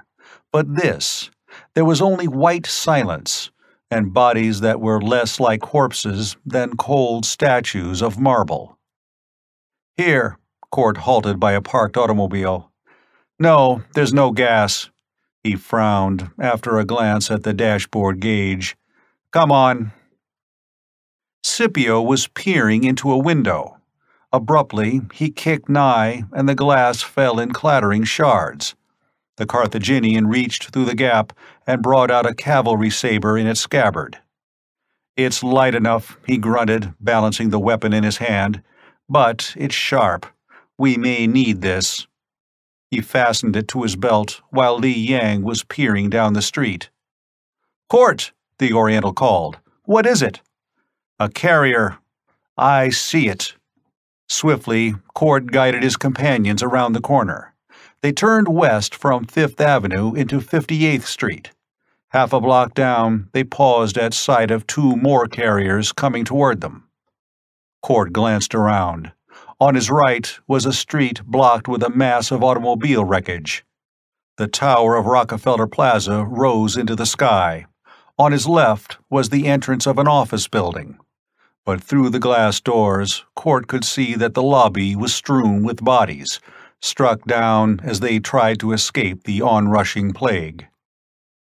Court wondered with a strange twinge of pity how many of them had been ready for death. Probably none. He came to himself abruptly. There was no time for philosophizing. The carriers were closing in upon them from both sides. Scipio pointed to the side street. "There, we can climb over." "Wait!" Court's sharp command halted the others on the curb. "Here's a car." A large black sedan was parked a few feet away. 2 bodies lay near it, a man's and a woman's. The girl, scarcely more than a child, lay in a pitiful little huddle on the running board, her blonde hair whitened with snow. The man, a bulky, dark young fellow, lay with his face in the gutter, a cigar still drooping from one corner of his mouth. But the keys were in the ignition. Hastily, Court sprang into the car, turned the key, and pressed the starter. He really expected no response. To his surprise, the battery painfully turned the cold engine over. Court dared waste no more time. He glanced around. With a gasp of relief, he saw that the shining bodies of the carriers had halted. They were at least 100 feet away, and there might still be time. He kept his foot down on the starter. The motor caught and abruptly died. Viciously, he manipulated the choke. "Get ready to run," he warned. But again the motor caught, and Court gunned it with great care. The echoes boomed out thunderously in the canyon of the street. Li Yang and Scipio sat tensely beside Court, more afraid of this noisy invention than the incomprehensible carriers. "They are coming toward us," Scipio reported in an undertone, feeling for his saber. "I shall get out and hold them back till—" "No!" Court let out the clutch. "Stay where you are!" The car jerked into motion. There was a sickening moment when the motor sputtered, coughed, and almost stopped. Court jammed down the gas, heard the exhaust pipe crack open with a deafening roar. Then they were plunging forward. But the carriers were ominously close. Into Court's mind came a weird, illogical thought. Pillars of fire and smoke. Was that it? It didn't matter, for 2 of them, directly ahead, were gliding toward the car. He spun the wheel, skidded on the slushy pavement. He shot between the two monsters, missing them by a hair's breadth. The sedan rocketed on, gathering speed. Court swallowed hard and wiped the perspiration from his forehead with the back of his hand. "Narrow squeak. This is a one-way street," he added with wry humor, "and we're going the wrong way. But I doubt if we'll get a ticket." They crossed 6th Avenue, then 7th, and turned left on Broadway. Court headed for the Holland Tunnel. Before he reached the tube, he sighted a tangle of wreckage which told him that the route was closed. Hastily, he turned north along the Hudson, hoping he could get through at the George Washington Bridge. The ice-bordered river flowed past silently, unruffled now by any boats. In the distance, the Jersey Palisades were traceries of frost. No smoke at all rose on the skyline. "Gods," Scipio observed, "this is a world of wonders, Court. What is that?" "Grant's tomb," said Court. "Let's see what the radio says." He switched it on, but got only static. He turned the switch off, for he did not know the battery's strength. He had almost a tank full of gas, he saw, and was grateful for that. Yet it would not take him to Wisconsin. He would take the straight western route toward Chicago, and then cut northwest, unless he could find an airplane. But in this disorganized area, Court doubted whether one would be available. They all must have been commandeered. The bridge was open. They shot across, disregarding the glaring speed limit signs. Court found the highway he wanted. He sped on, seeing no sign of me. He was reminded of the last time he had driven across the Wisconsin hills with Marion at his side. It almost seemed as though nothing had happened since then, for the landscape was still incongruously peaceful. Only one thing betrayed the existence of the plague: the occasional wrecks seen beside the highway, and the absence of traffic. An airplane startlingly roared overhead against the blue. But Marion was not here. Court realized that he missed her. She was the perfect complement for his mind, the ideal assistant. There was something else, too, but Court subconsciously steered away from the thought, refusing to let himself realize why he missed Marion so profoundly. He could see her clearly, a slim, brown-eyed girl. Rot! Such thoughts wasted time, and there was no time to waste. Sitting beside Court now, crowded uncomfortably in the front seat, Scipio and the huge Li Yang writhed uneasily. They typified the whole new set of factors which Court must integrate into the problem facing him. His mind began to work at lightning speed, analyzing, probing, discarding. Swiftly, he went over the problem as he drove the car instinctively through New Jersey. Scipio crawled over into the back seat and went to sleep. Li Yang stretched luxuriously, holding out his plump fingers to the car heater. "Great magic," he said with satisfaction. "Not that I believe in magic, but the word is a handy one." The sedan thundered westward. End of Chapter 15. Chapter 16. Thordred Strikes. During the 2 weeks of Court's unconsciousness, a great deal had happened.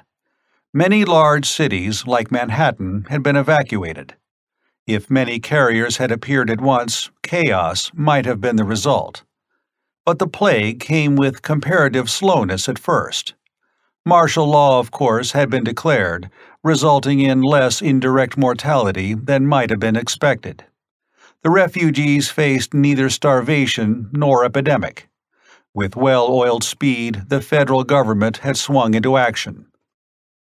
All over the country, the evacuated populations of such cities as New York, Chicago, San Francisco, and New Orleans were billeted in hospitable homes. But the danger remained. More and more of the carriers appeared. Shining, nebulous clouds of glowing fog, they slew by touch alone. There was no possible protection, for even lead armor was not always certain. Moreover, nobody knew the nature of these dread beings. Court racked his brain as he furiously drove on. Parts of the pattern were falling into place. Entropy, he thought, was the clue. The most puzzling problem was the apparent existence of an utterly alien element, the mysterious X. In a sane universe, this could not exist. It could not be alien. For a time, he pondered the Heisenberg uncertainty factor, but discarded it as a new idea came to him. The catalyst angle was perhaps the most logical one. Absently, he reached into the dashboard compartment, expecting to find cigarettes. There was a pack in it, nearly full. Court pressed in the dashboard cigarette lighter. Li Yang watched with interest. Court took the glowing lighter and held it to his cigarette. Abruptly, he paused, staring at the lighter. He whistled startedly under his breath. The Oriental blinked in astonishment. What an idea! Just an idea. A parallel, like conduction.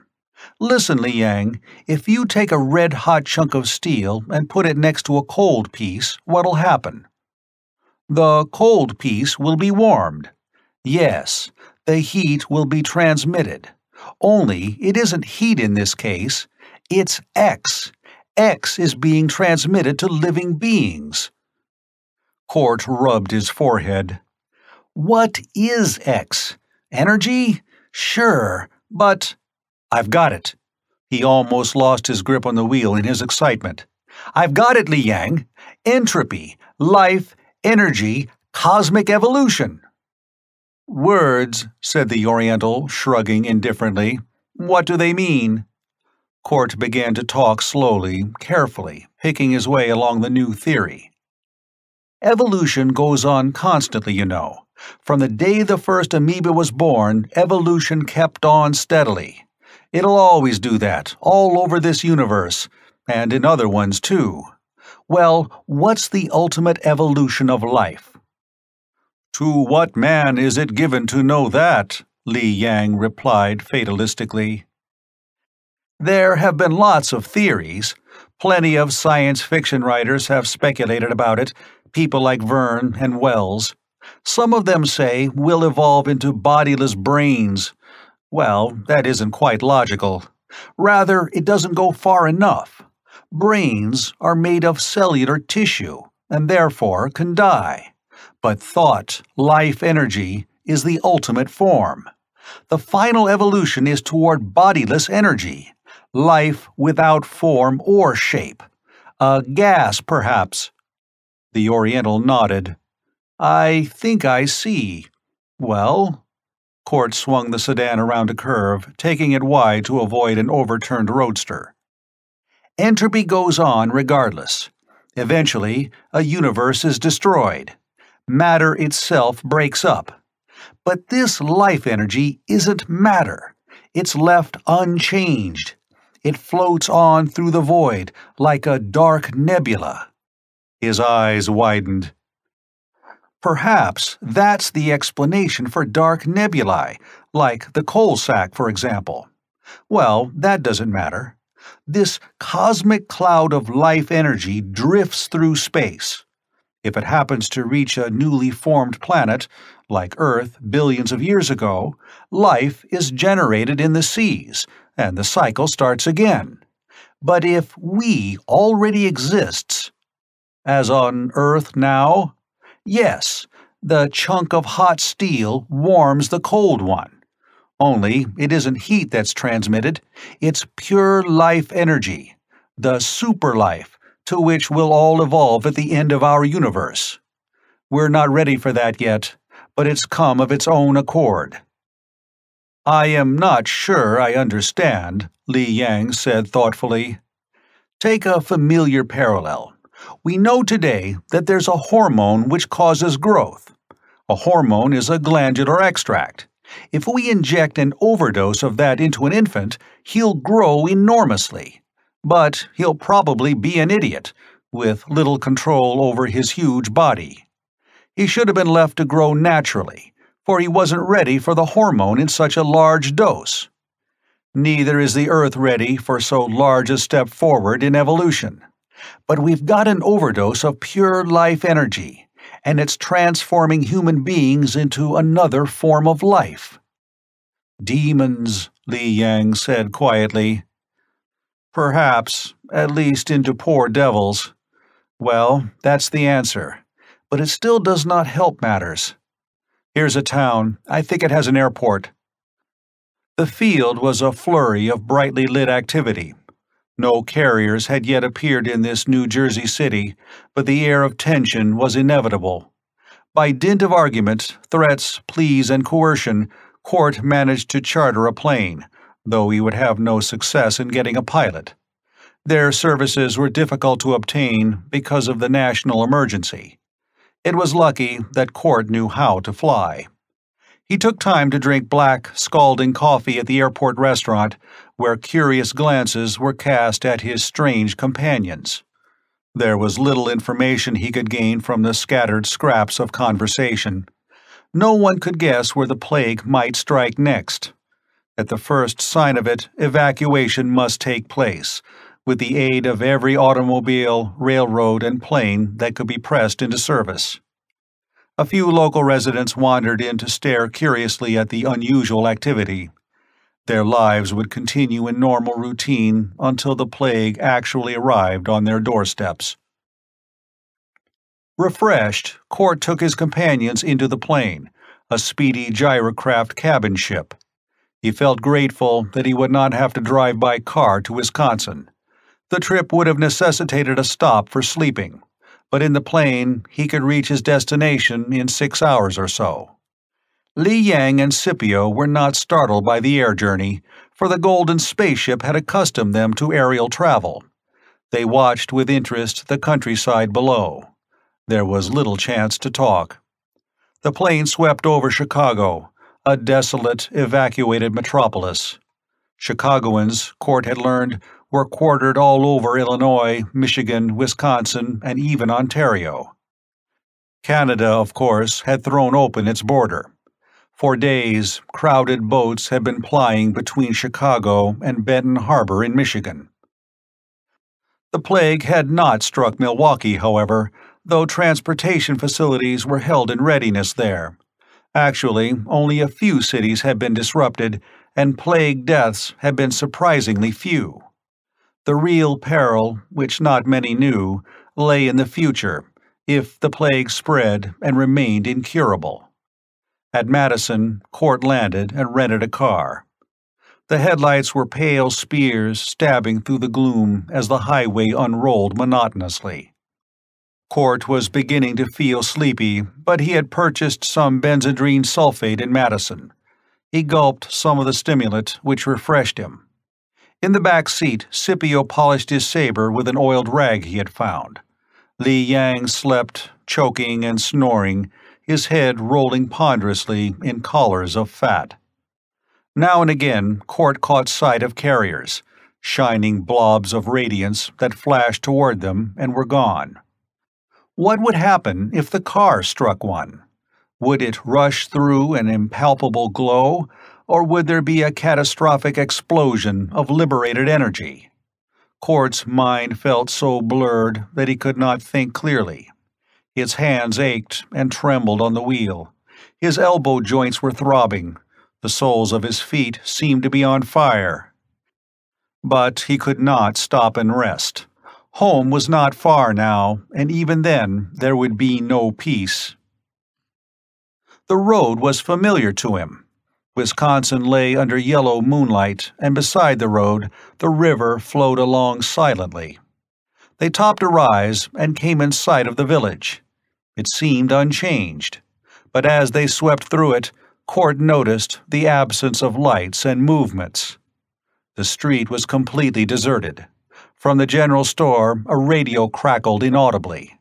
On the store's porch was the body of a man in overalls, grotesquely sprawled.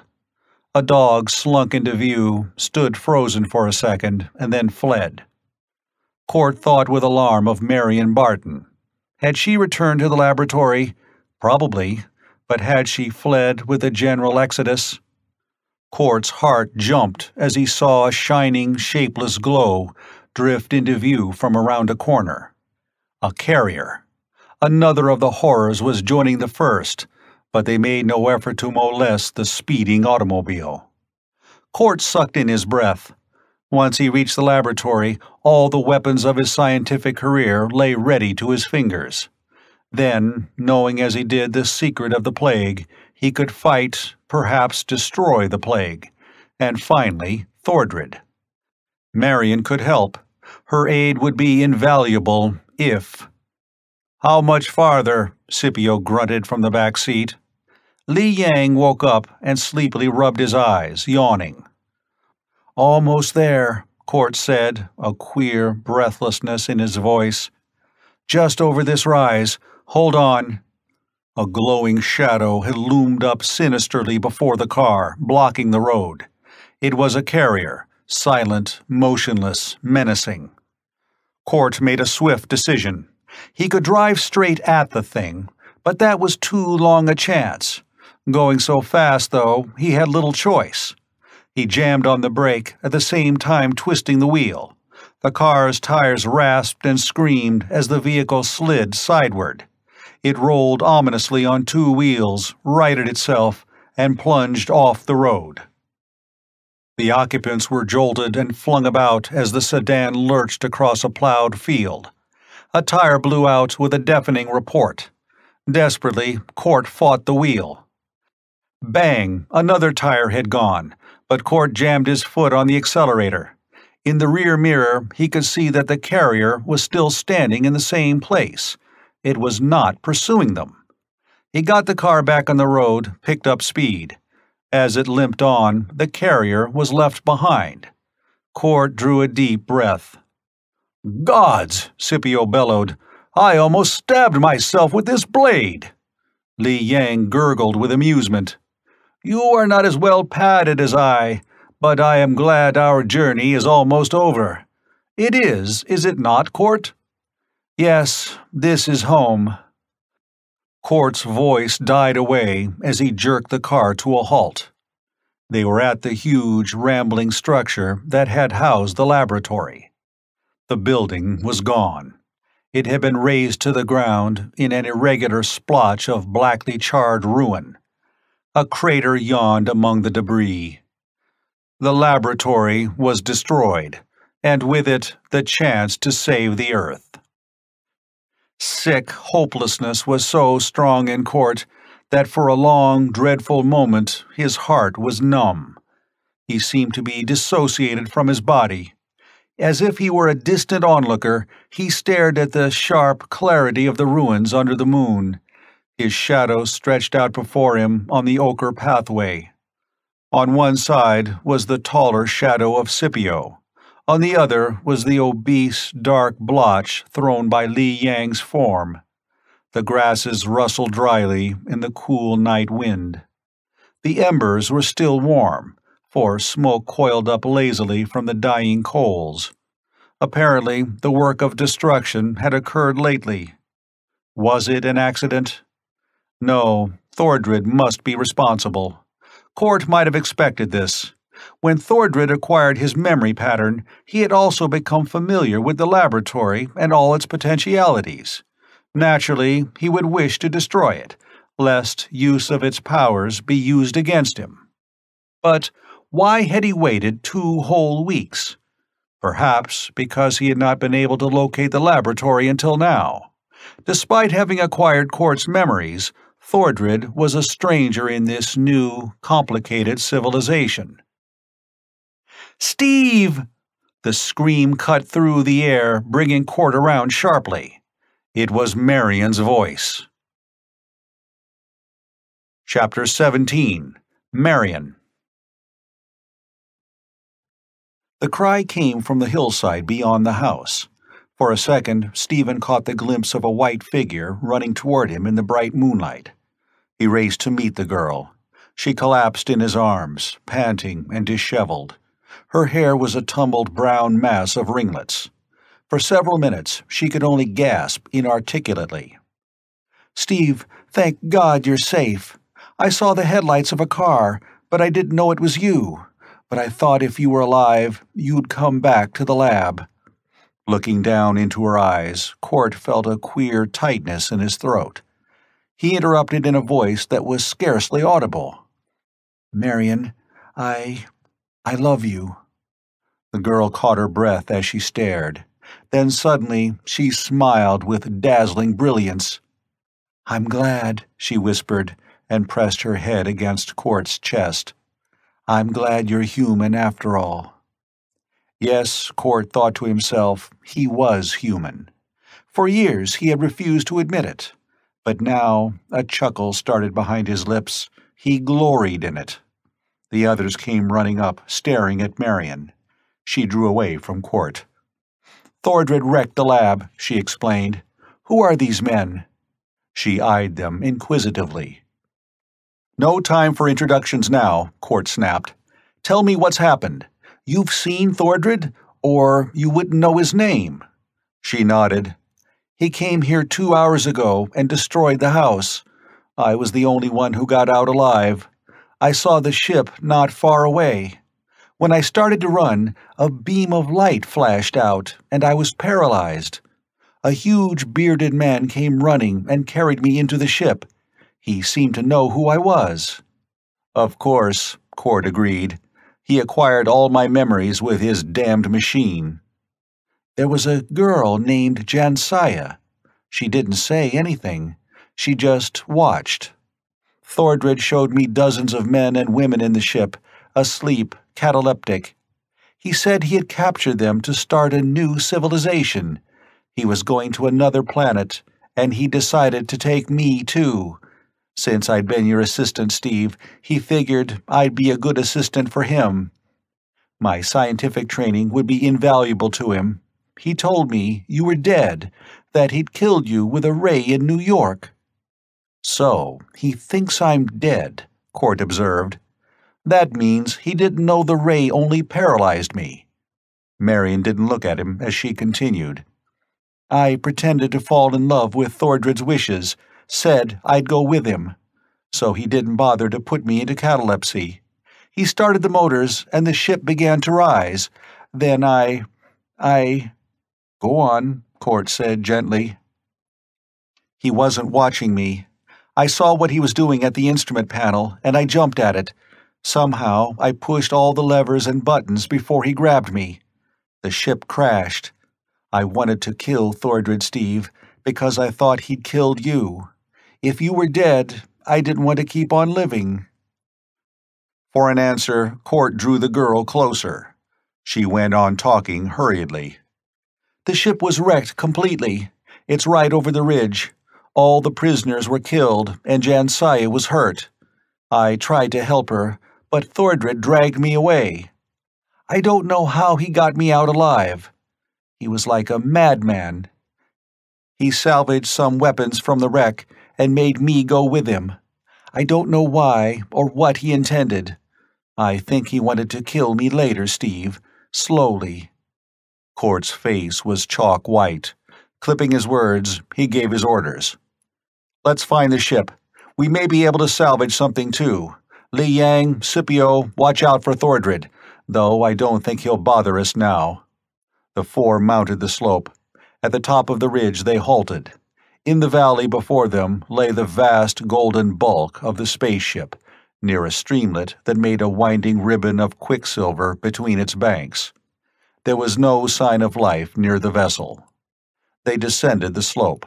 Suddenly, Marion cried out softly and gripped Court's arm. The four halted abruptly. A shining oval drifted into view from behind a bush. It was a carrier, a glowing fog, fading toward its edges into invisibility. With more than human speed, it moved toward the group. Court instinctively thrust the girl behind him. Scipio lifted his hard fist in futile defiance. Then he remembered the saber and drew it. But there was no defense against a carrier, Court knew. He opened his mouth to shout a command to flee, but for some reason that he could not define, he waited. The shining thing halted. It was motionless, and Court was conscious of an intent regard. The creature was watching him. Why? Such a thing had never happened before. Always the carrier had leaped eagerly, avidly upon then prey. Why did this horror wait? Cort inexplicably felt something stir and move in his brain. Briefly, the image of old Sammy, with his brown wrinkled face and his mop of white hair, rose up vividly in his mind. Behind him, Marion's voice whispered like a prayer. "Sammy!" The shining thing seemed to hear. It hesitated and drew back. Suddenly it turned, speeding up the slope, and vanished over the ridge. "Good God!" Cort whispered through dry lips. "Marion, do you think that was Sammy?" White-faced, the girl nodded. "Yes, Steve, and I think he knew us, remembered us. That's why—" She could not go on. "Well," Scipio broke in roughly, "why do we wait? Let's go on." In silence, Cort led the way down the slope. Presently, he shivered a little, and Marion glanced sharply at him. "Do you feel that too?" "What? Wait a minute. Yes, some radiation." "There," Li Yang said, pointing. Cort followed the gesture, saw the spot of light. Blazing like the heart of a blue sun, flaming with a fierce and terrible radiance, the light speck glowed upon the hull of the ship. Instantly, Cort guessed what it was. The atomic energy that powered the huge motors had broken free. No longer prisoned by its guarding, resistant sheath, it was sending its powerful vibrations out like ripples widening on a pool. "Don't go any closer." Cort clutched Scipio's arm, halting him. "That's dangerous. It can fry us to a crisp." "Gods!" the Carthaginian stared. "Is that true? A mere glow of light?" In theory, Cort knew something of atomic energy, though it had never been achieved practically on Earth. In the old days, men had feared that unleashed atomic energy would destroy the whole planet, its fiery breath spreading swiftly like a poisonous infection. But Cort knew there was no sign of that. The rate of matter consumption was far too slow. In 1,000 years, the valley might be eaten away, but not in 5 years or 5 minutes. "Scipio!" The faint cry came from nearby, startling them. The Carthaginian's hand flew to his sword as he whispered, "Jansaya!" And again came the cry, plaintive, gull-sweet, infinitely sad, "Help me!" With a muttered oath, Scipio whirled and ran. Cort followed at his heels. A mound of bushes clustered 100 feet away, and in its shelter lay Jansaya. The fading moonlight washed her hair with gold. She lay broken, dying. "Jansaya," Scipio said tonelessly. He dropped to his knees beside the girl and lifted her in his mighty arms. With a tired sigh, she let her head fall on his bronze shoulder. My back." After Cort completed a hasty examination, his eyes met Scipio's. He did not need to speak, for the Carthaginian nodded slowly. Jansaya's torn gown and bruised limbs told how she had dragged herself toward safety. "Thordred left you?" Scipio asked in a queer, hoarse voice. The strangely beautiful green eyes misted with pain as she held herself close to Scipio's barrel chest. The Carthaginian's gargoyle face was the color and hardness of granite in the moonlight. I think I might have loved you, warrior," Jansaya murmured. Then she sobbed restrainedly with unbearable agony. The golden lashes drooped to shield the sea-green eyes. The tender lips scarcely moved as the girl whispered, "There was not ever any pain in old Atlantis." Her head drooped on his arm and was motionless. Gently, Scipio laid her in the shelter of the bushes. He touched her hair, her eyes, then tenderly he touched his lips to those red, silent ones, from which even the faint hint of cruelty had gone. As he drew back, The last glow of the sinking moon failed. The eternal dark accepted Jansaya and shrouded her. The starlight was cold as glittering ice on Scipio's savage eyes as he rose. He stood towering there, motionless, staring at nothingness. Slowly, he turned to face the west. "Court," he rumbled distantly, "you heard her?" "Yes," Court said in a low, tense voice. "He left her to die." Abruptly, the Carthaginian's face was that of a blood-ravening demon. The mighty hands flexed into talons. "He is mine to slay," Scipio breathed through flaring nostrils. "Remember that. He is mine to slay." But Jansaya could no longer hear. She lay limp, slim and lovely, and forever untouchable now, shielded from all hurt. She slept as a child might sleep. "You wish to kill me?" a harsh voice asked mockingly. "Well, I am waiting, Scipio." From the shadows of the bushes, Thordred's giant form rose into view. Startled bewilderment momentarily paralyzed Court. He cursed himself for a fool. He might have expected this, but finding Jansaya had made him relax his vigilance. Glaring at Thordred, he stepped aside to stand in front of Marion. Li Yang's fat yellow face was expressionless. Scipio, after one hoarse oath, had drawn his saber. He was walking forward, his eyes burning with blood hunger. Thordred's hand dipped into his garments, came up holding a lens-shaped crystal that shot forth a spear of green light. It touched Scipio. The Carthaginian halted in mid-stride, with the saber lifted, a grin of fury frozen on the gargoyle face. Court leaped for Thordred, but the green ray caught him too. The life was drained from him in a shock of icy cold. He stood motionless, paralyzed as the ray darted aside. From the corner of his eye, Court saw Marion and Li Yang stiffen into immobility. The four stood helpless, while Thordred tossed his crystal from hand to hand and grinned. "You fools," his harsh voice grated. "So I did not kill you that other time, did I, Court? Well, I shall rectify that omission now. If not for the interference of all of you, I should never have lost the ship. Yet I can still have my vengeance." He glanced down significantly at the lens he held. "You shall die slowly, in the utmost agony. You shall burn gradually as I increase the strength of the ray. After that, I do not know what I shall do. Perhaps I can build another ship. The knowledge I have stolen should enable me to do that. But that comes after my revenge." The bearded face was murderous in the moonlight. The crystal flashed a ray that struck Court on the chest. The green light turned yellow. Simultaneously, blinding pain racked the man. He smelled the odor of his own burning flesh. "You shall die," Thordred gritted. "All of you. This is my vengeance." Chapter 18. The Man Who Lived Again.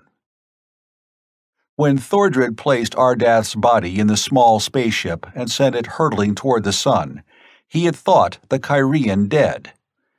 His fear of Ardath's giant intellect had been so great that he would feel safe only when the solar inferno had utterly consumed it. Yet, by making doubly sure that his former master would meet death, Thordred had committed a serious error. For Ardath was not dead. He awoke slowly, painfully, only vaguely conscious of his surroundings.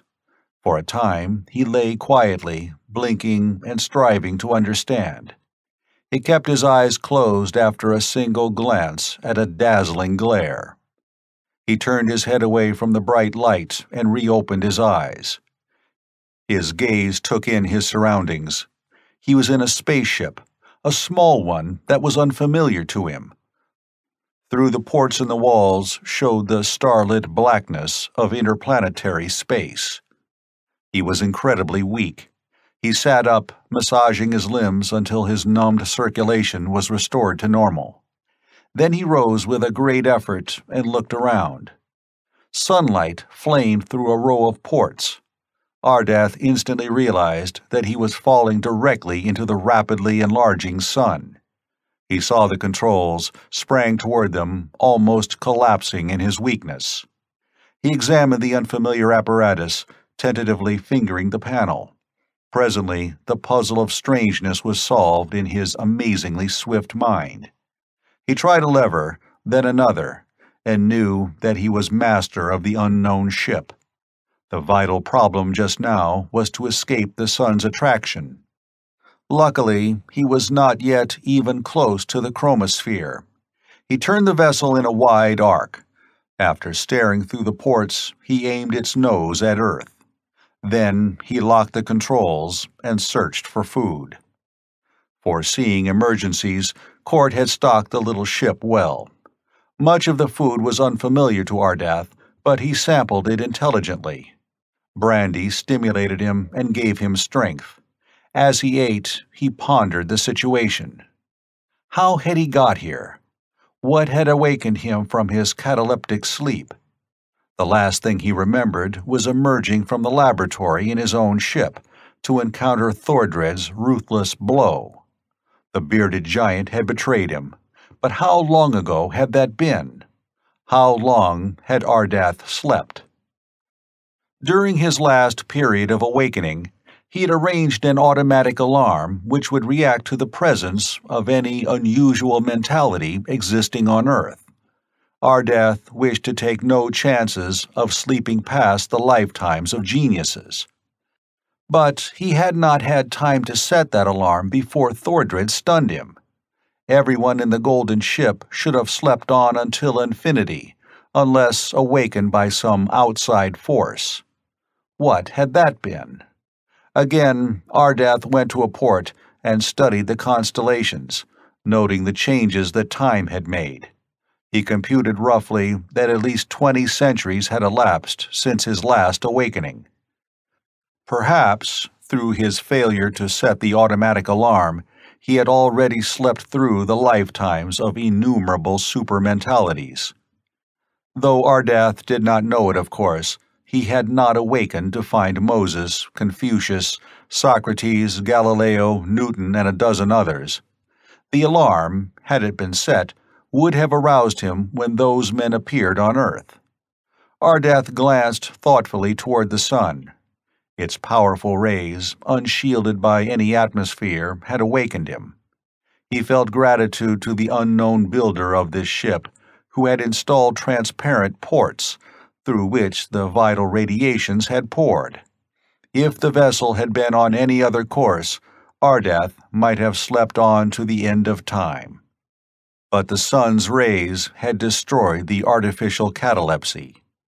Ardath rose and began to search the little ship. Its architecture was obviously terrestrial, the natural development of art forms he had seen in ancient days on Earth. Moreover, the use of earth metals in the construction, and the absence of any unusual ones, confirmed this theory. Certain equipment that Ardath found interested him. The mystery of a blowtorch he solved without difficulty. An electromagnet and vials of acids made him nod thoughtfully. When he measured one of the ports carefully, he realized that it coincided exactly with the size and shape of the entry ports on his own ship. The equipment indicated that the unknown owner of this little vessel had expected to find a barrier difficult to pass. The curious similarity of the ports on both ships added up to an unescapable conclusion. Someone on Earth had built this ship in order to reach and enter Ardath's craft. Obviously, he had succeeded, but without the use of atomic energy. He had duplicated the alloy that coated the hull of the Kyrian vessel, yet the energy was electrical in nature. Ardath's race had used electricity once, so many eons ago that it was mere legend when he had been born. Atomic energy had supplanted it. Yet Ardath must work with the tools at hand. He found himself experiencing difficulty in breathing. The air supply, of course, had not bothered him during his cataleptic state, but now it was becoming a problem. He examined the air renewers and purifiers, found them simple but effective. Luckily, there were the necessary chemicals aboard the ship to renew the exhausted apparatus. The names on the containers meant nothing to Ardath, but the chemicals were easily recognizable. In only one case did he find a test necessary. It would be a long journey back to Earth. Meanwhile, Ardath examined some maps and charts that had been in a cupboard, as well as a popular novel which one of the workmen who built the ship had left in a corner and forgotten. These would be invaluable for learning the language. Since Ardath already knew Latin from his last period of awakening, he could learn English without too much difficulty. He could even approximate the present pronunciation, once he understood the letters, like W, which Romans did not have. The luckiest find of all, after all, was a newspaper. Two problems faced Ardath. He must find his own ship, and he needed a weapon. Painstakingly, he analyzed the situation. Day after day dragged on while the spaceship fled toward Earth. The Kyrians studied the charts, the book, and the newspaper, striving to understand. From a rubber stamp on the maps, he learned that the owner of the vessel was named Stephen Court, and that he lived in Wisconsin, near a town which Ardath finally located on one of the charts. That became his destination. The Kyrian's keen understanding of psychology aided him in understanding what had happened during his unconsciousness. Placing himself in the respective positions of Thordred and Stephen Court, he applied rules of logic. When Court had entered the golden spaceship and found the cataleptic bodies, he would naturally have tried to awaken them. When he awoke Thordred, what had happened? There were two possibilities. Thordred, Ardath realized now, wanted power above all else. He had resented the Kyrians' domination. After apparently succeeding in killing his former master, he would not have been willing to obey Court. Rather, his lust for power would have been given fresh fuel. He and Court would have become either enemies or friends. In the latter case, Ardath now faced two opponents. But why should Court, having built this ingenious and expensive spaceship, have been willing to destroy it by aiming it at the sun? He would naturally have wished to retain it for later use. A logical man does not destroy valuable equipment, and only a logical and intelligent person could have built this vessel. But Thordred, on the other hand, would have wished the smaller ship destroyed, so that he would possess the only spaceship on Earth. Such tactics would strengthen his power, unless there were already other spacecraft in existence. That was impossible. This one was obviously patterned on Ardath's own vessel. A man with sufficient knowledge to create it would have used it, first of all, to visit the original ship. That sounded logical, though not entirely certain. Court would probably have resented the destruction of his property. That indicated that he and Thordred were enemies. But from that conclusion, Ardath could go no further. He could only wait until he had reached Earth and visited the home of Stephen Court in Wisconsin. If Court lived, he would certainly be an ally. And now Ardath concentrated on creating a weapon. Equipment was at hand, and electricity. Atomic energy Ardath could not manufacture at present, but he thought it would not be necessary. Already he had a plan for a weapon in mind. It must be able to convey a strong shock, or even a fatal one, over quite a distance. That necessitated some conductor of the current. A jet of water, a thin spray perhaps, might do the trick. But the use of ordinary water was not quite satisfactory.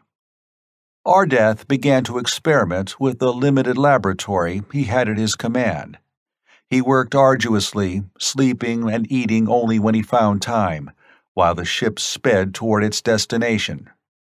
Earth grew from a star to a spinning globe, cloud-sheathed, and then into a vast concave disk that blotted out the starry void. Ardath found the outline of North America, checked it with his maps. Then he sent the vessel arrowing toward Lake Michigan, which was visible even from beyond the atmosphere. It was night before he landed outside the village near Quart's home. He lowered the ship silently among the concealing trees and slipped toward the lights of the settlement. His clothing would arouse curiosity, he realized, but that could not be helped. Taking his new weapon, which was awkwardly bulky, he moved forward. Luck was with him. A youth, idling along the highway in a dim stretch, paused to stare at Ardath. The Kyrian took advantage of the opportunity. Mouthing the unfamiliar words carefully, he asked, "Can you say where Stephen Court lives?" It sounded like, "Can Yoa say where Stephen Court lives?" The boy blinked. "Sure, you're a foreigner, ain't you?" When no answer came, he went on pointing. "Right up the road there." He gave explicit directions. "But I wouldn't go up there if I was you. There was a fire up there just a little while ago, and folks saw some funny kind of airship hanging around. They think it crashed in the valley behind the house, but nobody's gone to look. We stay away from Court's place, since he had a case of the plague there." Without a word, Ardath left the lad and hurried on. He had understood most of what had been said. A funny kind of airship. Could that be the golden space vessel? By the gods, if it had crashed. The ruins of the house told their own story. Ardath hesitated, then skirted it to climb up the slope beyond the charred foundations. The valley behind the house, the boy had said. Ardath topped the ridge. His thin, patrician face went cold as marble at the sight before him. The ship was wrecked, he saw at a glance, and he saw, too, the moonlit figures of huge Thordred and his paralyzed prisoners. As the ray flashed out from the lens in Thordred's hand, Ardath ran swiftly down the slope, concealing himself amid the bushes. As an odor of charred flesh came to his nostrils, his eyes were suddenly remorseless as death. At last he was close enough. He rose from the shadows and called softly, "Thordred!" The bearded giant whirled, shocked amazement in the amber eyes. The yellow ray swung wide, out of his control. Simultaneously, Ardath lifted the weapon he held, and a thin jet of fluid shot from its muzzle, splashing on Thordred's arm. The giant yelled in agony, and his lens fell to the ground. "You betrayed me, Thordred," Ardath said emotionlessly. "It is just that you die." He stepped forward. The huge bearded figure swayed and writhed in agony, striving to break free from the invisible grip that held it. Ardath's foot slipped on a rounded stone. For a second, the liquid jet wavered from its mark, but swept back swiftly. Thordred was gone. He flung himself back into the shelter of the bushes. The crashing of the underbrush told of his flight. Ardath shrugged and lowered his weapon. "He is harmless now," he said, and bent to pick up the lens. Briefly, he eyed the three men and the girl, still paralyzed. Scipio, Li Yang, and two strangers. He made a hasty adjustment on the crystal, sent a blue glow sweeping out to bathe the four. The paralysis fled. "Ardath," Li Yang said, "you came in good time." "By the gods, yes," Scipio roared. His voice went soft with regret. "Though not in time to save Jansaya." His eyes clouded. Lifting his saber, he plunged forward. "I'll be back with Thordred's head," he promised over his shoulder, and vanished into the woods. You're Ardath?" Court asked. The burn on his chest was aching painfully, but it was not deep, and it had been automatically cauterized. He stared at the rescuer. The Kyrian nodded. I am Ardath. You seem to know of me. Are you Stephen Court? Yes, but how did you learn English? How did you escape from the sun trap? What? Wait.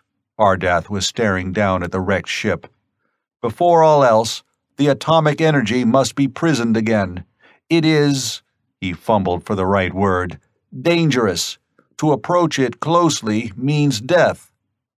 Bled? Court suggested. When Ardath looked puzzled, he gave the atomic number. Only a special alloy will insulate the rays of atomic energy. Do you see that container? It looks like a speck from here, beside the spot of light. Only that can hold the power. He frowned. The power must be placed in its sheath again. But it means death, Li Yang broke in. Very well, I shall do it. Court clutched the fat arm. You need not sacrifice yourself. Ardath's face was expressionless as he went on in his painful, stilted English. Whoever goes must be quick. The rays kill swiftly. Hurry to the ship, slide the container over the little globe of atomic energy, and put the cover in place. That is all. After that, it will be safe to approach. Steve, Marion said unsteadily, let me go. No! Court's arm went around the girl, drawing her close. Not you. Do we need to make this sacrifice, Ardath? The Kyrian nodded sorrowfully. The energy will spread out till it touches ores. Then it will expand faster, until the Earth itself will be destroyed. There was a sudden interruption. From the bushes behind the group, a glowing nimbus of light drifted. It was a carrier, but it did not approach the three. Instead, it sped down the slope toward the ship. Ardath stared. Marion, do you suppose? Court said hoarsely. Maybe, Steve. If that was Sammy, he may have heard us. They watched as the weird carrier fled toward the ship. It reached the hull, bent over, and picked up a small object from the ground. It made a swift motion, and the glare of atomic energy vanished. He did hear us, Court exulted. Good old Sammy! The light nimbus was drifting away toward the other side of the valley. Presently, it was hidden from sight, but before that, Ardath was striding down to the ship. He returned, holding in his hands an oval container of dark, lustrous metal. It was the sheath for the atomic energy. We have much to talk about, he said to Court. Your language, I must master it better. Scipio came back, cursing and swinging his saber. His deep chest rose and fell as he panted. Thordred got away. I could not catch him. Court took immediate command. Back to the road. There's plenty of room in the car. We'll head directly for Washington and make plans. I think you can help us against the plague, Ardath. Your atomic energy has already given me an idea. The plague? Ardath asked. I'll help if I can, but I am sorry you did not destroy Thordred, Scipio. I fear he will trouble us again. The Carthaginian did not answer. He grinned unpleasantly, fingering the saber blade as he followed the others back toward the ridge. End of Chapter 18. Chapter 19. The Earth Shield. 2 weeks later found Court haggard and red-eyed with exhaustion.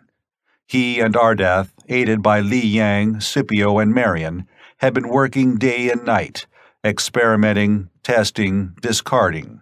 Court's task had been complicated by the difficulty of securing the government's backing.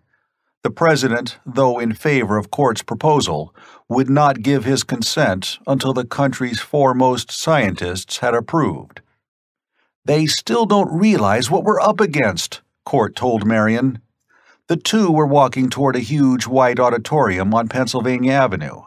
The dome of the Capitol loomed against the blue sky. A number of cars were drawn up before the marble building. "But they know what the plague's doing," Marion said worriedly. "New cases every day." "I know. Perhaps I shouldn't have asked for as much money as I did. Yet we'll need it all. Small weapons aren't enough. We've got to build the shield to save Earth." "Well, today's the day," she mused. "All the scientists will be there, with lots of Army officials and Washington bigwigs." Court smiled. "Yes, I hope." He turned into an alcove and picked up a phone. Presently he asked, "Scipio? All set? Good. Be careful now." He turned back to Marion. "This may be dangerous, but I think it'll do the trick." Before long, he was on the stage of the auditorium, a lithe, well-built figure against a background of sable curtains. The room was nearly filled with a crowd of men, scientists, uniformed army men, politicians. A rustle of expectancy went through them as Court appeared. Without preamble, he began. "I am going to ask you to witness—" He paused as reporters' flashlight bulbs popped and glared. "All right, boys, save some of your plates till later. You will need them. To resume, I'm going to perform an experiment for you today. Most of you are already familiar with my proposal. I have found a cure for the plague, but it is an expensive one. On the other hand, it is the only possible way to save the human race from extinction." "Bunk!" a voice yelled. "Prove it!" Court lifted his hand. "One moment. You have all read about Ardath. Some of you, I think, have seen my colleague. His strange history has become familiar to you. Let me introduce him now." Ardath walked out on the platform. His antique clothing had been replaced by a well-fitting suit of light flannels, and his slim figure went over to stand beside Court. The lean patrician face looked out over the audience without expression. "Fake!" a cry arose. It was echoed by others. A gray-haired man stood up. "If you have found a cure for the plague, prove it. This Ardath may be an impostor. He probably is. He has nothing to do with—" Ardath did not say a word, but he stepped forward a pace. Something in the look of the strange alien eyes brought silence to the auditorium. In the stillness, Court spoke again. "You know that the plague is fatal. To touch a carrier is instant death, that there is no possible insulation. I have already given my theories about the origin of the plague. It is sheer life energy, the ultimate evolution of all life, the residuum of some immeasurably ancient universe that evolved into pure energy perhaps eons ago. This cosmic cloud of energy has drifted through the interstellar void until its edges infringe upon the Earth. Some catalyst in our atmosphere made it potent, infected our me-forms with this strange virus. What the plague does is simply this. It speeds up entropy, and the evolution that takes place is abnormal, against nature." Court paused, drew a deep breath, and resumed. "Normal evolution is slow. Mankind automatically adjusts itself to different environments through the course of ages. But this is a sudden jump to the ultimate life form, which, in the normal course of events, should not exist in this system for billions of years. That disrupts the evolutionary check and balance system. Humanity is not yet ready for this metamorphosis. It must come slowly and gradually, over a period of millions of years. Let me sketch for you the future. More and more of the carriers will appear as Earth plunges deeper into the heart of the cloud of life energy. The carriers will feed on those who were once their fellows. Eventually, only they will exist on this planet, and even they will die in the end for lack of sustenance. In less than 50 years, the world will be a barren, dead sphere drifting through space. That is what it might have been had we not found a cure. Then the Kyrian's clipped, precise voice rang through the auditorium. Court speaks truly. You men of this civilization are strange to me. Perhaps few of you believe the story of my origin. That does not matter. Working together, Court and I have discovered the nature of the plague and found a solution. It is this. The carriers are forms of me energy. They can be destroyed, but only by creating a stronger type of energy which will drain their own. Only one thing will do that: atomic power. A certain carrier came in touch with the unguarded atomic power in my spaceship. Later, we searched for him and found his body near the vessel. Exposure to the terrific energy had killed him. Court nodded, remembering how he and Ardath had hunted through the Wisconsin hills for Sammy, and the burned, inhuman thing they had found at last. The Kyrian went on. Atomic power short-circuits the carriers, drains their energy. Already, we have constructed portable weapons which are thoroughly satisfactory. But the life cloud in space, a voice from the audience broke in. You can't destroy that. The Kyrian smiled grimly. True, and more carriers will appear as we approach the nucleus of the cloud. But we can protect Earth, create a wall around it, a shell of atomic energy. With the right machines, we can transform the heaviside layer into a shield that will perfectly insulate this planet against the cosmic cloud.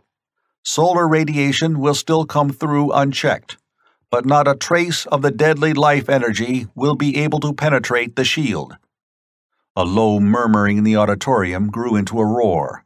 Men rose and shouted questions, challenges at Ardath. A shield around the Earth? Ridiculous. Such fantastic pipe dreams belonged with perpetual motion and other exploded theories. Ardath glanced wryly at Court. Well, I see I can't convince them. Shall we? Court was waving his arms, trying to quiet the crowd. His attempts were useless. Already, some of the audience were rising and heading for the exits. No one saw Court wave toward the wings, but all eyes turned to the stage when the black curtain rustled apart.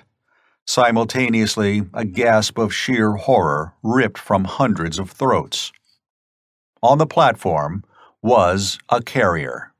A huge box of luminous metal stood just behind it, in which the horror had apparently been confined. It was open now, and the luminous fog that constituted the carrier was drifting forward with purposeful intent. Ardath and Court had raced to one side of the stage. Scipio appeared, wheeling a small contrivance no larger than a dictaphone. A conical tube topped it, ending in a translucent lens.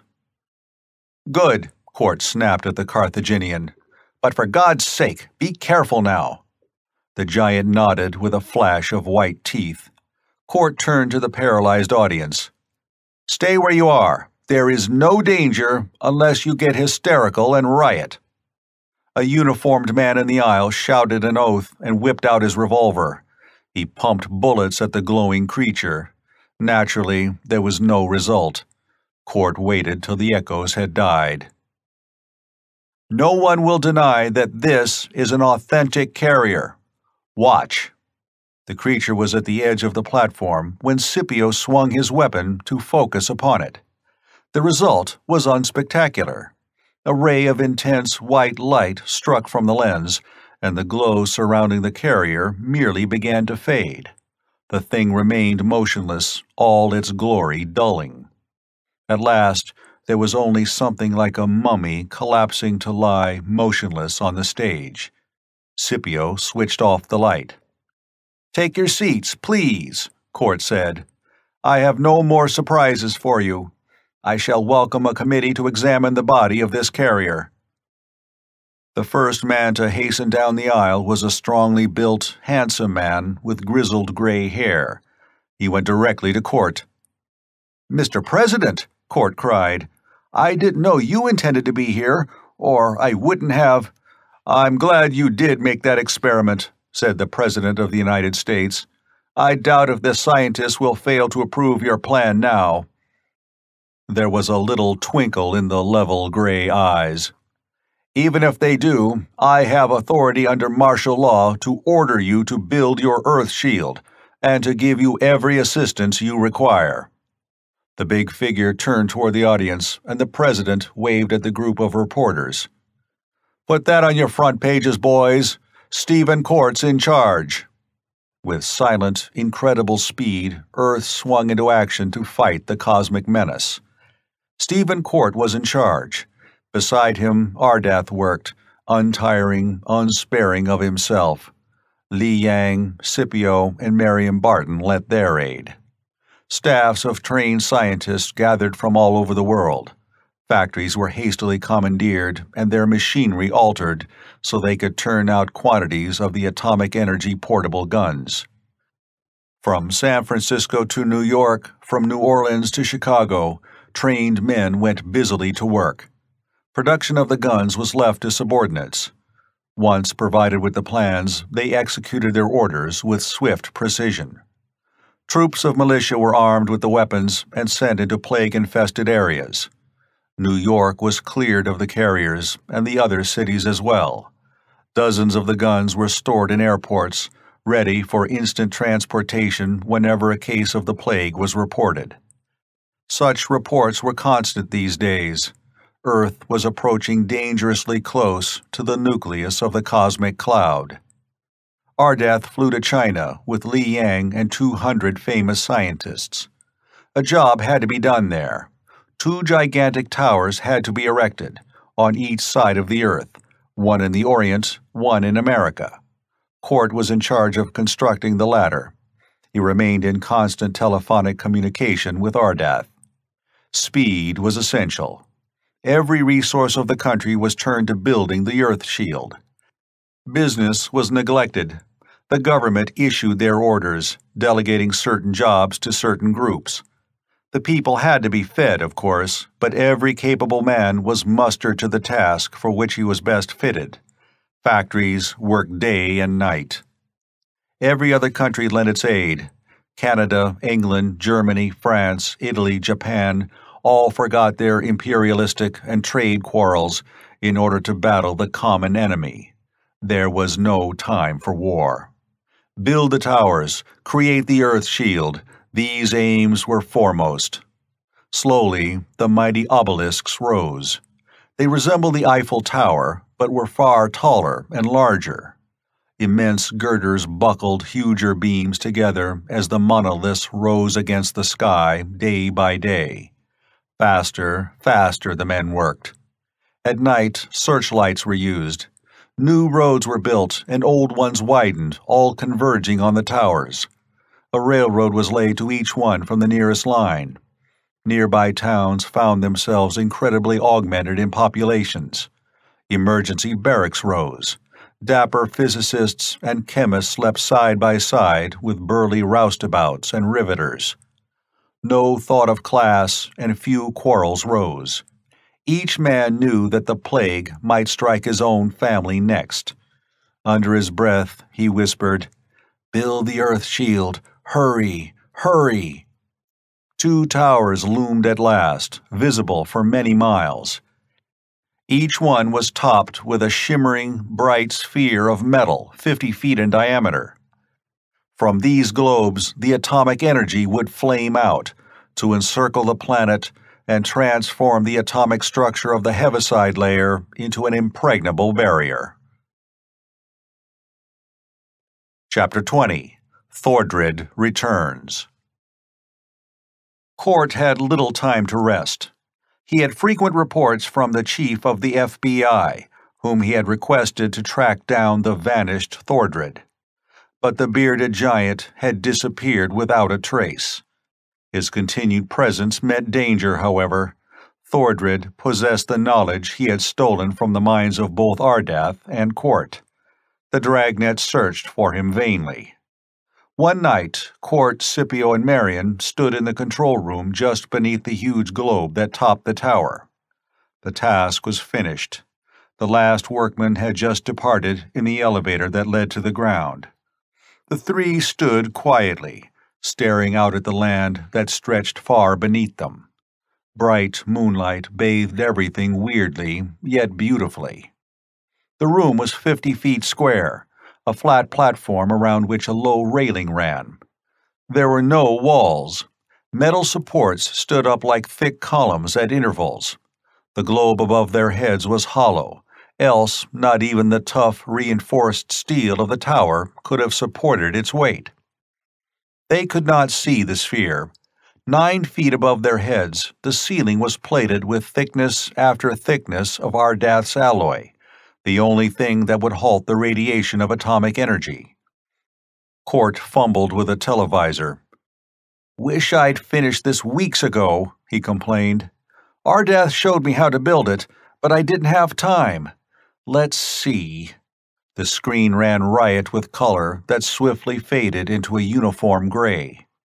"Trying for China?" Marion asked, coming to stand close to Court. He nodded. "The other tower. I'm getting it. Here it is." On the screen, the fat, butter-colored face of Li Yang appeared. The beady black eyes stared. "Court? Hello. How's the work?" "All finished," Court sighed. "We're just waiting for you. Bolted the last connection half an hour ago." "Fine," the Oriental applauded. "We'll be ready tomorrow, perhaps sooner. Wait a moment. Here's Ardath." The Kyrian's thin, ascetic face replaced that of Li Yang. His eyes were red-rimmed with fatigue. "So, you're finished, Court," he said. "Good. My workmen were not much slower. We'll be done in a few hours, not tomorrow, Li Yang. Then we can turn on the power. Don't forget," Ardath's lips thinned, "we must be careful. Both of us must turn on the switches at exactly the same moment, otherwise there will be disaster. The atomic screen must meet just halfway around the Earth. If you turn on your power too soon, your energy screen will smash mine back and destroy this tower completely. We must be completely accurate." Court glanced at an instrument panel near him. "I will. Wait a minute. Someone's coming up in the elevator." The warning bell was ringing. Presently, the lift rose into view. An overalled figure, half hidden under the weight of a wooden box, stepped out of the cage. Scipio turned from where he had been leaning on the rail and staring down into the black gulf. He peered at the workman. Marion's brows drew together in puzzlement. "What's this?" she asked. "We didn't—" The box fell crashing to the floor. The face of the man behind it was revealed.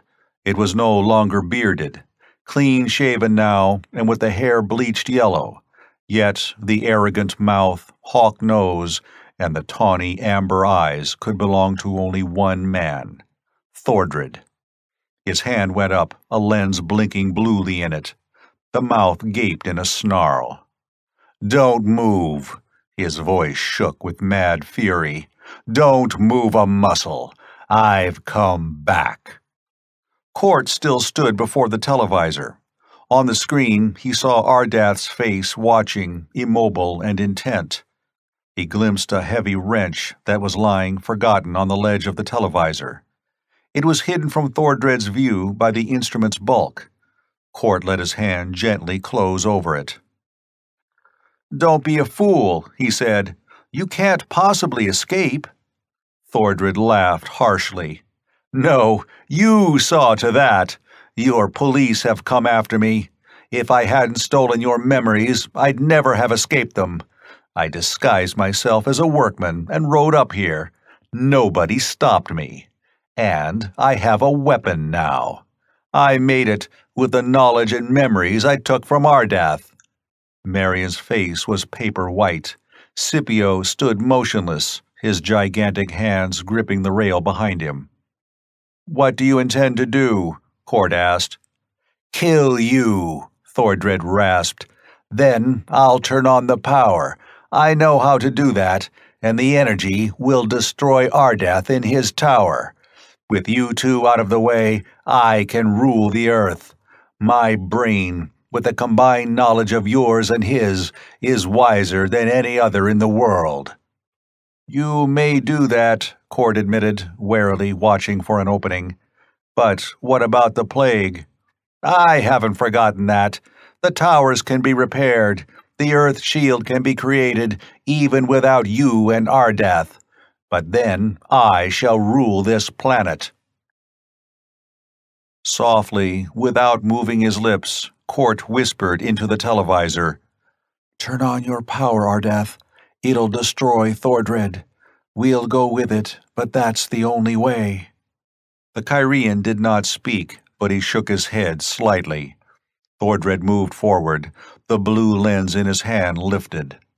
Now, he said, now you die. Cort's muscles tensed for a hopeless leap. He knew he could not reach the other in time. His fingers tightened over the wrench. Scipio had not moved. His eyes were aglow. Murder lust sprang into Thordred's dark face. He aimed the crystal. Thordred! Ardath's voice rang out from the televisor. Startled, Thordred involuntarily glanced toward the instrument. Simultaneously on the screen, a beam of blinding white light flashed from Ardath's hand. It flamed into Thordred's eyes, blinding him. Roaring, the giant shook his head, a ray of blue radiance spearing wildly from the lens he held. Cort snatched up the wrench and hurled it with all his strength. It struck Thordred's hand. The lens was hurled away, to shatter on the metallic floor. Ready to hurl himself at Thordred, Cort was halted by Scipio's bull voice. The Carthaginian roared, "Back, Cort! He is mine! Mine to slay!" No longer blinded by the ray, Thordred turned to face this new menace. With the snarl of a cornered beast, he closed with his attacker. The mighty, hair-covered hands closed about Scipio's throat. The Carthaginian tore them away, and the two men gripped each other about the waist. They reeled back and forth, each striving to throw the other. To and fro on the platform they wrestled, hundreds of feet above the ground. Staggering to the railed brink and back, Thordred bellowed with insane rage. His mouth gaped open as he sought to sink his teeth into Scipio's throat. The Carthaginian swung his fist in a short arc. The power of the blow brought blood gushing from Thordred's cheek. Cort and Marion, and on the screen Ardath and Li Yang, watched the two titans battle. The men were well matched. Thordred was taller, but Scipio seemed to weigh a trifle more. Yet the raging, murderous frenzy that filled them both was exactly equal. Abruptly, Thordred drove a foul blow at Scipio's middle. The Carthaginian grunted, and his guard dropped for a moment. Instantly, Thordred hurled himself upon his opponent. The two went down, Thordred on top. The hairy hands again sank into Scipio's corded throat. Cort sprang forward, the wrench in his hand. Scipio turned his head slightly. His deep voice roared a warning. "Back, Cort! He is mine to slay!" Then the iron hands of the gladiator from Carthage found their mark, the throat of the savage from the earth's youth. And they sank deep, deep. All the tremendous strength in Scipio's muscles seemed to flow into his arms. Cords and knots stood out under his bronze skin. Thordred's face was suddenly gorged with purple. Blood stained his shaved chin, began trickling down. Desperately, he strove to throttle his opponent. Abandoning the effort, he released his grip and stabbed his fingers down at Scipio's eyes. The Carthaginian expertly rolled his head, and the foul missed its mark. Thordred was suddenly clawing at the terrible hands that shut off his breath. His body jerked and writhed like a hooked fish. His eyes were distended and protruding. Frantically, he tried to tear himself free, and could not. You left her to die, Scipio whispered. Court knew that he spoke of Jansaya, the Atlantean priestess. One last, frightful effort Thordred made. Something snapped with a brittle, crackling report. Simultaneously, the giant flung himself up with one uncoiling motion.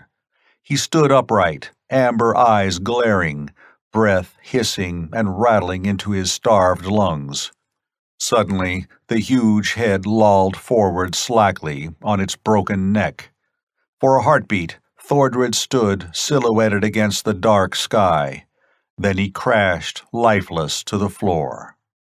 Scipio sprang up. He heaved up the heavy body of Thordred and went staggering toward the railing. He flung the body out into the abyss and stared after it with brooding eyes. "Your vengeance, Jansaya," he whispered, "and mine." Then Scipio Agricola Africanus, the man from Carthage, put his head down on his arms. He began to weep great, choking sobs that ripped harshly from his throat. Court looked away in sympathy and walked toward the televisor screen. Against it, Marion leaned, faint with reaction. Both Ardath and Li Yang were watching. Though the Oriental's gross yellow face was immobile, his lacquer eyes were suddenly aglow with pity. "Oh," Li Yang sighed softly, "alas for such men as Scipio, who find neither thrones nor love." Ardath turned when a man appeared behind him on the screen. After a few words, he faced Court. "The work has been done sooner than I expected. We can turn on the power now. Compare your chronometer with mine." The two delicate timepieces checked precisely. "At exactly 11, throw your switch," Ardath instructed. "I shall do the same." They were 10 seconds to go. 5, 3. Court's hand trembled on the switch. 2, 1. Now. Deafening thunder bellowed out from the summit of the tower. For miles around, the roaring blast shattered windows and awakened sleepers to panicky fright. White light made the country bright as day. For a second, the maelstrom of raving light and sound continued. Then it swiftly died. There was silence, save for a low humming. "Good," Ardath said on the screen. "We timed it exactly right. In 2 minutes, watch the sky. If it lights up, we have succeeded." With one accord, Court and Marion hurried to the railing. Even Scipio lifted his head to stare at the black sky. 2 minutes to wait. The incredible barrier of electrons, the curtain of atomic energy, was rushing around the Earth, spreading out from the points of origin in the Twin Towers. 1 minute dragged by. Then, without warning, the sky turned white. The dim stars vanished. A curtain of pallid white brilliance hung over the Earth like a shining ivory bowl overturned upon the land. A single heartbeat it remained, and then faded and was gone. But Court knew that the Earth shield had been created. That barrier would forever safeguard mankind. "We've won!" His voice was hoarse with triumph. "Marion, we've saved humanity!" There was something inexpressibly tender in the girl's eyes as she watched him. For now she knew that Stephen Court was a man whom she could love and cherish, not a cold, inhuman machine. In the hour of his triumph, he exulted not because he had solved a terrible problem with his keen brain. Court rejoiced because he had saved human beings from horror and death. "Yes," Marion said softly. "We've won, Steve. Both of us have won what we wanted." From the metallic sphere overhead, invisible energy flared out, challenging the stars as it poured its mighty power into the Earth shield. Epilogue. 1 year later, a little group stood on the Wisconsin hills, examining a huge golden spaceship that loomed against the green slope and the summer sky. It had taken months to build a new vessel to Ardath's specifications, but at last the task had been finished, the equipment installed, and the provisions taken aboard. In every respect, the craft was a duplicate of the Kyrian original, save for a few new devices which Ardath and Court had perfected. Scipio, Li Yang, and Ardath stood together in the open airlock, Marion and Court a few feet away. It was difficult to find words at this moment of sad farewell. "I am sorry you will not go with us, both of you," Ardath said after a time. "Yet you may be right." "You know how I feel about it," Court returned. "The plague is destroyed. It will never come again, thanks to the Earth Shield. But new dangers may arise. These people among whom I was born are my people. I must be ready to serve and help them. I think that was the reason I was given a mind evolved beyond my time. I can help in so many ways, Ardath. There is so much I can do to improve this world of mine. Already, in 1 year, vast strides have been made. Atomic power has outlawed war. When I die, I want to die in a utopia that I have helped to build." Ardath nodded with understanding.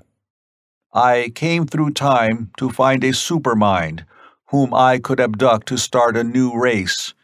Well, I have found that supermind, and you are wiser than I, Stephen Court. We are all part of some cosmic pattern, and this pattern works toward good and not evil. It builds and does not destroy. So I shall go on in my search for a race where I can find kinship and happiness. Perhaps 1,000 years from now, I shall stand beside your grave, Court." "I, too," Scipio broke in. "Your world is a fine one, Court, and some of it I like. But I follow a dream. Mayhap I can carve out a kingdom in some distant future." He did not finish, but his face was suddenly somber. "I cannot stay here," he said at last. "Jansaya died here, and that would always be an aching pain in my heart." "Nor will I remain," Li Yang murmured. "Perhaps it is merely curiosity that impels me to go on with Ardath. I do not know. But the unknown has a certain fascination, and I am anxious to know what will exist 1,000,000 years from now. So farewell, and—" the tiny mouth twisted grotesquely, "and do not forget fat old Li Yang." The gross figure turned hastily and disappeared into the ship. Scipio bent and touched his lips to Marion's brow before he squeezed Court's hand in a mighty grip. "The gods watch over you," he rumbled, and was gone inside. Now Ardath's strange, alien eyes dwelt on the faces of Marion and Court. "There is nothing I can say," he whispered. "Only farewell." Some indefinable bond of kinship between minds flashed for an instant as Court and Ardath gazed into each other's eyes. Then the Kyrian stepped back into the ship, and the port swung shut. The vessel lifted. It rose silently and dwindled against the blue, a bright golden ovoid that faded to a speck and was out of sight. It sped toward the orbit it would follow around the Earth, perhaps for thousands of years, until Ardath and Scipio and Li Yang awoke to follow their strange destiny. 2 figures stood close together on the slope.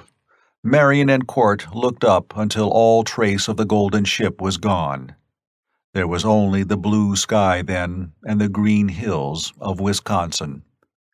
Still silent, and with the man's arm holding the girl's slim form close to him, they turned to retrace their steps to the highway where a car waited. There was nothing they could say, and no need for words had they found any. The end of The Creature from Beyond Infinity by Henry Kuttner.